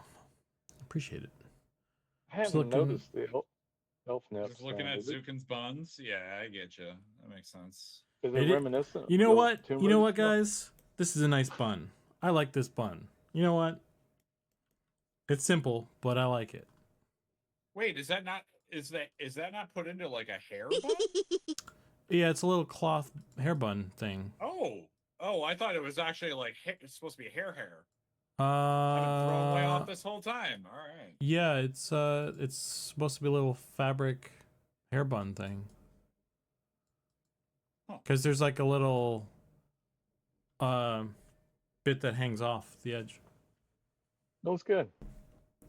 That's how I've been reading it. So if I'm wrong, well, oh well. I've already made it. There's no. It's impossible to Just start going change. back? Okay, this ship just can't be turned around at this point. You know what I mean? We've gone too far. Yeah.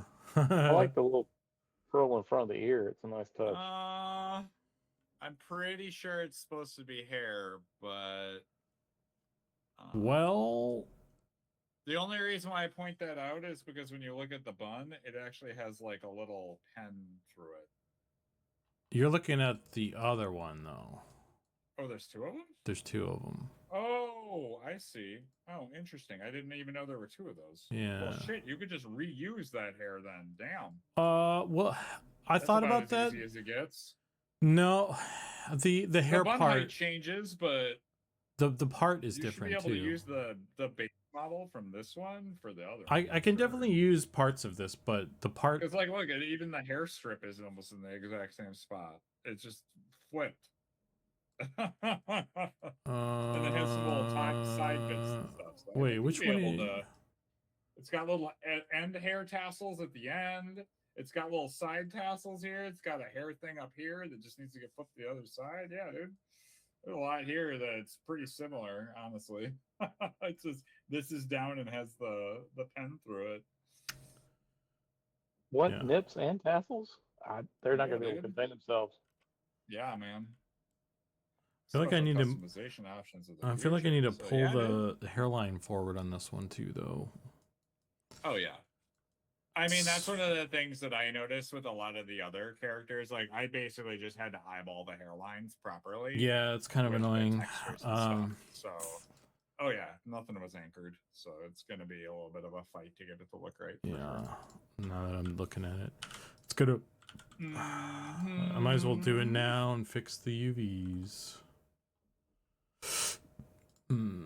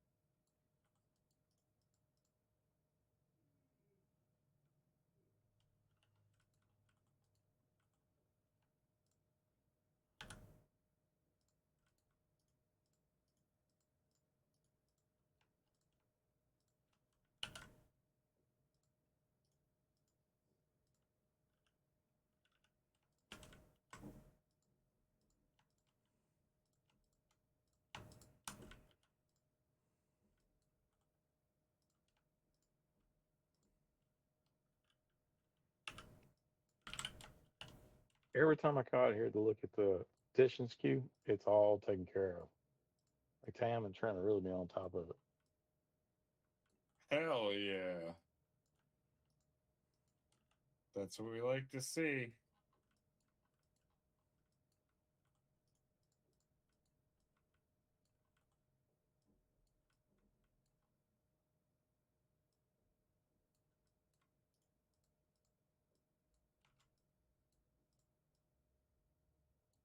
Good job, support team. I know we got like a relatively small sample size, but I mean, what, almost like 1,000 people start off here. But I'm just really impressed with these guys. They're doing a great job.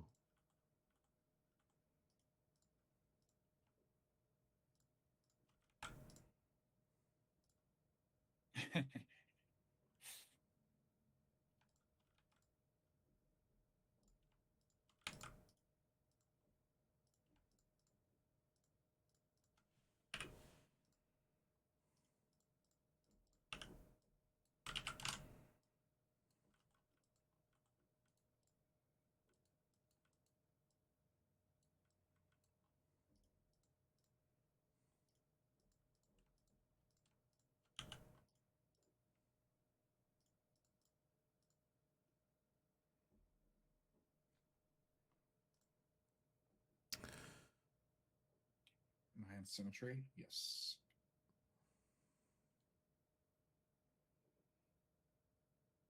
Select all by trait.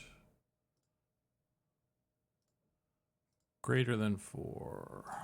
You know what's nice? I have the stream up on the other screen, and it gives me like a different set of values that I can kind of look at, so I can kind of dial this in a little bit better, which is kind of nice. Oop.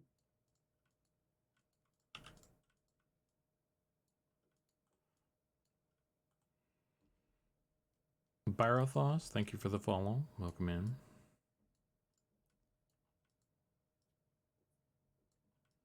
All right.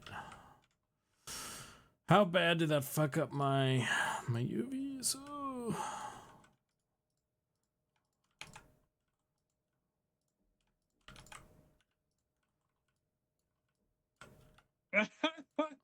Real bad. Dang, dude. Goblins be putting some elves on a spit? Brutal. What? The Shoreline song from Robert is so good. You're damn tootin'.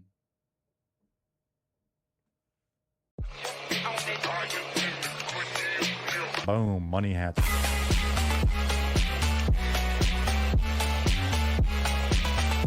Money hats for everybody.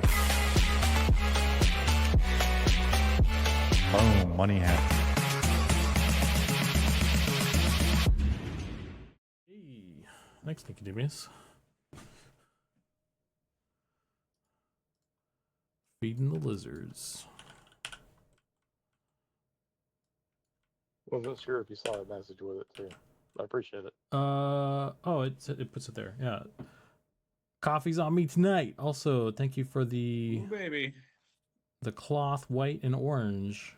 How's that white treating you? I kind of white, like I said, white's kind of tricky with the lerps, so I can adjust it. We're gonna test that on Friday when I get a chance with Jenna. Okay. So I'm gonna get her to pick the orange and I'll get the white, just so we can make sure it looks right. Okay. Well, if you need adjustments, let me know. We'll do. Looking good. First world potato. Thank you so much. Appreciate that. Trying to bring you only the best of elven fine hair.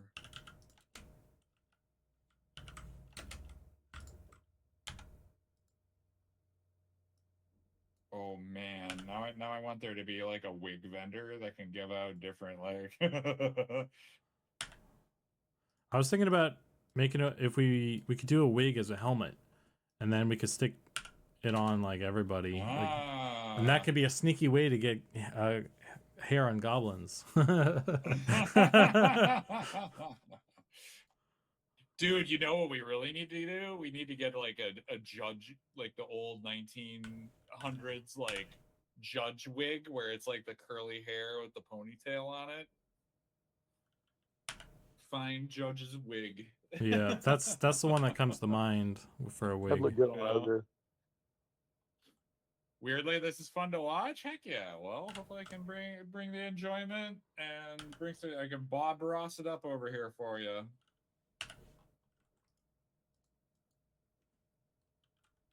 Okay. It's a vibe for sure. Oh, thanks, buddies. Much appreciated.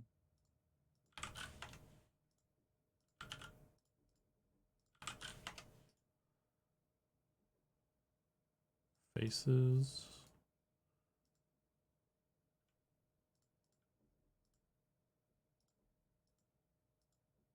Flip that. Powdered wigs for the deep elves? Hell yeah, that'd be good. And you could steal them as the goblins. So. Okay. Let's try that. Let's try that.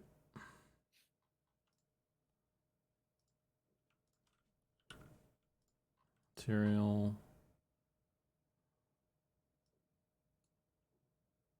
Turn on the boys. Save this. I think this big poofy hair could work on the males too. It might look cool with the beard. I don't know. All right, let's save. Save this. Export this. paintable gnome hair.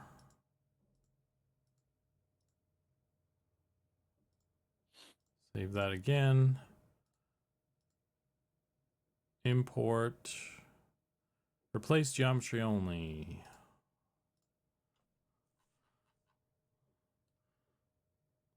Oh, why is this so large? All right, let me grab my hair dots. And turn off symmetry. There we go.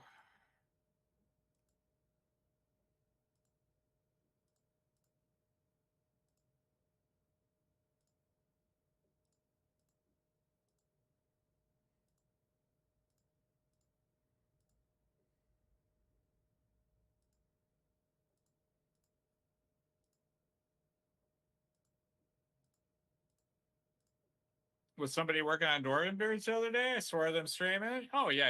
I was. That was me. We still got three more to go, but we're going through our first tranche here, and once we get through that, then we got to do goblins and ogres so that they can get their 3 customization eventually. And then we'll circle back around to get the other 3 updates for everything. So that way, everybody gets covered. And then we'll have all the models done, all the UVs laid out, and then all we got to do is fire up and just make textures, and that should be it, hopefully. Holy shit. It's broken. It's broken. Ruh-roh. That's not ideal. It is, in fact, not. That's okay. You can't wait to slap some pizzazz on them faces? Hell yeah. Yep. Yeah, unfortunately, like the really fun beards I had all towards the end of the list, so some of the new stuff won't even be out yet for them until they get back into the second pass. But hey, save the best for last, and that's going to be super fun to make those. I'll tell you what. Which ones? The last 3 beards on the Dwarven layout. Gotcha. Because 2 of them were beards we had already made, and they're just going to be, texture updates. Well, a little bit of model update, but texture updates for the most part. And then, yeah. Also, I was going to say, I do have on my list right now for extra stuff, if we get the opportunity now, is old man human hair. So like half crown bald hair. Mm-hmm. Goatee for human. I thought would be kind of nice because we're kind of missing one of those. We got beards, but no like goatee or nothing. And then somebody had brought up doing a combination of the elf hair for ladies, where it was like the bangs with the twizzled sides and then the ponytail. And so I might see if I can put that together. Yeah, but again, that's only if we have enough time, man. Again, I'm putting that on the very this is at the very bottom of the list if we get to it. Yeah. But I highly doubt we'll be able to hit that. But hey, yeah, I think I got a little beta list, so you never 2 know. of the 3 of those should be really quick because we have pieces already. Like you could take the bald thing from the gnome and stick it on, and you retrofit it to the human, and then the elf hair. You already have both of those, or will. Yeah. The goatee is the only one that we don't really have anything for, but that's kind of small on its own. So. I mean, and again, I could just, it's very tiny. It would not take more than a handful of hours to complete it. So yeah.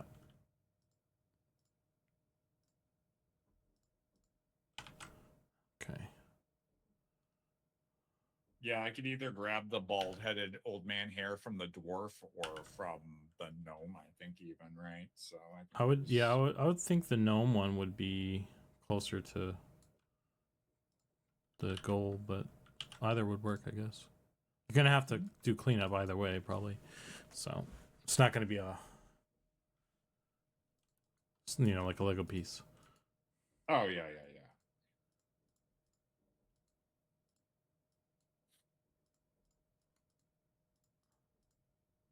let's see. I want to do this. I want to do this. Oops. Yeah. Hey, get out of here. Okay, you're gonna freak out, so I'm not gonna do the middle.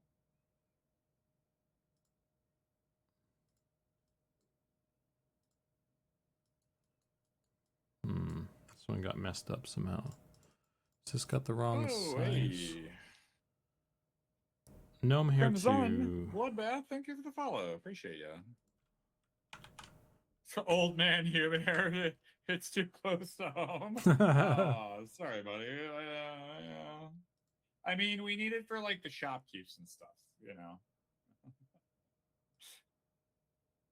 All right, Zuka, make that one NPC only.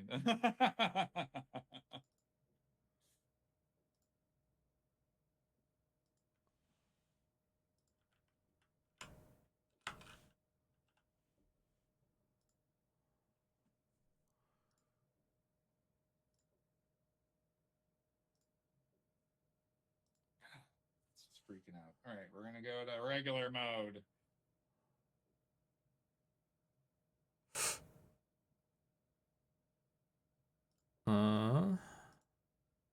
Going by hand. Which one is this? It's 2, right? All right, let's do some nice little hair flyaways for highlights. Because I always like doing those. His hair is messy and it's never hyper straight like that. So this will pick up just a little bit of highlight down the streaks of the hair.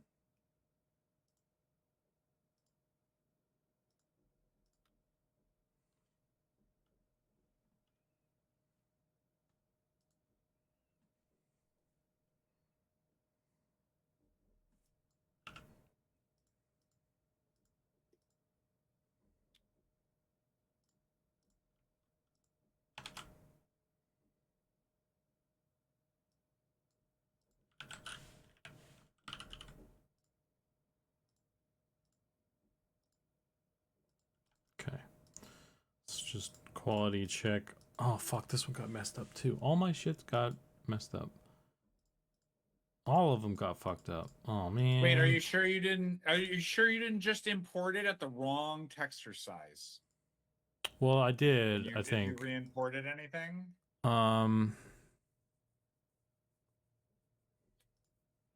Because when you imported them, if you re-imported them, did you set them to be the correct size? I thought I did. I think I fucked up one of them. Maybe I'll do it again. It's fine. I actually saved it this time before I did it. Will there be options for female models also for dwarves? Yes. That's what I'm asking. What? Will there be? Oh, Why, beard yes. options. Oh, Beard options. I thought it. There we are looking at for dwarves, yes. For everybody else, no. Maybe deep dwarves. Maybe deep dwarves possible. I feel like we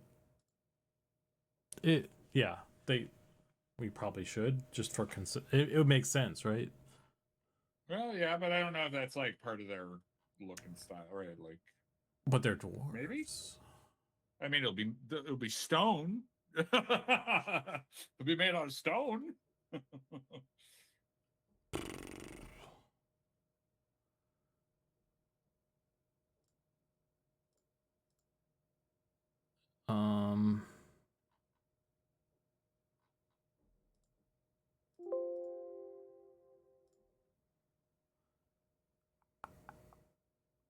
Hair 3, hair 1, hair 4, mustache, beard. Wait, if you oh yeah, that's right, because their body textures first. That's right. I think something got put in the wrong order or something in the list from I don't know. Could be. I'll try this, and if it's busted again, I'll fix it. It's fine. I can fix it because I have the before and after saved, so I can just swap and copy paste. Not true. It's just a little bit of a hassle, but Not the end of the world.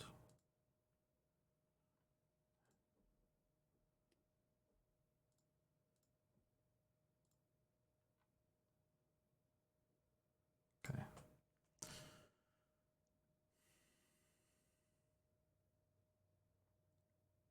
I'm just gonna tell you, no other game is gonna have their hair asymmetrically painted like this.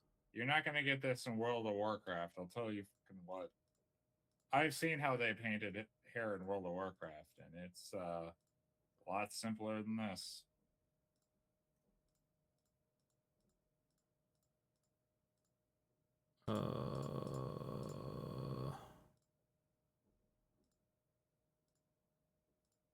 Yeah, my shit's fucked over here. I need to. Oh no! I was gonna say, can you turn off the base layer? Your very first layer, but normally sometimes that can clear an issue. But yeah, then actually No, it's not. There's some artifacting, which is no Disney models. No, there's some artifacting, which is it happens, but like that's normally indicative that it's been off. yeah, but I'm missing textures. Like this is fully Oh. painted on the other version. So Oh, that's not even. Well, yeah, but I think that's not even the right texture. Though. right, something's Was it? getting Yeah. fucked up somehow. I don't know how. Oh. It doesn't matter the order you select. Am I missing anything? Doesn't matter the order That's you not, select the only stuff. thing I can think of is maybe you exported old stuff in with it, and then it's getting screwed up or something. But... I mean, all I changed, I changed a material, but I changed it back. I thought, oh, I didn't. Oh, Dun dun dun. I know what I fucking did. There we go. Okay, what'd you do? Dun dun. I didn't change the material back to the correct one. That would be a problem right there, friends. Let's go back. Open.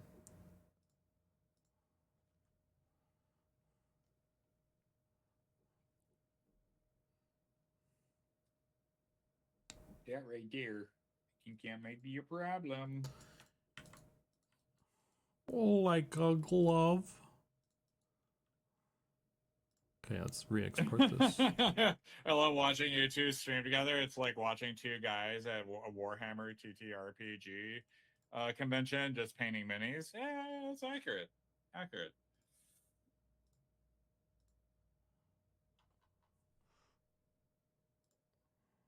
This has got me thinking about taking a trip to Turkey for some new hair. Dang.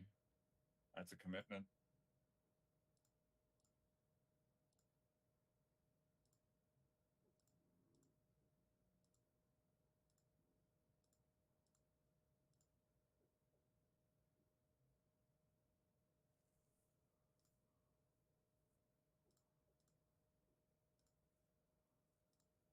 Embrace your inner gnome. Yeah, exactly.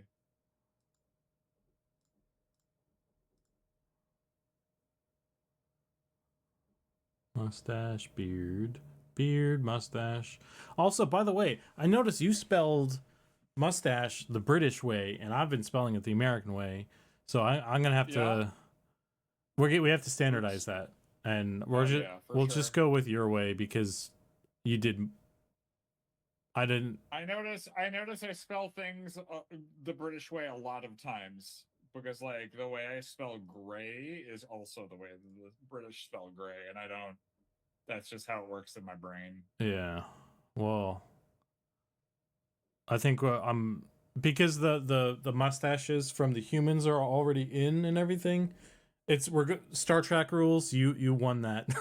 It's going British for those. But gray, I was sorry. Yeah, mustache seems mustache. You got it. It's mustache. Mustache. Moose. Wait, Star Trek rules? What? I missed this. What is Star Trek rules? Star Trek rules is whoever says an alien or a name or anything first, that's how it's pronounced. So because the Klingons, yeah. Because the mustaches that Zach made are in there now. Yeah. All of them are no, it's okay. It doesn't matter. It's the same thing as just got to remember that's the case, you know. Moustache, yeah.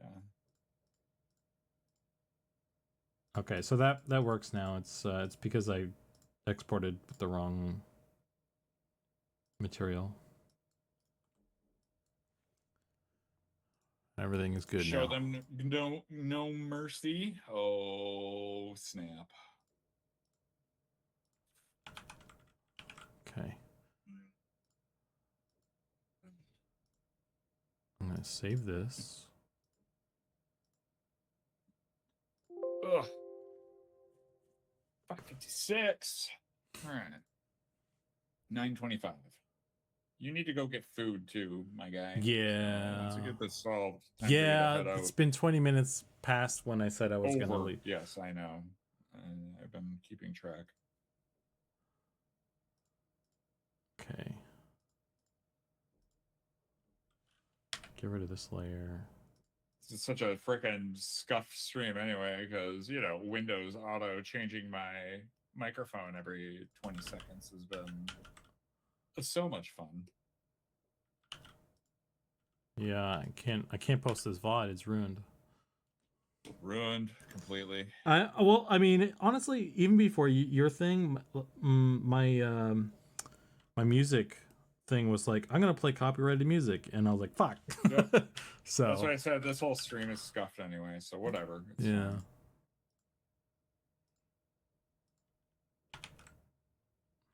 We'll just have to do it again next time. better and with more gusto. You'll just have to delete what you've done tonight and start over. Yeah. If it doesn't happen on stream, it doesn't happen. Oh, except it has to be the profanity bleep, like for the whole song. It's just one long profanity bleep.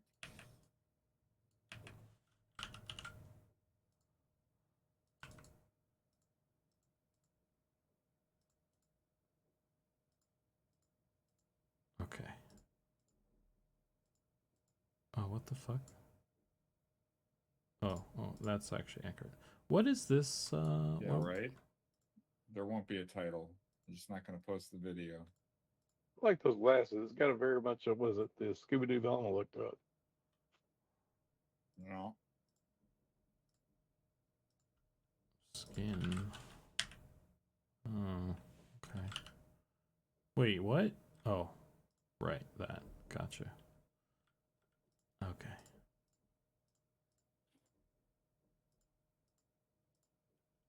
All right, whatever. That's what it's supposed to look like, so. Anyway, let me check a thing.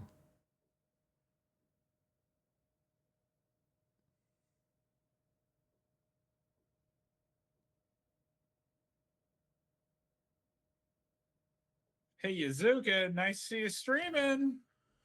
Hey, Kazrax. What's up, man?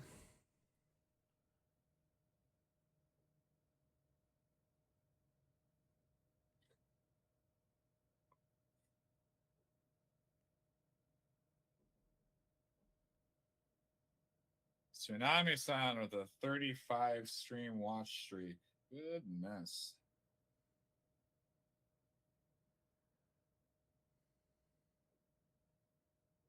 Appreciate the heck out of all y'all. Thank you.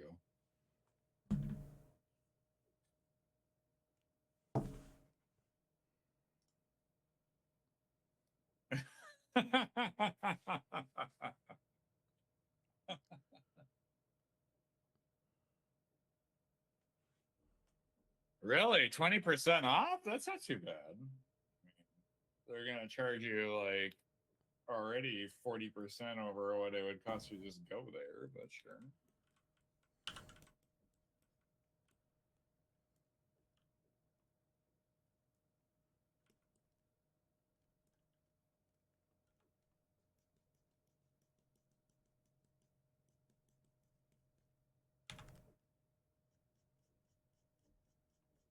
I missed 2020. Me too. You are not the only one.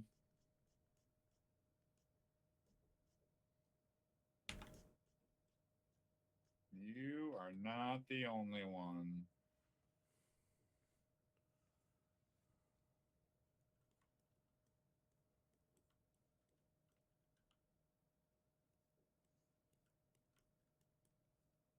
And I'm not even really like a big Uber Eats like delivery person. I do like to cook very much so I normally do that. But at the same time, there are those very lazy days where I'm like, oh man, I could go for a delivery right now because I just don't even want to put on pants because I'm in my comfy ones.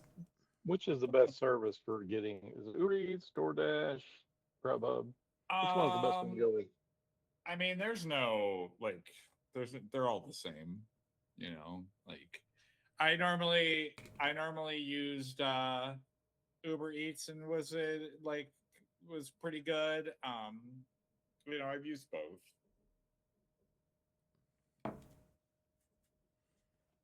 You remember going full ham in EverQuest during lockdown? And it was just getting.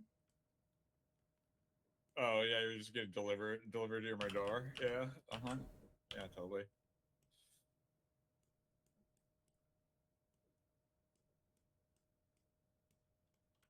Yeah, you're not wrong. Well, that's because they have to make money. They have to make money now. Before it was just about setting up the service so people would start using it. So that was like a big part of it. Now they have to make the dollars.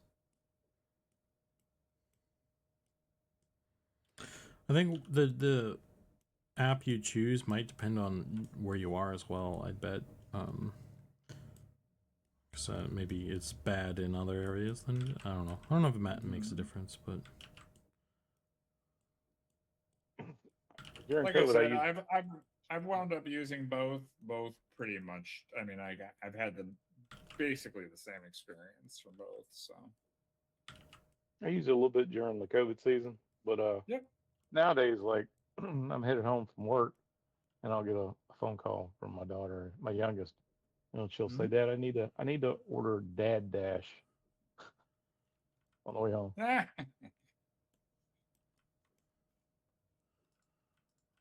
It's not a bad idea. Are you gonna charge her a handling fee? Because that's what I'm doing. But No, yeah, she you're the doesn't service sit for a fee while is either. you get to steal some fries, right? Oh yeah, you get free. Yeah, that's what I'm saying. Handling fee. Isn't the rule that like bag fries or whoever brings the food home, you know, the fries in the bag that fall out of the containers? Yeah, dude. That's like the rule, I think. So it's the same thing as like cookie rules, or you know, oh, those two cookies they stuck together. That counts as one cookie.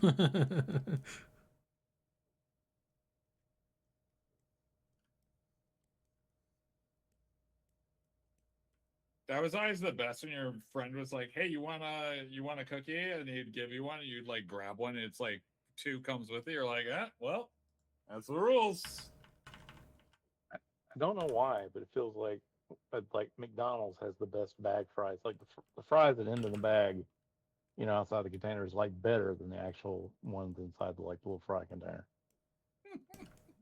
I don't It's know. because that's where all the grease gets soaked up in the bag, so the ones in the bag are probably better.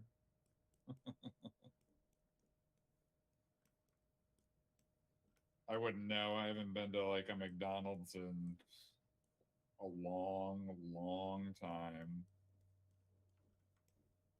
It's gotten so expensive too. I remember you could get a meal back when I was a teenager, like for $3, and now it's like Yeah, what, $12, $15? yeah, yeah. My buddy sent me an image of him getting like it was like 2 quarter pounders and something else, and it was like over $15. I was like, oh my god, what happened? What'd you do? We are slowly getting into Demolition Man territory here. Yeah. Where Taco Bell was like the fine dining establishment. Like That was such a good everybody is movie. Taco Bell. Taco Bell won the franchise wars. I think that's what it was called. Mm-hmm.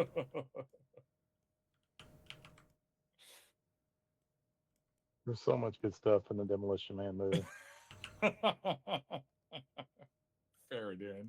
Yes, probably. That's probably why they had to invent the 3 seashells. You need to scoop it out of there. Yeah, I get it. That when makes you're sense. when you're When your diet is only Taco Bell, I mean, the bit writes itself.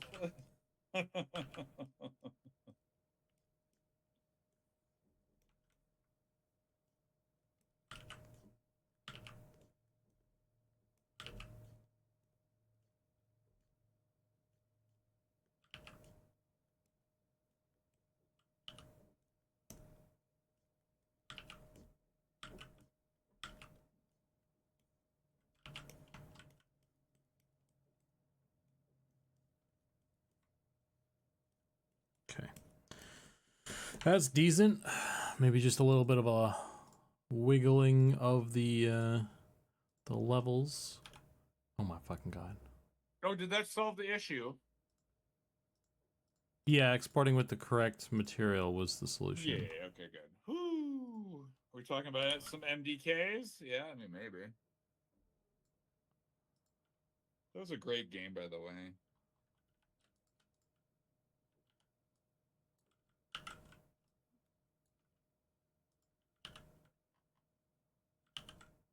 Ooh, I found an alternate texture right there. It's kind of nice.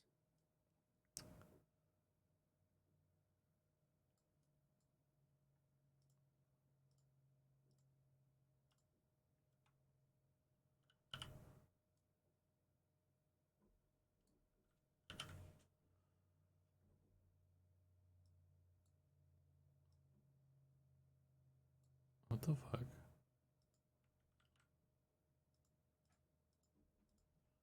Oh. Let's do this.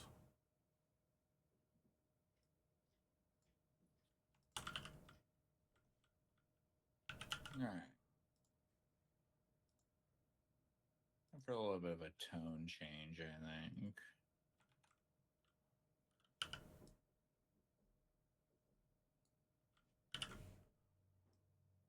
Operation RKGK for the follow.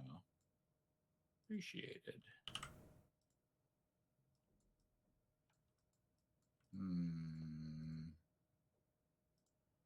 All right. Beautiful. Love it. Excellent. Terrific.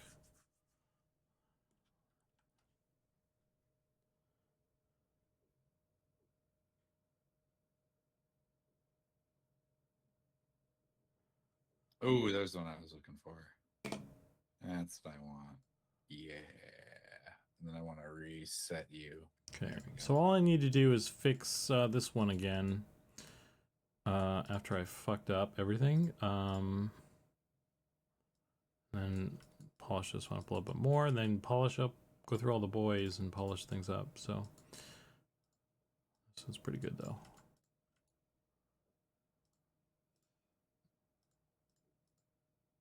I don't know if that female gnome isn't ready to kill a Mino hero. I don't know who is. Right on, right on. Okay. Well, anyway, I'm gonna hop off here and do the food thing. So that's a good stopping point. And we'll finish up tomorrow, I guess. What food did you decide on? I'm gonna get some pizza. So let me save this again. Are we going with what we know, or are we going to be brave tonight, try something new? Oh, it's comfort food time. Is it saving my? So, yeah, make sure you save as just to make sure. I think it's putting my Because auto you- saves in this folder though. Gross. Put it in a secret. You're mad. Yeah, I don't like that. It put the auto saves in the secret. Wait, why they're? Yeah, I don't like that. Gross. Don't you put them in a secret autosave folder, you dummy?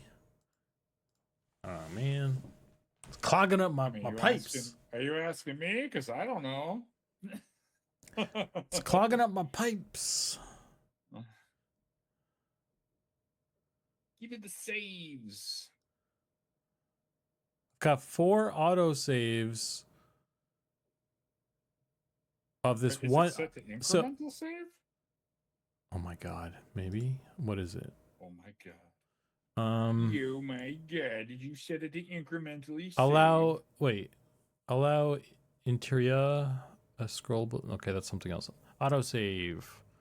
Enable autosave stored as autosave in your folder's scene to avoid overwriting different scene. Okay. Autosave time 10. I don't know what 10 is. 10 minutes. Okay. Every 10 minutes. Autosave depth history. That's 4. So that's it's gonna save 4 versions and then it'll start overwriting, I assume. Yep, that's correct. So there's nothing about incremental. I don't know why there's 4 of these. Those are the depths, I guess. That's every 10 minutes. Well, that's why there's 4. Yes, that's correct. It seems like it's more than 5 minutes. Wait. Let's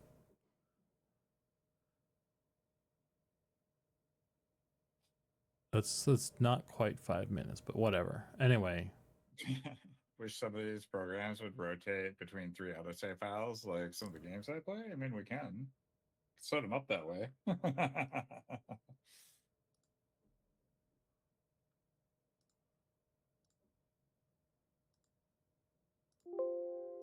Anyway. Let's close that. Close that before it autosaves again.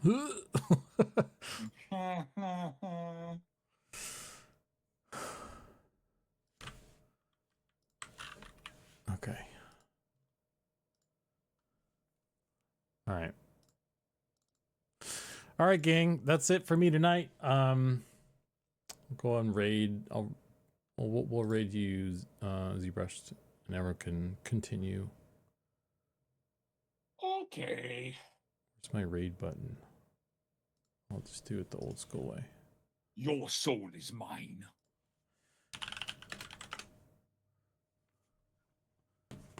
There can only be one. There can only be one.